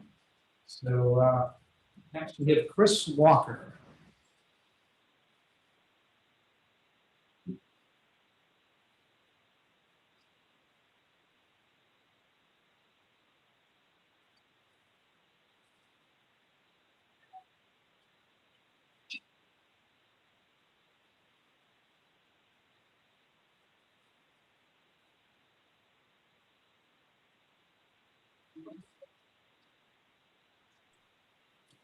So you able to unmute? Oh, there you go. Looks like you did.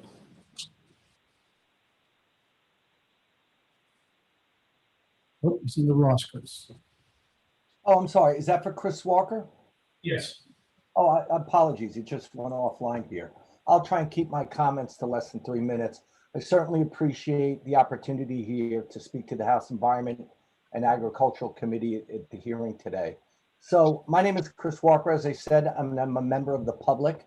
Although I live in Scituate, Mass, my family has had a camp on Forest Lake for almost 50 years. And I strongly encourage you to look at the proposed site to see just how close it is to the lake as well as the park. I'm speaking as my family's representative. I won't go into the history of this, but with 50 years of coming back and forth and owners of this property as a second home, but we also function as tourists, bringing a lot of friends and families up there as well. So if you've been to Forest Lake, it includes, what you would hope to see in many of these beautiful properties, the freshwater fish, the flocks of loons, otters, beavers, snapping turtles, crayfish, and we've recently even had a bald eagle that is now nesting in the area. And whenever we have people visit, they're always taken back by the beauty and serenity of this lake. So I'm speaking today in support of this HB 177, which prevents the siting of a landfill near the state park. And although Forest Lake and its state park is specific to our family, I'm sure many of you here today are having their own concerns of New Hampshire parks and how they may be impacted in the future by installing these landfills in near proximity. Unfortunately, ours is a current and real world battle that we're going through right now. New Hampshire is a state that relies heavily on tourism, as Representative Tucker touched on, and we all have seen that firsthand.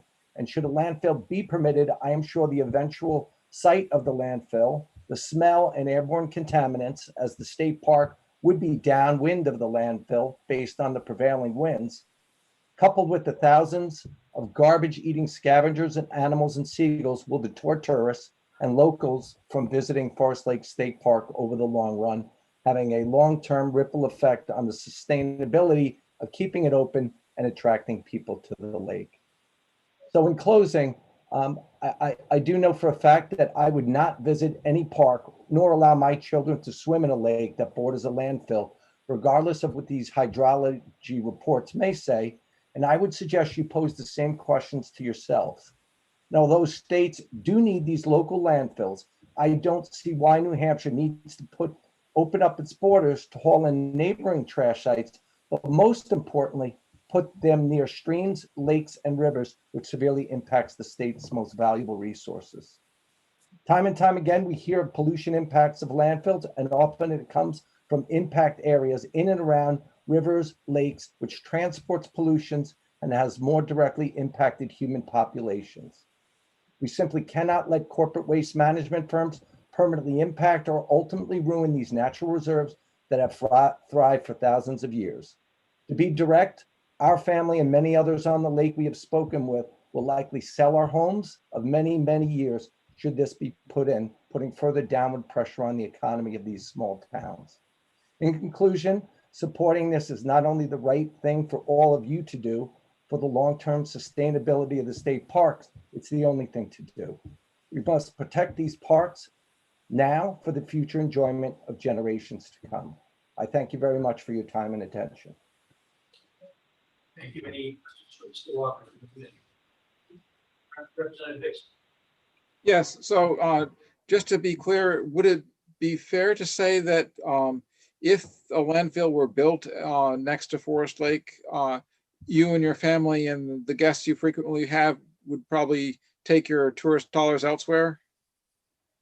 Absolutely. I looking to the long term here and what this home has meant to us, as hard as that would be, I would sell this piece of property as soon as we can to get out of there before what we feel is going to be, a lasting impact on the lake itself. I mean, we're not only affecting the state park here, but we're affecting the lake. And as somebody touched on, there is a public boat launch. So it's not just the state park itself, it's everything in and around there. This is not a large lake. It's probably a half mile across by 2 miles wide, maybe a little bit more. So we're not talking about a massive lake in which, it's the impact of pollution will be diluted over time. But yes, as hard as that would be, we would leave the area. Thank you. Any other questions for Mr. Walker? Representative Verba. Thank you, Mr. Chairman. Thank you, Mr. Walker. I appreciate the testimony. Certainly, the protection of surface waters is critically important. So would you advise the committee to amend this bill to ban landfills within 2 miles of open surface water in the state of New Hampshire? Absolutely. Time and time again, you read about these cases, and I'm no expert on this, but when you talk about how these pollutions get into water systems, the aquifers, the streams and the rivers, and the impact on human population, that seems where a lot of this is spread. And I'm not saying we don't need or shouldn't have. I appreciate the statistics that have been put forth about needing these landfill sites, but why do they need to be near state parks? Why do they need to be near water? Follow up, if I may, Mr. Chairman. Yeah. Thank you, Mr. Chairman. Thank you, Mr. Walker. So I certainly haven't done the full survey, but I would dare guess that if the state of New Hampshire were to ban locating landfills within 2 miles of open surface water, that we would never be able to site another landfill in New Hampshire. And so if that was the case, what would you propose that New Hampshire do with its solid waste? Well, thank you for the question. I am not an expert. I mean, that's a pretty interesting statistic that there's no piece of property that would be within 2 miles of a stream. I think that there's people out there that are more versed in this and experts that might be able to answer that. Apologies, I don't have one. Thank you, Mr. Walker. Thank you, Mr. Chairman. Any other questions for Mr. Walker? All right, seeing none, thank you, Mr. Walker. We appreciate your testimony. Thank you as well. Next, I will call up Samuel Nicolai from Casella Waste Systems.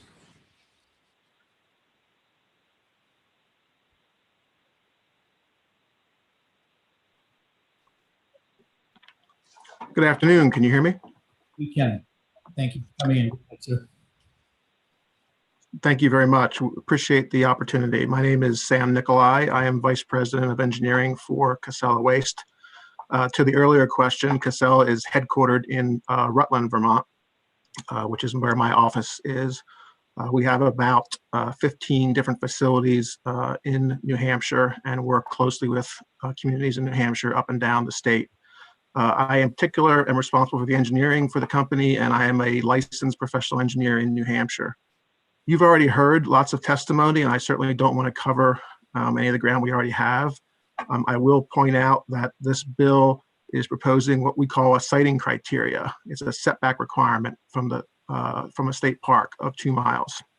The New Hampshire rules already contain siting criteria, and you've heard about a few of them: 500 feet from a residence, 200 feet from a surface water body. There are others for airports, for roads, for wetlands. There's a specific one for 1,000 feet from a drinking water intake. 2 miles is 10,560 feet. So that kind of puts into perspective.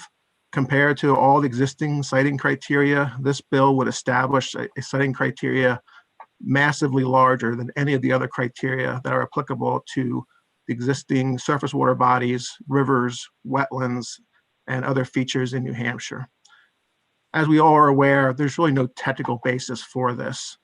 The bill focuses in on state parks, not federal ones, not local parks. It focuses in on privately owned properties, not publicly. It's obviously only about one project, and it ignores any technical basis and just simply promulgates a criteria meant to end that particular project. We've heard lots of allegations of potential impacts. We've heard discussion of atmospheric deposition and seagull fecal matter and dust control. And I'm not sure that any of those are of particular focus here, but I would say regardless of any impacts, it is a landfill's important obligation to be protective of all of the surrounding areas, whether or not there's a state park. We need to be protective of groundwater, whether or not there's a state park. We need to be protective of traffic concerns, odor concerns, whether the state park is located within a mile or whether it's located in 5 miles. And those obligations are already spelled out in the rules and the regulations through the DES. So to take this bill, to take a siting criteria out of that normal process makes no technical sense. I would also say that the only potential area that we have looked at from a state park impact that we haven't already discussed is the view. And certainly we want to be cognizant of the potential impacts to the view. So when we look at what could be the view from Forest Lake State Park to the landfill, we think that the lake is the most important area, because if you're on a boat in the lake, that's your best opportunity to have an unobstructed view back to the landfill. And when you look back to the landfill from that lake, what are you going to see? For the first 24 years of the landfill's operation, you will see nothing. The landfill is not visible from the lake, any part of the lake, for 24 years. After that, there will be a very sliver of the landfill that will just poke its head up above the trees. And you will see the very edge right above the tree line for about a year as we operate the very top of the landfill. The waste will be covered, the soil will be placed, and the grass will be grown on the slopes. And that hill will resemble any other hill that you see in the green areas of New Hampshire. And that will be limited to that 1 year of operation. So 2.5 decades, you'll never see any impacts. You've already heard the testimony. Groundwater and surface water physically cannot go to the lake. They go in the other direction. Water cannot flow uphill. Both surface water and groundwater will never reach the lake. We are very cognizant of the lake and of the park in proximity to our proposed project, and are taking every step to ensure that park and that lake are fully protected at every step of the way. Thank you for the opportunity. Thank you, sir. So we have several hands raised. I'll start with Representative Perez. Yeah, Mr. Chair, I just have a question because I know that we try to keep everyone in under 3 minutes, and I just wonder if we're going to continue doing that with everyone. Well, I've been allowing about a 30-second beyond if there seems though they're wrapping up. That's why I try to interject about 3 minutes, 30 seconds if they haven't done so. So I'm attempting to keep it close. Thank you. Representative Kaplan. Yeah, thank you, Mr. Chair, for taking my question. Thank you, Mr. Nicolai, for your time. I'm glad to hear, Mr. Nicolai, that you agree that landfills need to take every protection necessary to protect the amenities or the people that surround it. As regards this landfill or any landfill, do landfill protections ever fail in your experience? So the landfill has a double-lined system. Casella has never had a release from a lined landfill through a double-line system. We have 100% success. Have landfills that Casella operates or others ever had compliance issues? Sure, we have. We've had periods of time where we've had to address odors or deal with other issues, but we've never had a release from a landfill, from a line facility to groundwater. Follow-up question, if I may. Have you taken any measures to mitigate odor emissions? And do you expect there to be any odor emissions from this projected landfill? Odor management is extremely important. It's primarily through our landfill gas management, both the structures that we build within the landfill as well as how we operate. In the last 10 years, landfills in general and Casella in particular have been advancing in terms of our odor management, managing wastes such that we can do so in a way that they do not produce off-site odors. We're certainly aware that waste is potentially odor producing. You know that if you leave your trash in your can for too long at the curb, you have the potential to produce odor. So we take steps to ensure that we bury waste as quickly as we can and we manage all the odors so that they are not causing off-site impacts. It's a critical part of our operation and it's a critical focus of our team and our engineering. Thank you. Representative Aaron. Sure, and just to continue, thank you, Mr. Chair. Thank you, Mr. Chair. So just to continue on that line of question, previous mentioned that the lake in the park was downwind of the landfill. Is this true? So wind direction certainly changes over time. There is the potential that at some seasonal times the wind direction will be towards the east, which would be in the general direction of the lake and the park. But the prevailing winds will certainly move.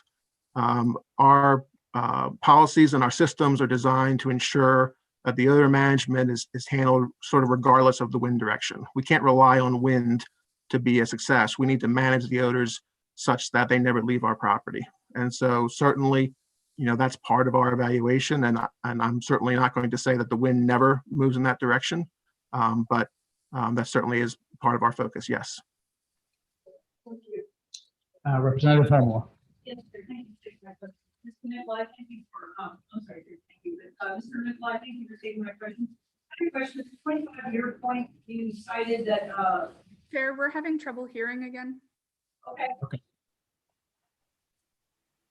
Yes, sir. You cited at the 25-year point, there'll be a bit of a sliver or a viewpoint that they can see, the people can see the top of the landfill. What I have for you is, do you have a specific max elevation that landfill can be allowed to grow? I'm sorry, I couldn't hear the question. I heard about the sliver in regards to the view, but I couldn't hear the question itself. Do you have a max elevation that the landfill will be allowed to rise? There's not a maximum yet in terms of the process. I mean, certainly that would be as a result of the overall permitting. The top of the landfill, we do expect to be slightly higher than the ridge that is adjacent to it. However, from a viewpoint standpoint, since an observer is going to be looking up, that ridge that runs along the northeast part of the landfill blocks the view from the park and from the lake. So we expect that that's why, even though the landfill itself will be, I want to say maybe in the neighborhood of 50 feet or so higher than the ridge, that you will not have impacts to those views, except as I described. Thank you. All right, Representative Murray, I guess, does not have a question. Nope. Okay. Representative Summer.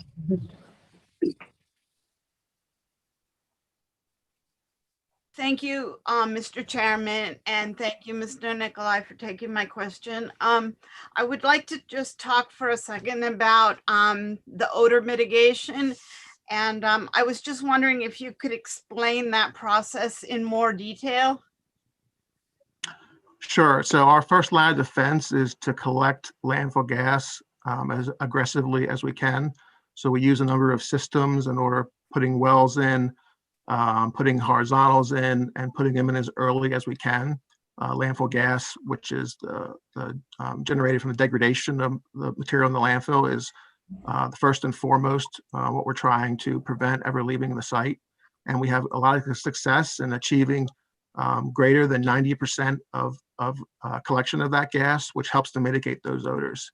There are other areas that we need to watch. We need to be concerned about the odor of any particular vehicle as it comes into the landfill. And so we have a focused program on identifying any issues and working with our customers and clients to make sure that those kinds of odors don't occur.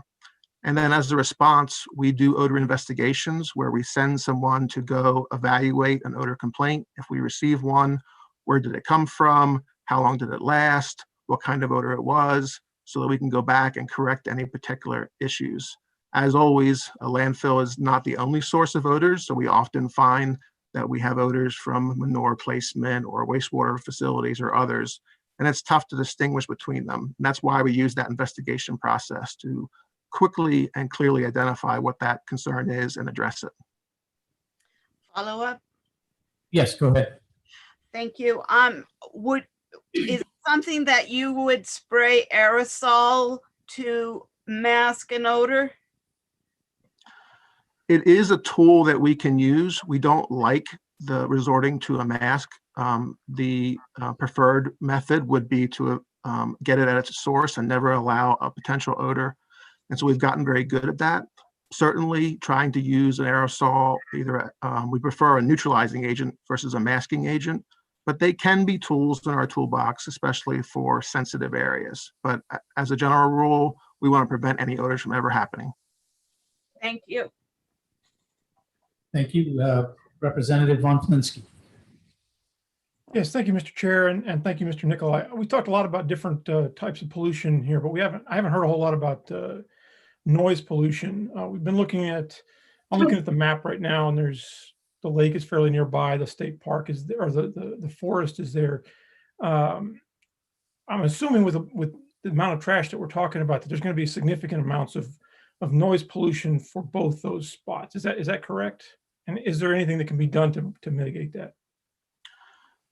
Typically, a landfill does not have a significant amount of noise pollution. The trucks themselves do not make a lot of noise. The one thing that we do have to keep close tabs on are the backup alarms on equipment.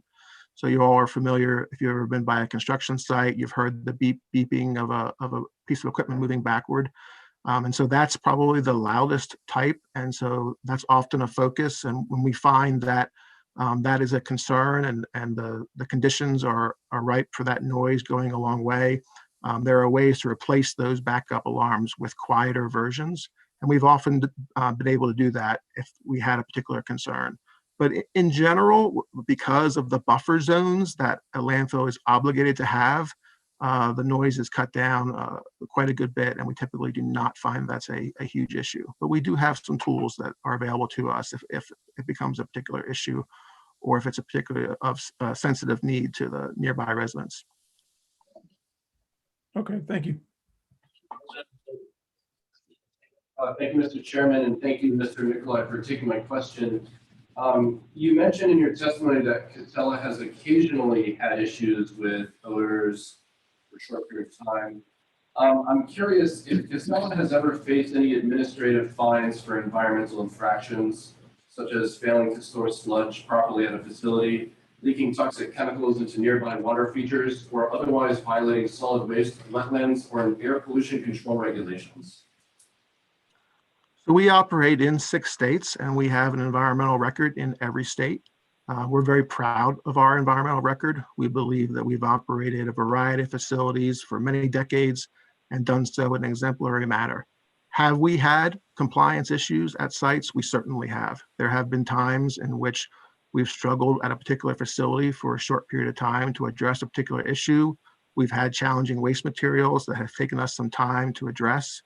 And so all of those short-term issues are things that we take very seriously and that we address. To answer your question, have we had compliance issues? Yes, we have. Have we ever paid a fine in states? Yes, we have. In every case, we investigate and we remediate and we learn from that so that issue doesn't happen again. We're particularly sensitive, as we should be, to protection of surface water and drinking water. That's our biggest concern. We want to make sure that we never have any kind of release to drinking water or surface water. And so I'm very proud that our company has an excellent record, especially in that regard, especially in our line facilities. Thank you. Thank you, Representative Bixby. Yes, thank you, Mr. Chair. Thank you for taking my question, Mr. Nicolai.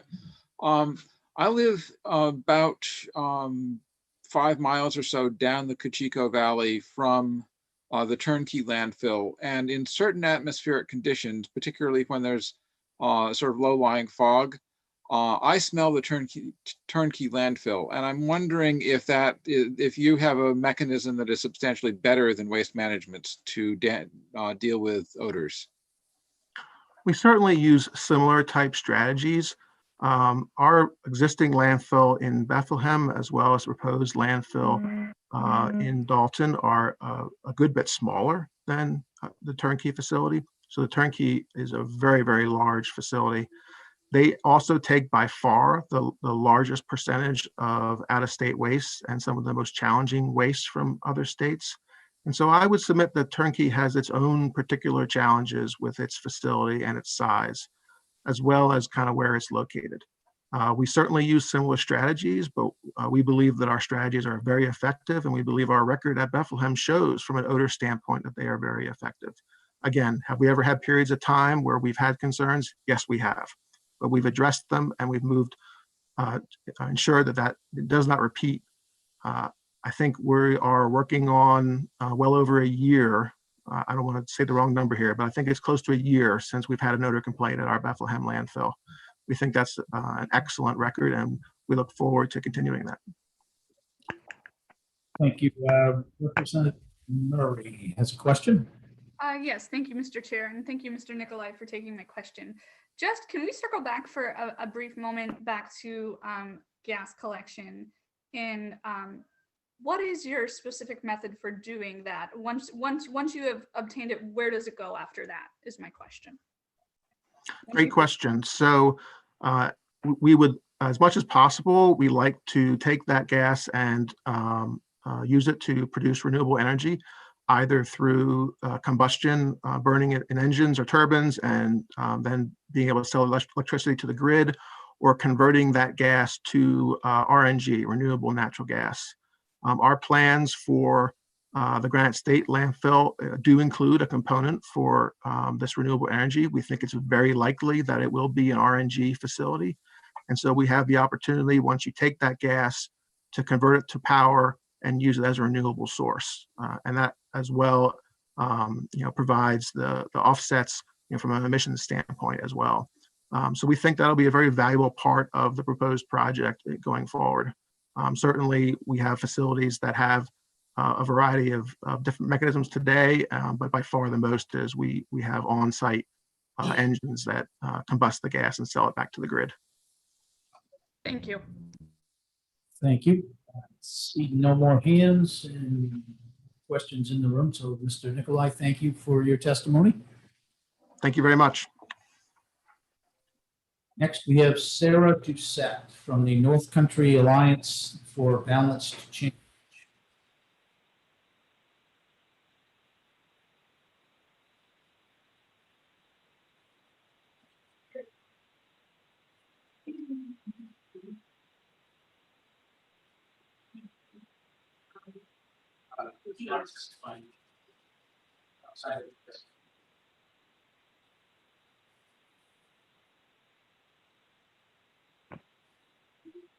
Are you able to hear me? We can now. Go ahead. Yes, thank you. Greetings and thanks for hearing testimony today. I do have some prepared notes, which I've edited down, but I want to say just a couple notes based on what I've been hearing. DES certainly does have a critical regulating process, but to date, DES is not satisfied with the siting search that Casella has documented. And in fact, they noted that, DES noted it in the wetlands permit request for more information, saying that they needed more certainty that the site search had been adequate in this case. And also, although we've been hearing for 2 years that water cannot flow uphill, again, DES has indicated that there have not been adequate groundwater studies done, and that it's not necessarily the case that groundwater moves in ways that are entirely unpredictable unless they've been well studied, and that has not happened yet in this case. So although it's possible for these things to happen, I think we have to be clear that just saying they've happened doesn't mean they've happened, and we all need to look at the fine print in the conversations that are going forward. I would also say I've lived and visited the east side of Forest Lake for over 50 years, and the prevailing wind is to the east, right over the lake from the site that's proposed. And you can just come and visit and you'll know that most any day. I get reports of noise complaints. I got one this week from a woman living a half mile from the site in Bethlehem, loud truck backup noises that disturb her outdoor life in Sugar Hill. So again, just underscoring the point, there are a lot of experiences to be considered here. So in my own comments, I live in Whitefield. I've worked for environmental protection as a private citizen and with North Country Alliance for Balanced Change, which includes several hundred environmental advocates. And the group is passionately committed to the passage of this bill. I want to talk to you about stewardship, my stewardship and yours, and that of everyone who's rallying to support this bill. It is our responsibility to speak for these places that we know are irreplaceable. People who defend the environment and even our parks are sometimes accused of NIMBY, not in my backyard motivation. We may be called activists in a dismissive way or outsiders trying to influence a corporate development proposal. In fact, we're stewards and caretakers, people who rise up to attest to what is valuable, people who know what is endangered because they live in an area, use a service, or have recognized an injustice. It is a sacred duty for stewards to speak up. The parks were set aside with intention by stewards who came before us. They are preserved for their exceptional value to our well-being and communities, for their plants and animals, their clean water, air, and landscapes. Landfills and their attendant insults to these very values belong nowhere near parks. During the pandemic, numbers are staggering when we look at the uptick of use in parks, trails, and other outdoor sanctuaries. That is clear testimony that we need this bill to avoid the abomination of a landfill near any number of our parks. Parks throughout the state are subject to this sort of development and encroachment. How can us compare with what is lost? Yes? Can I interrupt, please? You're well over 3.5 minutes. Can you wrap up? Okay. I will finish up. Yeah. So we all know that healthy parks and a healthy environment mean tourism and a healthy economy, as Commissioner Caswell said just yesterday. So I ask you on the committee to step into stewardship here. Join the volunteers who scrub the pit toilets at my local park and the people who saved Franconia Notch Parkway when people wanted to put an interstate through the heart of the park. We all have a role to play here. So please take this opportunity and join the lineage that we have of proud stewards in the state. Thank you. Thank you, Mr. Set. Will you take questions? Of course. Representative Kaplan? Thank you, Mr. Chair, and thank you, Ms. Doucette, for your valuable time. We've heard in previous testimony that the existing regulatory framework is perfectly capable of dealing with any siting issues when it comes to landfills. Do you believe that the state has the right to impose new regulatory frameworks based on new criteria? What's your opinion?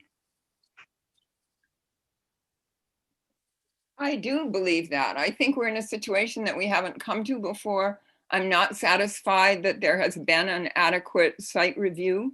Laws change all the time because the laws and regulations in place are not adequate. And it would seem to me this is an example of that situation. We're seeing something here that would be devastating. And I would say not only to this little park, somehow the conversation has devolved to just focusing on this park, but this whole region is going to be terribly impacted. It's known as the backyard, the vacation land of New Hampshire. And this is everybody's backyard. So I think this is a problem we haven't seen before, and it's perfectly justifiable and essential that we stand up and address this for the threat that it is to the whole region. Thank you. Any further questions? Right, seeing none, thank you for your testimony. Next, we will call Steve Changaris from the NWRA New England office.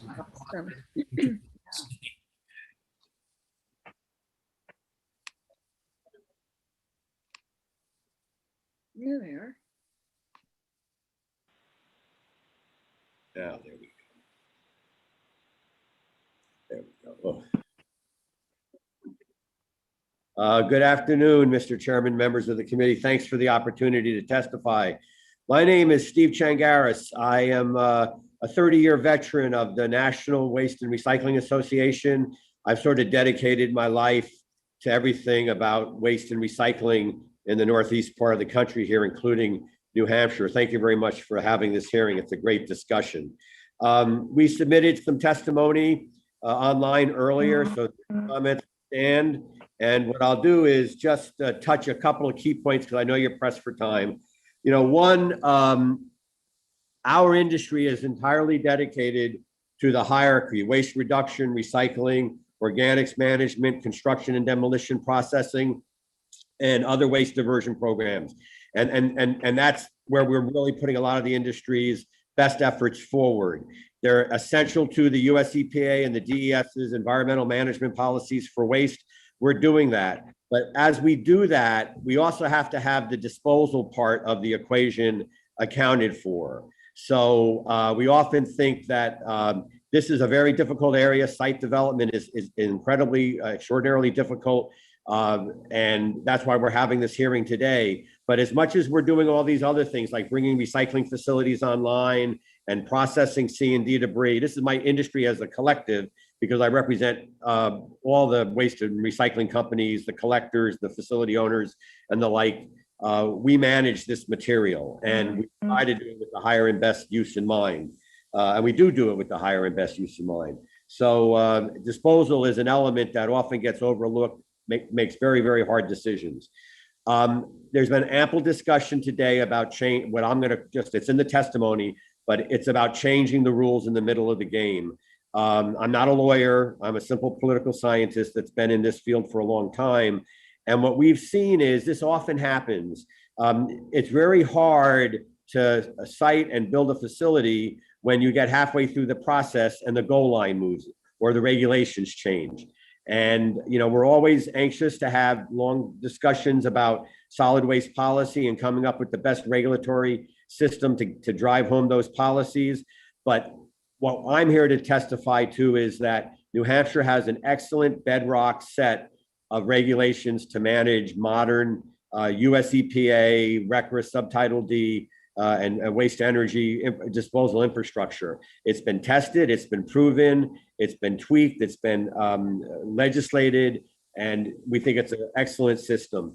And the last point that I'd like to make regarding the language in the bill, the private sector is so involved in solid waste management everywhere in the country. We invest tens of millions, hundreds of millions of dollars in essential environmental infrastructure, from recycling centers to landfills to organics management, the whole 9 yards.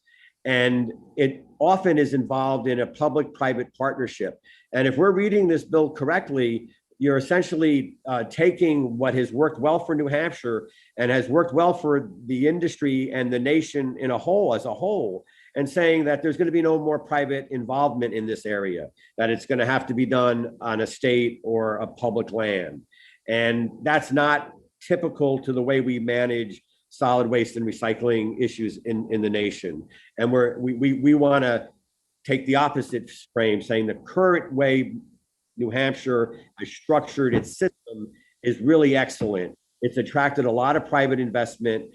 It's a tax-paying business. We employ people, and we're anxious to bring new infrastructure to the state and raise it to the next bar. But we have to look at it in that full rainbow of all the different kinds of facilities that we operate. If you take the disposal piece out, it's going to be very difficult for us to do the other things we'd like to do. Thank you for your time today, folks. The testimony is right, and if there's any questions, I'll be glad to ask. Any questions for Mr. Shingaris? Representative Golden. Thank you, Mr. Chair, and thank you for taking my question. I heard you state that you interpreted part of the bill as saying that there could be no more private landfills built in New Hampshire if this becomes law. Can you kind of expand on that just a little bit? You're the first person that I've heard say that, and I've read the bill, and I don't think it says that. So can you just let us know kind of where you're getting that? I believe it's in the, there's some severe limitations, if not an outright prohibition, on the development of any privately developed landfill capacity in the state. Language in the measure appears to sanction and favor the state only to allow publicly sited and developed landfills in the future. And that's that exclusion about state or municipal lands. And then obviously the prohibition on the state park, the 2-mile radius. So again, all those issues are currently controlled for very well, we believe, in the current siting assignments in the state. If a town or a municipality or the state itself wants to advance a project, it may. If a private company or a consortium of companies wants to advance a project, it may. But they both each have to meet very stringent criteria that's under your statutes and regulatory enforcement system and citing process. Thank you, sir. Thank you. Follow-up? Thank you, Mr. Chairman, and thank you so much for taking my follow-up. I definitely see the part in the bill about the 2-mile boundary around any state park. I don't see anything that says that there would be any other restriction on private landfills. Have you read the bill itself? Or? Yes, I have, and the copy that I read had it, and sorry, I can't access it right now because my computer screen's tied up on the Zoom call, but I'd be glad to. It's the second section of the bill, I believe. It's in the second section. All right. Any additional questions? All right, so thank you for coming in today. Thank you. So we'll pull up Bill Alarud.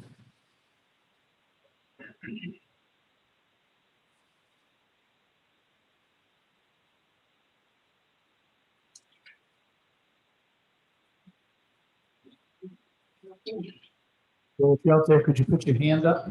If you're on a phone number, perhaps?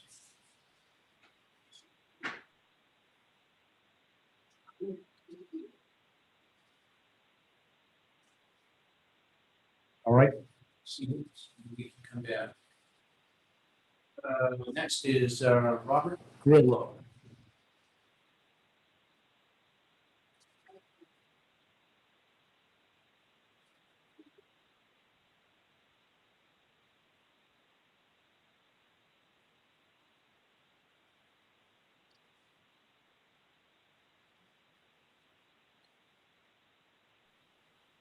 Do you hear me?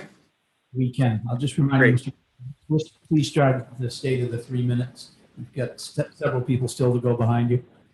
Sure. So my name is Bob Grillo. I'm an employee of CMA Engineers in Portsmouth. I'm a Maine resident. I'm a New Hampshire registered professional engineer and have been practicing landfill engineering in the state for 36 years. I'm the engineering project manager for the Casella Granite State Landfill project in Dalton. We're part of a team that includes a wetland scientist, a hydrogeologist, Tim White, who you've met, a surveyor, air compliance people, and Casella's operations, engineering, legal, and compliance staff, all in an effort to permit the Granite State landfill site. In 2020, the team submitted applications to the DES Wetlands Bureau and to DOT for a highway access permit. A DES solid waste permit application will be submitted later this week. And applications for a DES groundwater release detection permit and an air emissions permit are expected to be submitted later this year. We've been working since 2017 to fully comply with all federal and state landfill regulations. We did conduct a statewide study to locate the most favorable landfill site. Prospective sites were evaluated for compliance with all of the siting rules that are intended to protect groundwater, surface water, and public health and safety. In the wetlands permit, Sam Nicolai went through a lot of the criteria used in citing, and I won't repeat that. He covered most of them. But if you want more information on our citing work, the wetlands permit application report contains a detailed section that describes the process used to select the Dalton site. So if you're interested, I'd go to that resource. So in closing, the Casella project team has worked over the past 3 years to comply with the complex and thorough permitting process that's already in place. Changing the rules at this late date will have a damaging effect on permitting much needed future disposal capacity in New Hampshire. And I don't think any public or private entity would embark on this time-consuming and expensive permitting process, knowing that at the end of the process, a law could be passed to deny them a permit. Also, passing the proposed law bypasses the established rulemaking process that usually considers input from all stakeholders. So that's my testimony. Thank you. Thank you. Will you take some questions? Sure. Rep. Kaplan. Yes, thank you, Mr. Chairman. As far as I know, the Casella office headquarters is in Vermont. Is that correct? Yes. The corporate headquarters, yes. How many Casella landfills are there in Vermont as compared to New Hampshire? Could you tell us that? Yeah, I don't practice in Vermont, but it's my understanding there's one. There's one in Vermont. And how many are there in New Hampshire? There's one. There's one in North Country. There's one in Bethlehem right now, the North Country facility, and the Dalton facility would replace that when the Bethlehem facility closes. Okay. Do you know if there's any difference in the speaking of rulemaking, is there a difference between Vermont and New Hampshire when it comes to rulemaking? I'm not familiar with the Vermont rulemaking process. Okay, thank you. Representative Dutson. Yes, thank you for taking my question. Mr. Grillo, I think Mr. Nicolai had talked about a process where if uncontaminated water comes into the landfill and then it's monitored and it's contaminated when it goes out. If that's the case, then how is that ameliorated? What do you do with that contaminated water if that tends to be the case? Well, if you're speaking to contaminated groundwater, I would defer to Tim White, who testified earlier. He's a hydrogeologist who will be in charge of monitoring this facility and would be in charge of remediating any kind of release. But I would like to emphasize the point that this facility is going to have a double line system, and that system and the materials used in the system, the procedures used to build it have been in place for 35 years in New Hampshire. And it's been proven to work. I would reinforce what Sam said. I'm not aware of any landfill in New Hampshire or in northern New England that has leaked through its liner and created an issue that was measurable, much less created a problem. So I think there's a high confidence level in these facilities that they do not leak, and this one won't leak. Thank you. Additional questions for Mr. Grillo? Thank you for coming in today and testifying. Thanks. All right, next I'll pull up Jeremy Baldoff.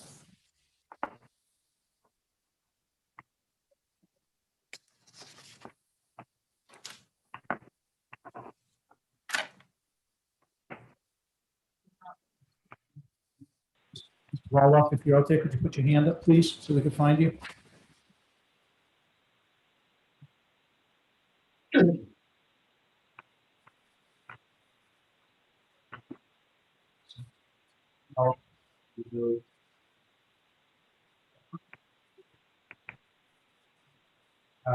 Next we have Pam Cathan.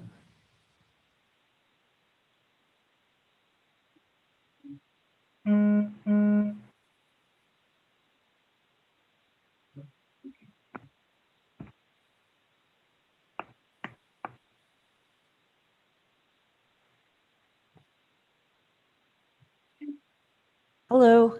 Hello. Hi, this is Pam Cathan. Thank you, Mr. Chairman and committee members, for letting me speak against HB 177. I'm probably one of the few lifelong family members in the town of Dalton. My family has lived here for decades. It used to be a quiet and pleasant town, and it is a small town. It's poor and made up mostly of elderly and low income, but Dalton has been targeted. Citizens are being harassed, satirized, and intimidated over the possibility of a landfill coming to town. Some don't dare to speak their minds for fear of consequences suffered by the anti-landfill faction. We've seen their violence and intimidation firsthand. The number of Dalton residents who could benefit from hosting a landfill are small compared to the large number of non-residents who are only too glad to declare they are the majority and they know what is best. Best for who? Not for Dalton. This town has become so divided since the takeover of the anti-landfill factions.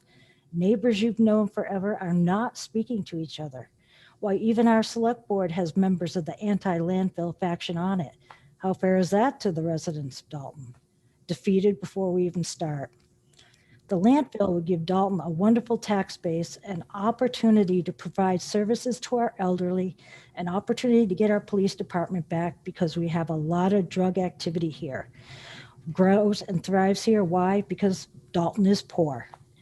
It gets attracted by poor towns. Having local law enforcement in this town, again, would aid the already stretched state police. But how do we do that? By hosting a landfill. Our EMS, fire, and highway departments could also benefit by hosting a landfill. While I have no complaints on their services now, they do the best they can with what they have. But if funded by hosting a landfill, they could do so much more. Another benefit of landfill hosting would be the opportunity to create high-quality internet service. This would provide all of the rural spots in our towns internet service for those who work online, school online, attend public meetings online, or those that just enjoy being online. We could also become educated firsthand on recycling and repurposing. That is what we want, right? I've been to the Casella proposed site, and I think it's going to be great. And I've also been to the Bethlehem site, and it doesn't smell. It's not dirty. A lot of those people that are opposing the landfill have not even been there to find out for themselves. So for the good of the future, we should defeat HB 177. I'm angered at the elite few in Dalton that accuse us of not wanting to pay our taxes, and that is the reason we want a landfill. We want to pay our taxes, but we have a hard time paying them. They don't have that problem. They are out of touch with the real Dalton lifestyle. The school and county taxes are going up. I wonder how the select board will handle that in a poor town with no money. Raise our taxes? So in closing, I say don't banish the landfills. They're the ones trying to take care of the trash that everyone generates. They are the ones developing new ways to recycle and repurpose the trash. It's their job, turning trash into treasure, as one might say. The anti-landfill group should be going after the packaging developers and product manufacturers. Then there would be less of a need for landfills. Landfills provide a solution to today's throwaway society, and that society will not be changing anytime soon. And as far as Forest Lake being pristine, the Forest Lake members know it is not. What about the boat, gasoline and oil issues, and other issues that plague that? Yeah, wrap up here. You have nearly 4 minutes. I'm also so sorry. Thank you so much. Will you take some questions? Sure. Senator Bolden? Thank you, Mr. Chair, and thank you, Ms. Kaplan, for taking my question. I'm just looking for clarification on one thing. I thought I heard you say there was violence or something. Can you, Yes. know that? There's harassment and some violent acts. Follow-up? Thank you for taking my follow-up. Could you expand a little bit on the violent acts? Sounds provocative. When we were having our town meeting for the zoning, people were being harassed and vehicles shaken by opposition to the landfill. Great, thank you. Any other questions? Representative Aaron?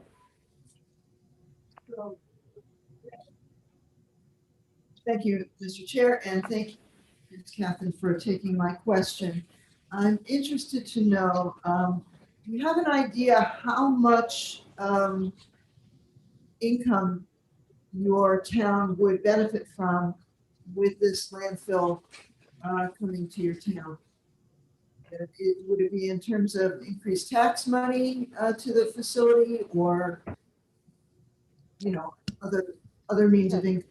Can you elaborate on that? Sure can, thank you. Yes, it would be increased tax money, make us a nice tax base. We could get services in the town that may never have been there. We have a lot of seniors living there. I'm not so sure we have any services for them. Our EMS and highway department and fire department, like I said, they do great with what they have, but they could do a whole lot more with extra funding. I don't see this as a loss. If anything, I think that Forest Lake would be much better handled with extra financing, extra funding to create a committee to take care of that lake and make sure it does not get polluted. Thank you. Any additional questions from the board? Not seeing any. We thank you for coming in and speaking to us. All right, next up we have Nancy Morrison.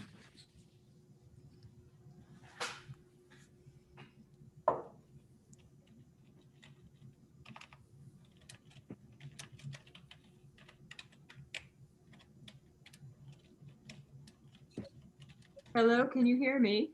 Hi, Nancy. We can please try and keep within 3 minutes. Thank you. I'm Nancy Morrison from Mount Vernon, New Hampshire. Good day to Chairman Pearl and the committee members, and thank you for hearing my testimony today. I'd like to momentarily digress from my prepared notes to address the gentleman who earlier said that incineration and landfills are the only major way to deal with waste. He failed to mention specific reuse methods, and if New Hampshire chooses to take care of its own solid waste responsibilities, composting organic waste or kitchen waste would remove 1/4 to 1/3 of what now goes into landfills and could be done at municipal waste sites and sold back or donated to the public. Where there is a will, there is a way. But now back to state parks, which is what we really are talking about here today. Permit me to ask you if you live, any of you, near one of the 68 affordable and beautiful state parks in New Hampshire. Do you recreate in these spaces? Have you worked or volunteered in any of these New Hampshire state parks? Have your friends and relatives enjoyed their time there? And have you noticed visitors from other parts of the world who are delighted to vacation in and at our lakes, waterways, campgrounds, and trails? I have the benefit, due to the foresight of those before us, to say yes to all these questions. And I imagine you are nodding your heads too upon my asking. I also drive by a corporate landfill weekly. My windows are rolled up lest I become literally sickened by the befouled, noxious, rotten egg-like odor that routinely emanates from the mountain of partially out-of-state trash that is paradoxically called a landfill. If seagulls are not circling, it is apt to be because disruptive noise cannons have been fired to ward them off. Their return is predictable and certain. We know that land-dwelling seagulls pollute our lakes, ponds, and waterways with a constant deposit of high nitrogen feces that also carry fungal and bacterial diseases. I am reminded also that the EPA says that all landfills leak eventually, period. And by the way, that landfill I drive by is considered, air quotes, state of the art. So I ask you one more question before I leave you today. Do we proactively commit to stopping the threat of a new landfill being located closer than 2 miles from one of our New Hampshire state parks? Or do we leave this incongruity to our descendants, left with a preventable mess, never again to regain what is lost? I hope you will decide that a 2-mile buffer zone between a new landfill and a New Hampshire state park makes sense in relation to science, economics, quality of life, and protection of our unique and precious natural resources. I urge you to pass HB 177, and I thank you for your time and thoughtful consideration. Thank you. Any questions from the committee? Looks like you got off easy. Thank you for coming in today. Thank you. All right, Kevin Whittam.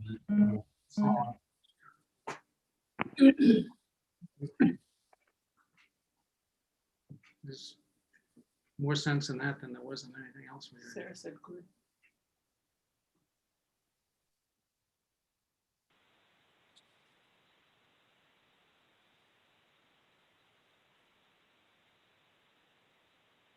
Unmuted. Now, how do I get on? You're on, we can hear you. Okay, all right, I'll try to be brief. I know there's a whole lot going on today. But first of all, of anything, I'm opposed to Bill 177. Because again, you're changing the rules at the end of the game. I think it should be up to the Dalton to reserve the rights to weigh the pros and cons of the educated themselves on a large industrial project in their town that could be a huge benefit to them. There's many Dalton folk in business who will not speak out on this bill because of some attacks verbally from the Forest Lake Group, because we're sinister people because we like to make the choice ourselves. Anyways, I'm not afraid to speak out for these people. You know, there is a lot of taxpayers in the town of Dalton that are retired and don't have a big retirement fund and have to go without things and change their lifestyle so they can pay their taxes. That's why I feel this is a good opportunity for the taxpayers to make a decision and not the state halfway through the game. So there's many, many other things I'd like to say, but I know you're trying to keep this brief, and I would like to let some of the other taxpayers weigh in on this. So Again, Kevin Woodham, Senior, taxpayer in Dalton, lived here my whole life. Thank you very much. Thank you, sir. Any questions for Mr. Woodham? All right, thank you, sir. Thank you. Laurie Boswell.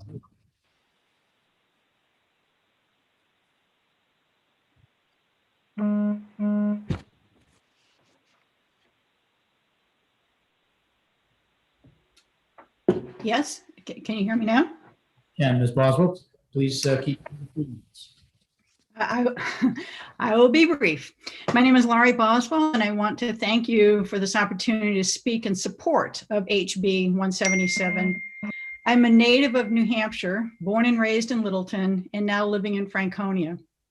I have traveled extensively throughout the United States and the world, but more importantly, I have also visited each of the 234 towns in New Hampshire and the 24 unincorporated places. I can say from this firsthand experience that we have an incredibly beautiful state, rich in natural resources from the Great North Woods down to the Monadnock region and over to the seacoast. I'm the youngest of 4 children, and some of my fondest memories as a child include going for a weekend drive through Franconia or Crawford Notch state parks, climbing the lookout tower at Week State Park, exploring Odeon State Park, and taking swim lessons at Forest Lake State Park.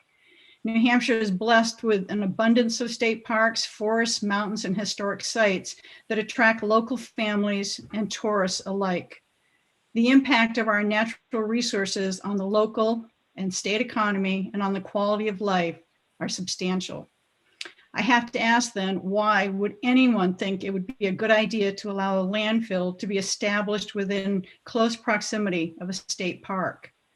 The potential adverse impact on present and future use of the park and the surrounding area is clear.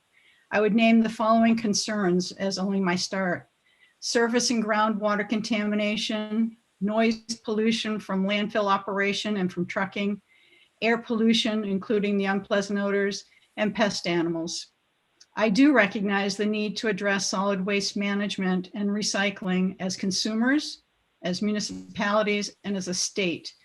The solution, however, must protect New Hampshire's natural resources and our quality of life. I urge the committee to pass this legislation to protect all New Hampshire state parks. Thank you for your time. Thank you. Questions for Ms. Boswell? All right, not seeing any. Thank you. Thank you. Next, Thomas Bennett. Thomas, if you're on, could you put your hand up? We're not finding you in by name.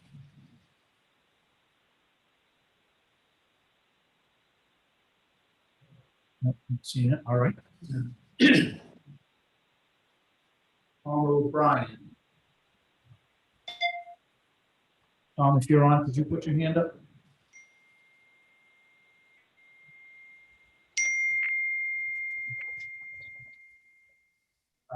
Sebastian Fuentes.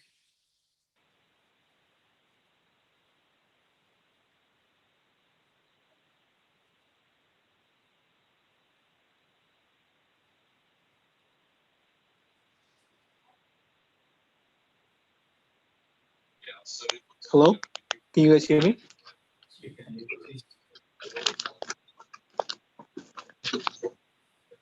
Hello. We're all set. How about now? Can you hear me? Sebastian, are you able to hear me? Yeah, I can hear you. All right, go ahead, sir. You have 3 minutes.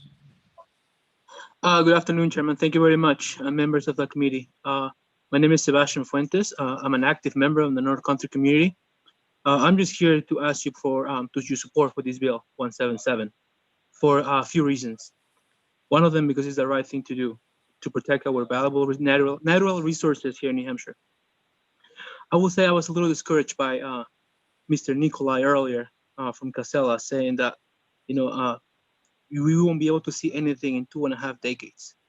Well, I'm here testifying, not because for myself, for my own benefit, but for the benefit of my kids and their grandkids that in 2.5 decades, they'll be able to enjoy that Forest Lake Park without any issues. Mr. Swan earlier from Safe Forest Lake mentioned also that this bill will dictate whether or not any other state park in the near future will suffer from the same piece of legislation. And I think that's really important. At the same time, I'm a hospitality manager up here in the North Country, one of those grand hotels. And I can tell you that building a landfill will be extremely detrimental to the tourism industry here in New Hampshire. Imagine, for example, this property like the Mountain View Grand, where you're sitting on the balcony, spending $400 or $500 a night, and you're enjoying the beautiful presidential range in Mount Lafayette, and then over the west corner, you see a landfill. What's going to do that to the tourism industry, to local restaurants, to souvenir shops, to local shops in the area? I think putting a landfill here will be really the wrong thing to do. At the same time, I do a lot of conferences, a lot of catering events, a lot of gatherings. Obviously, if we due to COVID, those are kind of slow right now. But in the past, every time they ask me, where can we go to, to find some outdoor recreation, and always Forest Lake and the Presidential Range is one of those spots where I will send people to go. Forest Lake is a place where my son learned how to swim, my daughter learned how to fish. I want to invite every single one of you members of this committee to please visit the North Country. I think Representative from Nashua, Sophie Kittis, she came here last year and was gracious enough to walk around the park and see it. But I would love to invite each one of you guys to come up here and see what we have in here. See how beautiful it is to have a weekend with your family, sitting at the park, enjoying the water, kayaking, swimming, fishing, without being disrupted, without any odors, without any truck noises. It's a safe spot for many people, low income, middle class, and higher income people to go gather and enjoy the nature. I hope you guys consider the support for Bill 177, and hopefully I'll see you guys up here in the North Country soon. Thank you very much. Thank you. Any questions for Mr. Fuentes? Yes, Representative Bolden. Thank you, Mr. Chair, and thank you, Mr. Fuentes, for taking my question. I'm very appreciative that you mentioned the prior testimony of Mr. Nicolai when he stated that the height of the landfill is such that it will not be seen from here for, I think he said 24 years. I'm curious, since you've been to Forest Lake State Park, do you think it's likely that you would see swarms of seagulls flying above the site of the actual landfill prior to that 24-year metric? I do think so. I think that's possible. I'm not an engineer, a forestry management person. Like I said, I'm a hospitality manager, but I can see that. I go kayaking all the time, and you can see mountains for miles if you're on the lake. So I think that's a possibility. I don't know the technicalities of it, but I'm pretty sure that that's possible. Yes. Thanks. Any other questions for Mr. Fuentes? All right, not seeing any. Thank you, sir, for coming in. Thank you. Hold on just a minute, Mr. Fuentes. I'm sorry. There is a hand up from Mr. Kaplan. Oh, Yeah, sorry. Thanks for taking my question, Mr. Chair, and thank you, Mr. Fuentes. I appreciate your point of view as a hospitality manager and someone involved in that industry in the North Country. I was wondering if you could just give me your opinion on, we've heard some testimony from residents of Dalton who are talking about the benefits that would come to certain benefits that would come to the town from the siting of the landfill because of Dalton's, low income status. Do you think that perhaps, it benefits private companies to seek out towns and regions where people are needy in that way when they come to try to seek permits to get sites for landfills like that? Do you think that's an advantage? Representative, we lost Mr. Fuentes, and my apologies. He was okay. All right, we're going to bring up Wayne Morrison.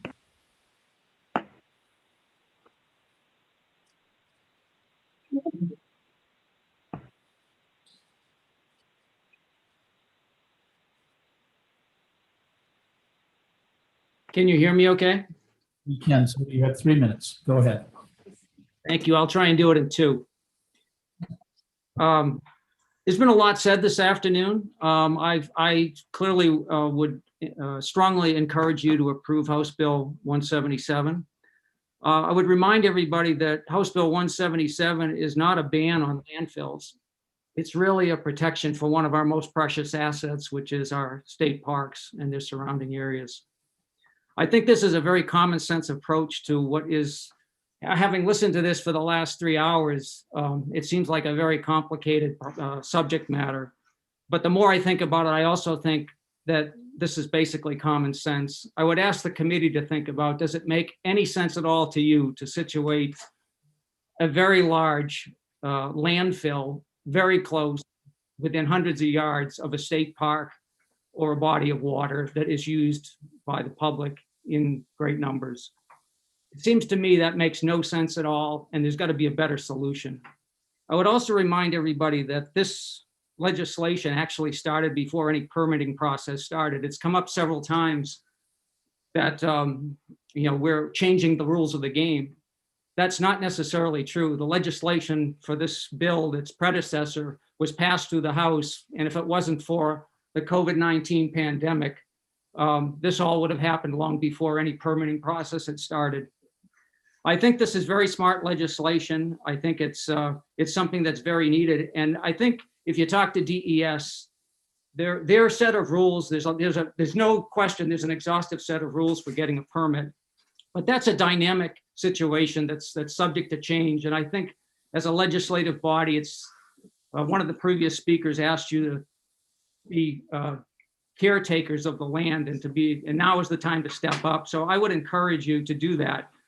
Any permitting process that would allow a large landfill to be placed this close to a state park or this close to Forest Lake makes no sense at all to me. And whatever the science is and whatever goodwill and positive intent Casella or any other of the landfill developers have, their best laid plans, if something goes south, there is no remedy for it. And it just doesn't make sense to put those precious resources at risk. I would encourage you to please pass House Bill 177. Thank you. Thank you, sir. Any questions for Mr. Morrison?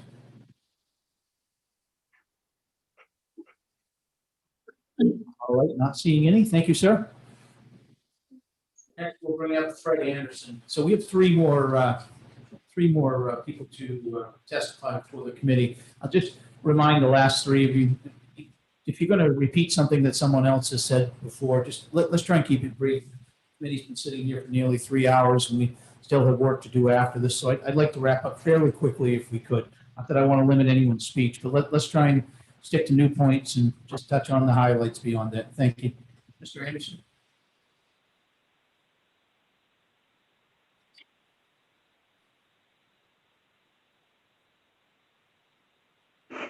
Can you hear me? I can, Mr. Anderson. Go ahead. You have 3 minutes. My name is Fred Anderson. I have lived on Forest Lake off and on since 1977 when we bought a camp here. We built a retirement home here 14 years ago. I would have never done that had I any notion of a landfill being put what will be within probably a half mile of my front yard. But I'm here to talk to you. You've heard lots of things. By the way, I'm also president of the Forest Lake Association. You've heard from a lot of my fellow friends on this lake about what this means, about prevailing winds. You've heard about people that have grown up here all their life. We've raised our kids here. I want to talk to you about three things. I want to talk to you about the environment. I want to talk to you about the ecology, and I want to talk to you about the economy. I'm really distressed that as Casella has talked about all of this with all of their fancy monitoring wells and whatever, they keep slipping by the possibility of these other things. I want to talk about what happens when the stuff that goes into the ground, by the way, it's going to be there a lot longer than 35 years. It's going to be there a lot longer than I'm going to be here. I dare say it's going to be there a lot longer of any of you. We're being called upon here to be stewards of this gift to us. But there's this thing called atmospheric deposition. That stuff, you throw dirt on top of it, but it continues to decompose and release gases. It releases methane, it releases carbon dioxide, two of the most critical chemicals in terms of global warming and in terms of carbon footprints for earth rain. If that landfill goes in here, this lake will be dead within 30 to 50 years, I guarantee you. Why? Because they can't control the leaching of that. Yes, we know what those candy cane white PVC things look like all over these. And of course, but the ground is releasing this gas. And this gas, then when the water hits it, turns it into acid rain. And then we're talking about PFAS that's also being generated and blown into the air. And yes, the prevailing winds come from the north down across the south. I live in the south end on the west side of the lake. I can tell you exactly what the prevailing winds are. They're not what Casella tells you are, and they don't change that often. Two, I want to talk about the ecology. What's the difference between ecology and environment? It's the way the environment decomposition problems interact with the biosphere. The biosphere has to do not only with wildlife, not only with fish, not only with game, but with you and me. And we're talking about cancer. We're talking about a whole series of other problems, not the least of which would happen. And of course, the whole issue of water leaching into the landfill. You've heard that the EPA says these things leak. Sooner or later, they leak. 100 to 200 years is what we're talking about here, possibly longer. I don't think we have anyone in the industry who can tell us what will be happening in 100 to 200 years, no matter how scientific they're trying to be. The last issue is economic. You've heard it. I don't need to repeat it. You know how dependent this state is on tourism dollars and recreation dollars. I feel a little passionate. I think you can hear it.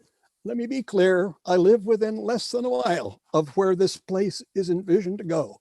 It's 180 acres, and that's the same size of the lake. And then there will be all the applications later for wanting to expand it. Talk to the people in Bethlehem about what life has been like with this group of people. Ladies and gentlemen, thank you for your time. Thank you for your work, and thank you for caring for the people and the resources of the state of New Hampshire. Is there any questions for Mr. Anderson? Representative Vogel. Thank you, Mr. Chairman, and thank you, Mr. Anderson, for your testimony and for taking my question. I've heard it a few times now. A lot of people seem to live out their retirement years up there in Dalton by the lake. And another thing I know is that a lot of people, for a lot of people, a significant portion of their life savings is in their home. What do you think will happen to property value in Forest Lake if a landfill is placed nearby? Oh, they'll drop dramatically. And the concern about property up here will suddenly cease to be. Who's going to want to come up here and build a house next to a landfill? Yes, I retired up here. We came up here for almost 40 years before I retired. I'm a Presbyterian minister. We were up here a week to 2 weeks to 3 weeks in the summer, finally for the whole summer. I would have never invested the money I invested in this house had I known there was going to be a landfill next to it. And I'm not a wealthy man. I'm not an elite. I'm not the kinds of folks the folks, by the way, were testifying to. And by the way, I was at that meeting in Dalton and there was no violence. I was holding one of the signs urging the people of Dalton to vote for zoning. So I think that's being misrepresented. Thank you for your question. Thank you, Mr. Anderson. Any other questions for Mr. Anderson? All right, seeing none, thank you, sir. We appreciate your testimony. Thank you so much. All right, next is Adam Finkel. Yes, can you hear me? You can, that was quick. Thank you. Good, thank you. Dr. Adam Finkel, I'm a Dalton resident and voter, professor of environmental health science at University of Michigan, remotely, of course, formerly taught at Princeton, Penn, and Harvard. I'm not anti-landfill. I think New Hampshire might well need one or more landfills somewhere in the state over the next 30 to 50 years. But the difference to public health and the economy from a sensibly sited landfill and a poorly sited one is enormous. There are millions of acres of available land in our state. And all this bill does, of course, is to say that a very tiny percentage of that land, among the most vulnerable and valuable portions of it, should be off limits to new commercial construction. Mr. Changaris is just wrong. It's a one-paragraph bill that does not say anything about banning private landfills. It bans it in 79 2-mile circles around our state parks. I want to make one quick point about economics. I actually helped invent some of the methods used to do cost-benefit analysis in the 1980s. This bill has zero cost and it won't kill a single job. Many states and towns forbid liquor stores from being built next to churches or schools. No one would have the gall to claim that's a job-killing restriction. The total number of liquor stores won't change if a tiny percentage of all possible places are denied to them. When you guys debated this bill last year, I heard criticism that 2 miles is arbitrary. With all due respect, this doesn't make sense to me. If I could offer an analogy, it's like saying, what speed limit should we have in front of a grammar school in a case where the current law allows drivers to speed past the school at 75 miles an hour? There's no magic number for what a lower limit should be, but surely legislators can choose a better number than 75 miles per hour. So what's the current code? The DES code says you can put a landfill 200 feet from a permanent water body. So all this bill does is increase that arbitrary setback by a factor of about 50-fold. Is that too protective, not protective enough? Give me 1 minute and I'll try and explain it. When considering the inevitable leaks from a landfill, it might be helpful to think not in terms of units of distance, but units of time. How much time might it take for contaminated groundwater to move 200 feet? So here's an accurate quote. Quote, depending on various factors, it can take weeks, months, or even years for groundwater to move as little as 100 feet, end quote. I found that quote in a legal brief written by Casella in defense of a Clean Water Act complaint made against it. So that's their quote. So let's forget about weeks, let's be generous and use months. 2 months for 100 feet is of course 50 feet a month. So at 50 feet per month, 200 feet provides the state only 4 months to detect and avert contamination. This is obviously unreasonable. But with a 2-mile buffer, you might have 18 years to find and fix.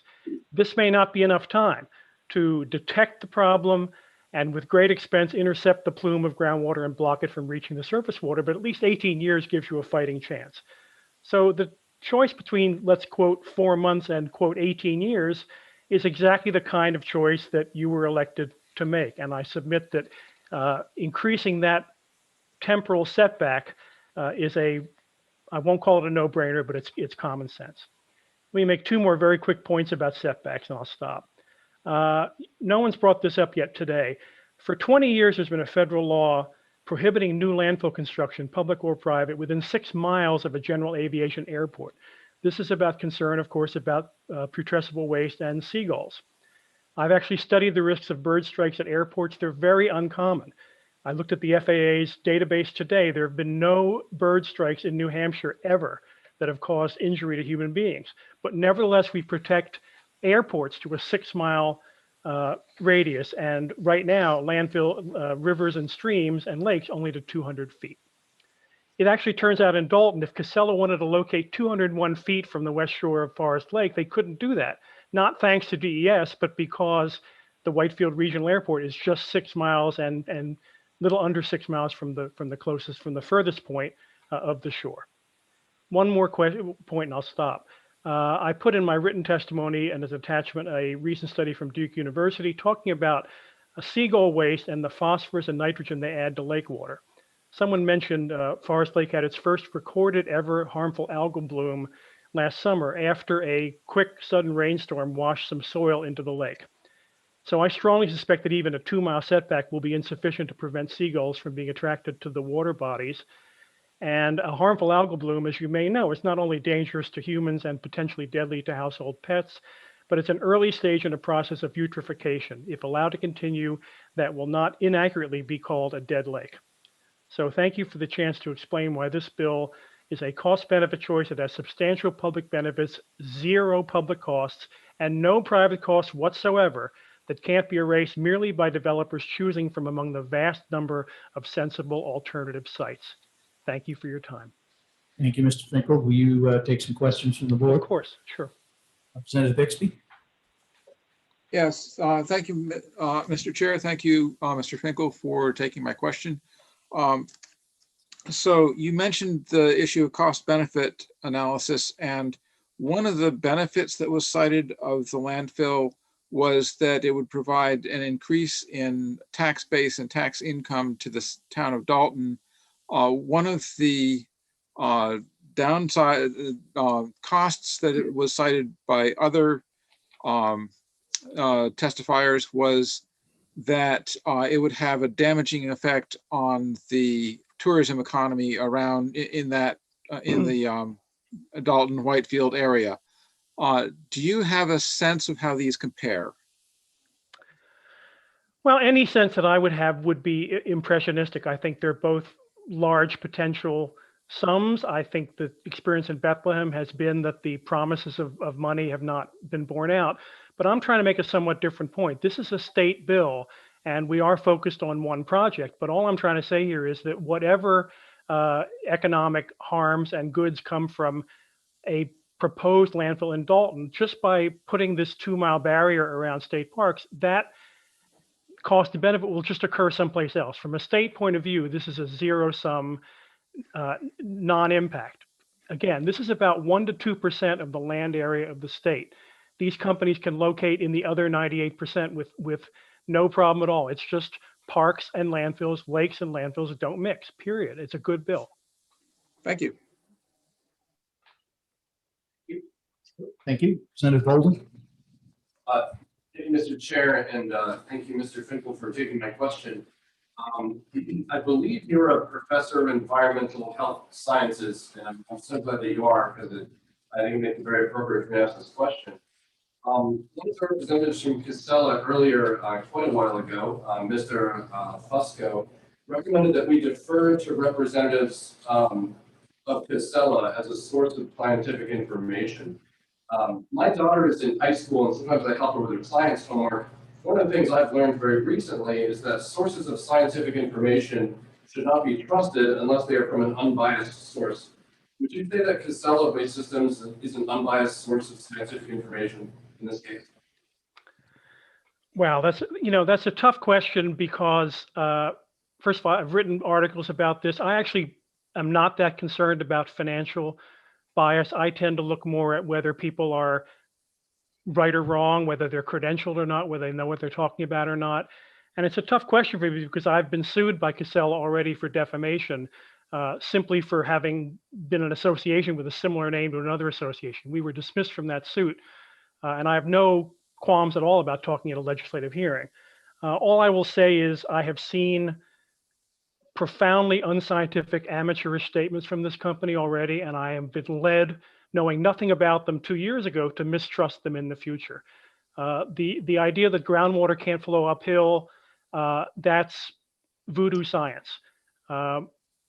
It can flow uphill in fractured granite, and I remind you that I have moved now to the Granite State, and we're talking about the Granite State landfill. So yes, you need a good source of not only unbiased, but credentialed and expert scientific information. And I'm happy to either on my own or through my colleagues to try to provide that. Thank you. Representative Verville. Thank you, Mr. Chairman. Thank you, Mr. Finkel, for taking my question. So we keep coming back to sort of a similar point. So I'll ask you for your opinion on the matter. You say that landfills and parks and landfills and open bodies of water don't mix, and that's common sense. So it's a two-part question. Do you believe that the bill should be amended to disallow landfills within 2 feet of open groundwater? And if the bill was amended to say that, what percentage of land in New Hampshire do you think would remain available for potential landfill development? Well, I will definitely take a look at a map and try, because I heard your question earlier today. It's a good question. How much of the state would be off limits if it was 2 miles from, you said 2 feet, I assume you mean 2 miles from any permanent water body. All I'll say is I think state parks, I looked at the Wikipedia page at all the new pictures. I've been to probably 15 or 20 of these, but I would say 2/3 of the state parks either have water body in their name or obvious from the picture, there's a water body nearby. And I assume that these particular water bodies were chosen for tourist value, for ecological value, for historic value. So I'm not sure it should be amended to include every body of water in the state. I guess my bottom line would be, maybe this is now self-interest because of where I live, but I'd like you to pass this bill now and then consider amending it to expand the buffers in the future. Thank you, Mr. Finkel. Thank you, Mr. Chairman. Sure. Thank you. Representative Bixby.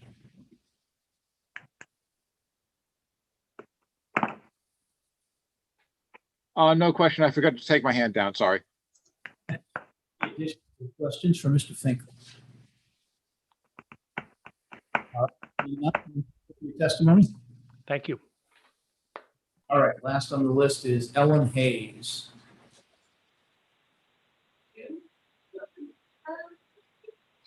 Ellen, if you could put your hand up on the account you want us to pull up, it appears we have you on here twice.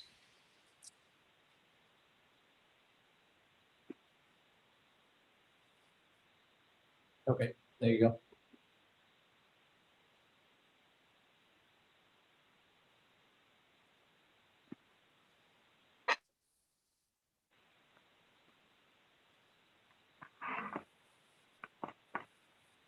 Ellen, are you able to unmute?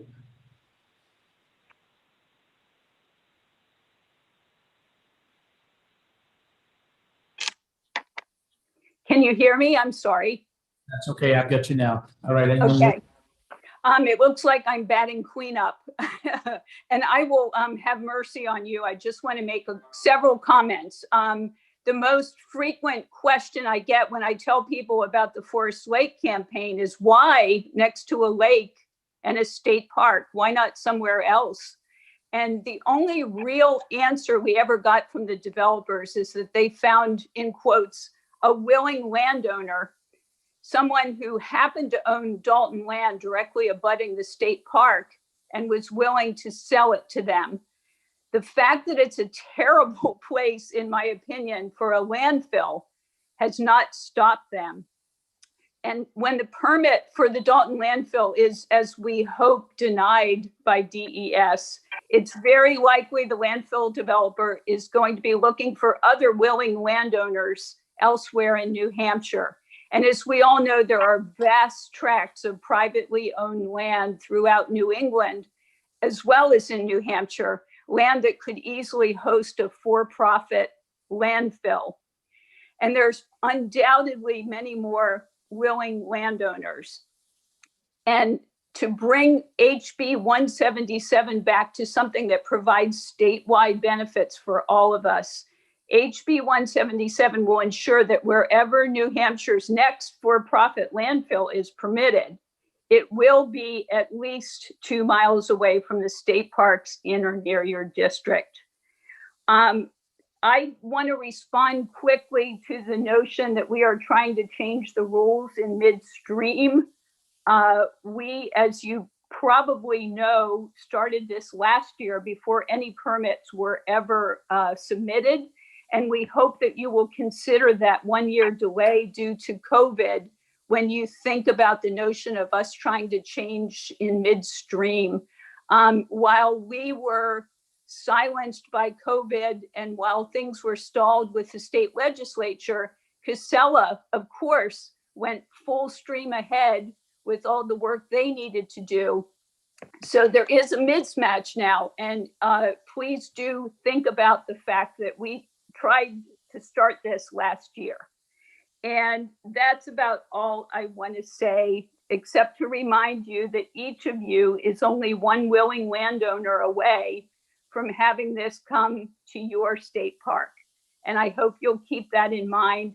And I hope that you will decide to make HB 177 ought to pass.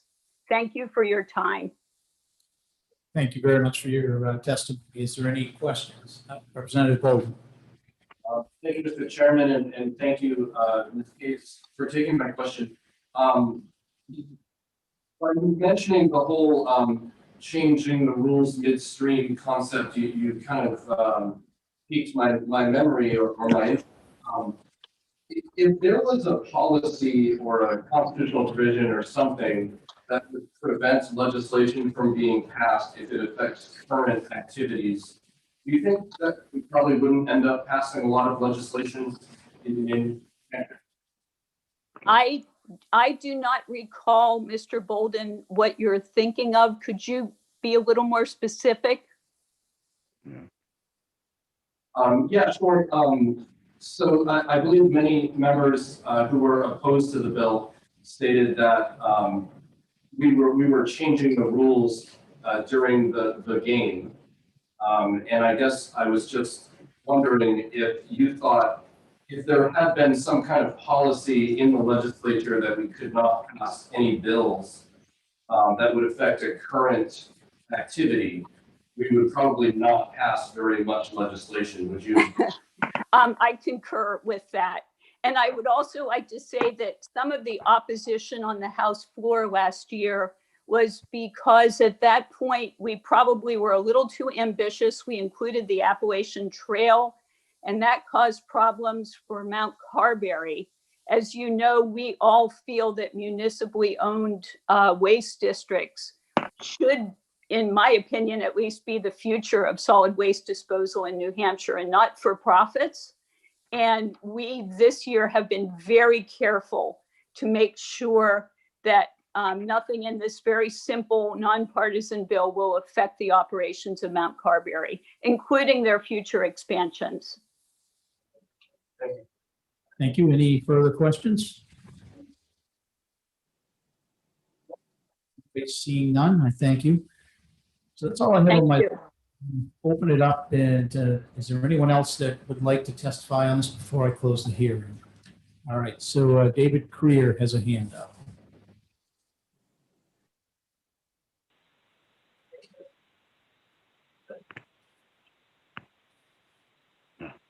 See the hands up. Holy shit, there's tons of hands up. Here they go.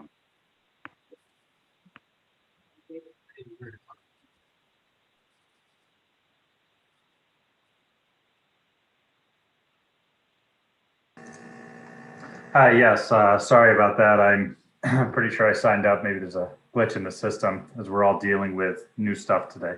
My name is David Creer. I am Director of Public Policy for the Business and Industry Association of New Hampshire. We oppose this bill for the simple reason that it follows basic economics. As this bill, if it were to pass, it would decrease capacity. And then as you decrease capacity, the need or the supply will go down, and then the need or the demand for solid waste disposal will not decrease anytime soon for sure. And therefore, the costs of solid waste disposal will increase as we need to find alternate sites or transport out of state more waste than we currently do. And so this will result in increased costs for businesses in the state. And with that, I'm happy to conclude my testimony to save everyone some time and answer any questions if there are any. Thank you, sir. Any questions for Mr. Creer? All right, not seeing any. Thank you for testifying today. I'm sorry, actually, I believe Representative Sofakidis was trying to raise her hand. Oh, my apologies. Representative Sofakidis, did you have a question? Yes, thank you, Mr. Chairman, and thank you, Mr. Creer, for taking my question. This is the end of the day and the first time we've talked about sending our garbage elsewhere. And I was wondering how much of our garbage do we send out? It seems like we're taking in more. That is an excellent question, and unfortunately, I don't have the answer. I'm sorry to disappoint you, but I will make a note to try and find out how much it is. We definitely do not keep all of the waste we produce. We do export some, but I'm not sure what the ratio is. So I will look that up and I will get back to you. Thank you. All right, thank you. Any further questions for Mr. Creer? All right, not seeing any. Thank you for coming in. Thank you. Looks like we have several more hands up. I'm going to give this hearing about 9 more minutes, and at 4:30 I have to close it because the committee has some business that needs to get done today. So I'm going to ask you to call on, unless if you're going to repeat something we've heard, I'm going to immediately stop you. And if not, I'm going to give you about 30 seconds to make your point because I've got to get through this and we've got to get done. So Haley Jones.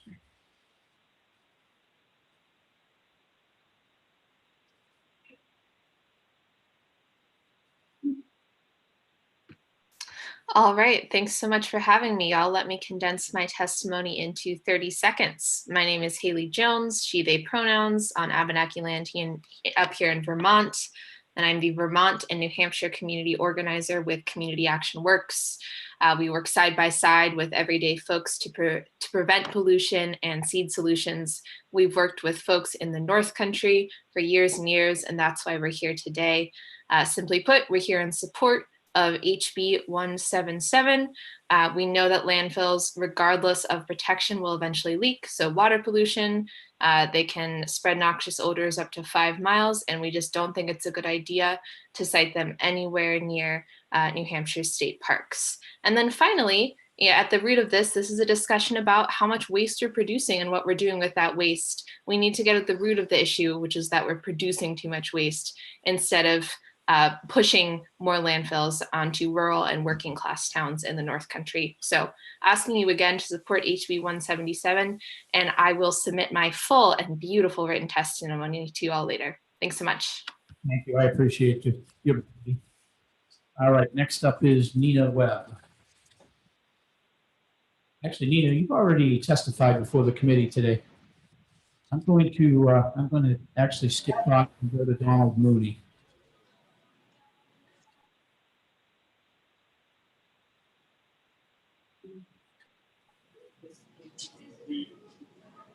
Is it okay to go? Nina, you've already testified before the committee today. We are really short on time. I'm going to ask you to submit any further comments by email.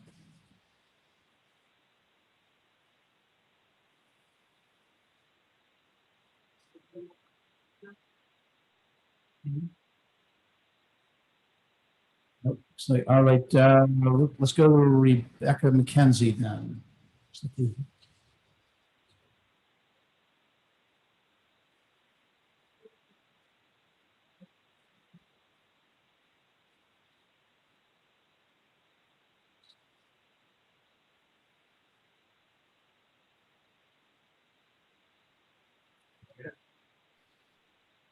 Thank you very much, Chairman, and I appreciate this time. I am in support of 177 because I am one that uses the beautiful area of that Mountain View Grand Summit that Mr. Fuentes spoke about.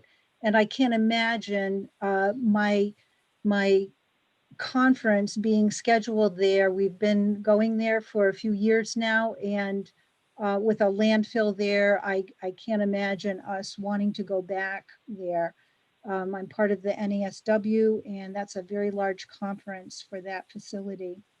Also, there's an environmental justice issue, and here we are again with a community that needs so many services and supports in their tax base, and a large corporation is coming into their community and using that community as a place to settle in and use the beautiful area as a dump.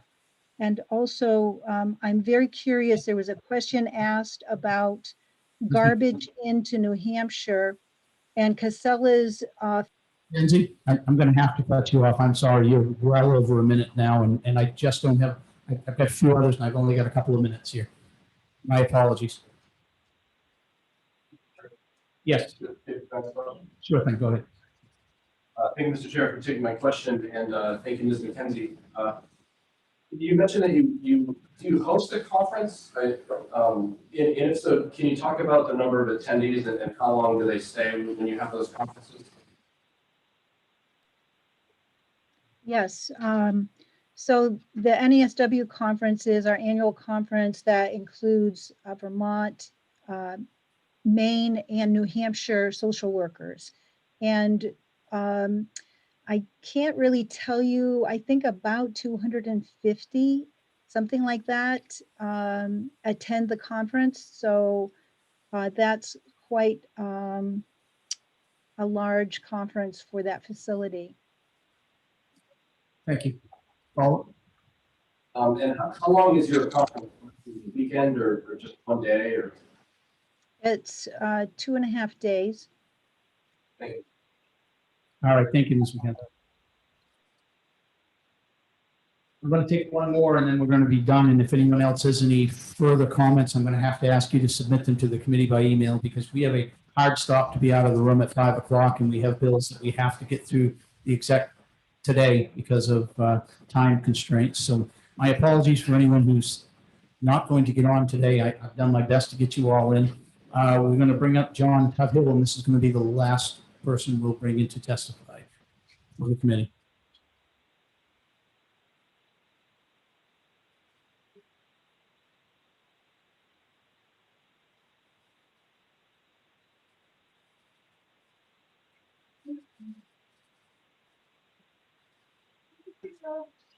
Hello, this is John Tuthill. John, could you please keep it to less than a minute here, like 30 seconds? I certainly can. John Tuthill from Ackworth, New Hampshire, Sullivan County, former member of the E&A committee. Long ago, I will submit written testimony. One thing listening to about 3.5 hours of testimony today is that we're dealing with very, very large issues here, long-term, going both back and forward. It struck me today that we're looking at a situation where the site evaluation committee would probably be an appropriate venue, or frankly, the Public Utilities Commission. We're now looking at an industry that basically is an unregulated monopoly. I think we really need to step back. It's critically important, I think, simply to hit the pause button, and passing HB 177 would be an effective way of doing that. Thank you very much. Thank you, sir. I appreciate your testimony. All right, read blue sheet. We're going to close this hearing. We've got 335 in support, 33 opposed. With that, I will close the testimony hearing for House Bill 177. And we're going to take about a 5-minute break to let everybody stand up, stretch their legs, and then we'll come back and do the exec session on the final 2 bills. Thank you. Mr. Chair, what was the count of the support? Region 33 votes. Thank you.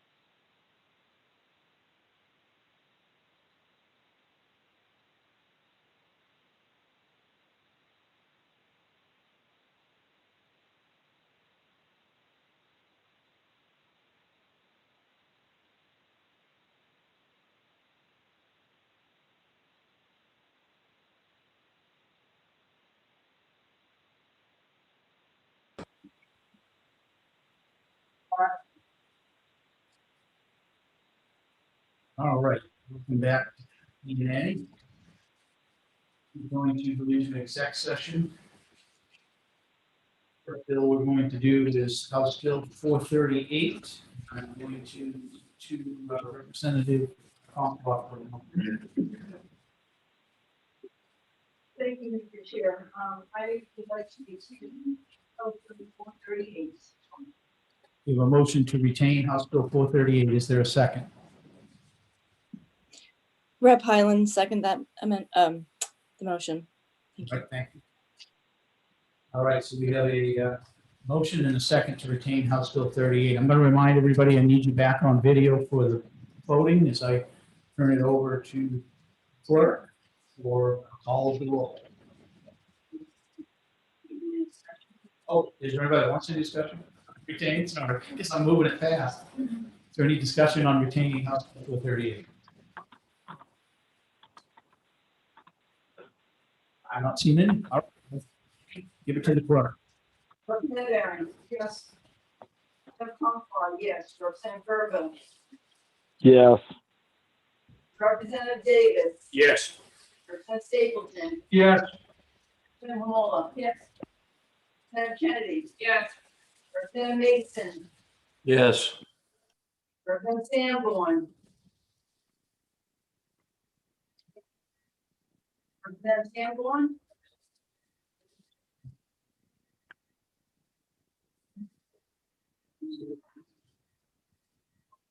Representative Bixby, Yeah, yes. Representative Salvakitis, Yes. Representative Bolden, Yes. Representative Gutsy, Yes. Representative Murray, Yes. Representative Kropinski, Yes. Representative Kaplan, Yes. Representative Highland, Yes. Representative Perez. Yes. Yes.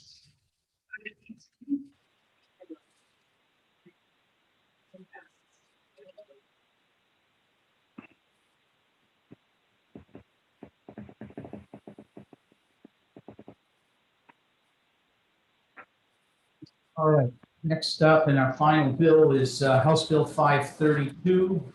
And I will look to Representative Bixby for a motion. Thank you, Mr. Chair. I would like to move ought to pass with amendment on HB 532 with amendment 2021-0211H. Yes. Chair, we need to vote on the minutes before we can do the motion. Right, so he's moved the amendment. Representative Bixby, could you repeat your motion of moving the amendment? Okay, I would like to move amendment 2021-0211H on HB 532. And I will second. And may I speak to my motion? So recognized. So just to touch on the key aspects of what the amendment does. First of all, the most important thing is that what the bill will do as amended is it will provide the department's need for an efficient mechanism for dealing with health certificates to track animal transfers for licensing of pet vendors. The main things that the amendment does is it narrows the bill to deal only with health certificates. It eliminates fees. It renames the health certificate to the official certificate of transfer, which was a department request. It modifies the confidentiality section to allow official, local, federal, and state investigations of specifically of animal health and pet vendor license investigations. It strengthens the confidentiality provision to prevent unauthorized access and use of the data. It adds a civil penalty, it adds the possibility of a civil suit if that's violated. It adds a full-time IT position to the Department of Agriculture, Markets and Foods to design and manage the design, put together and manage the database It adds an appropriation for the second year of the management costs. It converts, it corrects some wording flaws in the bill and the existing law, and it removes the payback to the dedicated funds because the fee that would have paid them back is eliminated. A couple things that are still in the that it leaves in the original bill is a clarification for dealing with a health certificate waiver, which was a request of the department, specifically of the vets. And it pays for the design and deployment with excess money from the IP and product license funds. And if anyone wants a little more detail on that, I can give it to them. If not, then I would be happy to start voting. All right, so I'll add one more.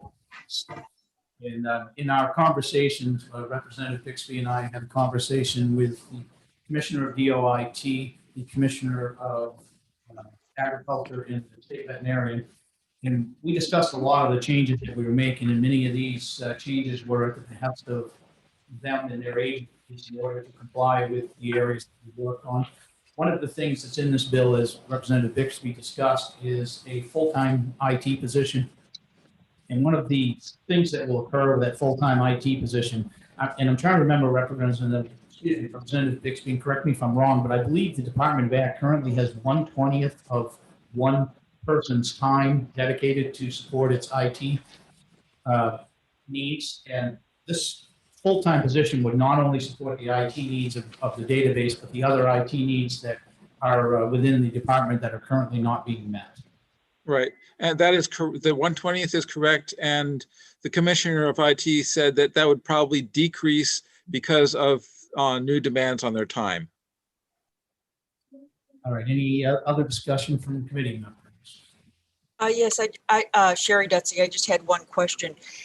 So if we include the IT person, does that take care of the commissioner's concerns about the ongoing funding of the database? Because I know that that was a concern of his, but I'm assuming that the ongoing funding issue, relates to having an IT person. So do you understand what I'm saying? The ongoing funding is something that has more to do with how the money gets into the system. For initially, that IT person, I believe, would be paid for out of the funds that are being used to establish it, and having an IT person who really knows what's going on and is working with the department should help them get a cheaper contract than they might otherwise get. But in terms of the funding into future terms of the legislature, that will depend on the a continuing appropriation, which in most departments have their staff funded by general funding appropriations for a lot of their work. So that I think that's something that is reasonable to expect, because this is for work that is required of them by the state, which they currently don't have the resources to do.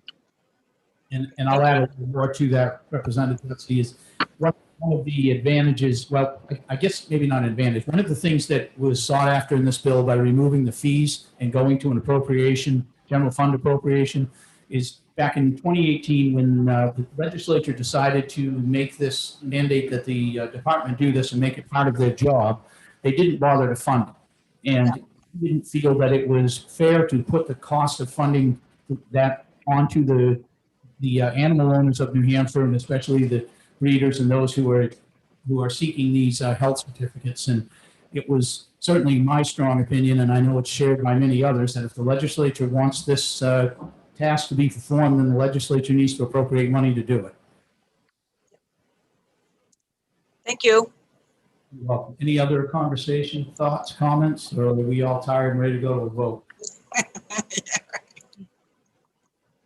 Mr. Chair, I still have some issues on that page 3 about the public being able to source at the source information on the health certificates.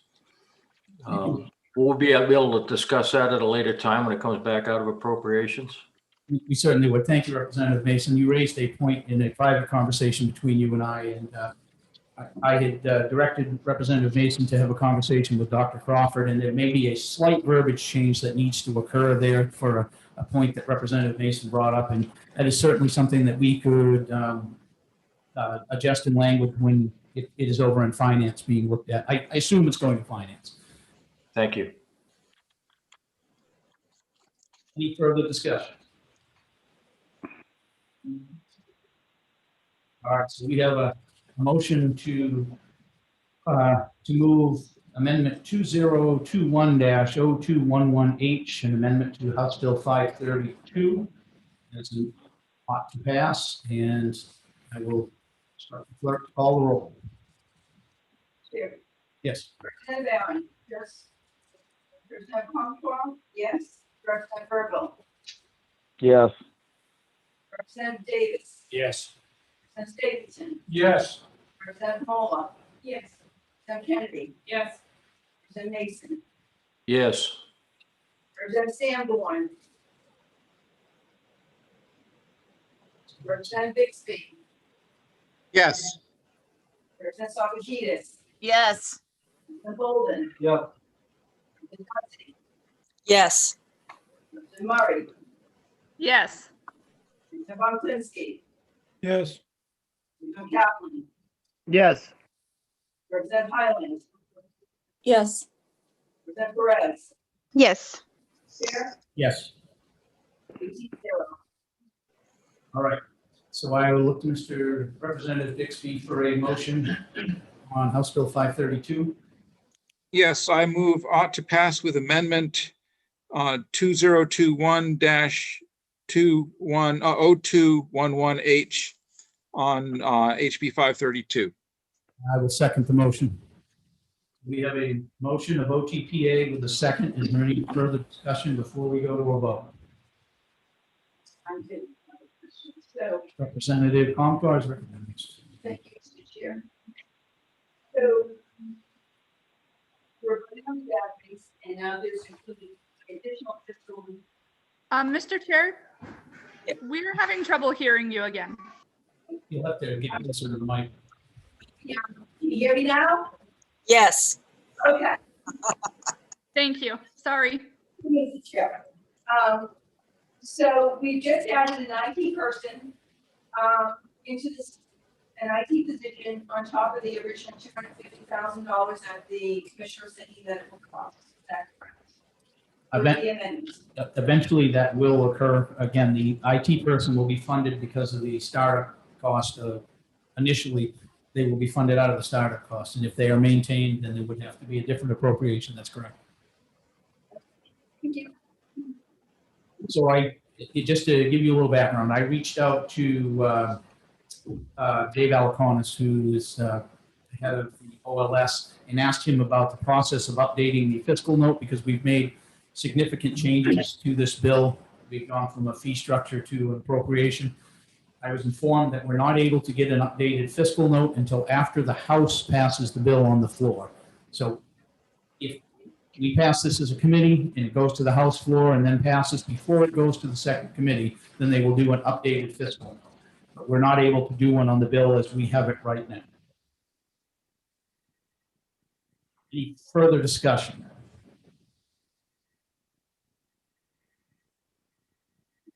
All right, seeing none, I'm going to ask the clerk to call the roll on an OTPA on House Bill 532 with Amendment 2021-0211H. Representative Evans. Yes. Representative Comtois. No. Representative Burgo. No.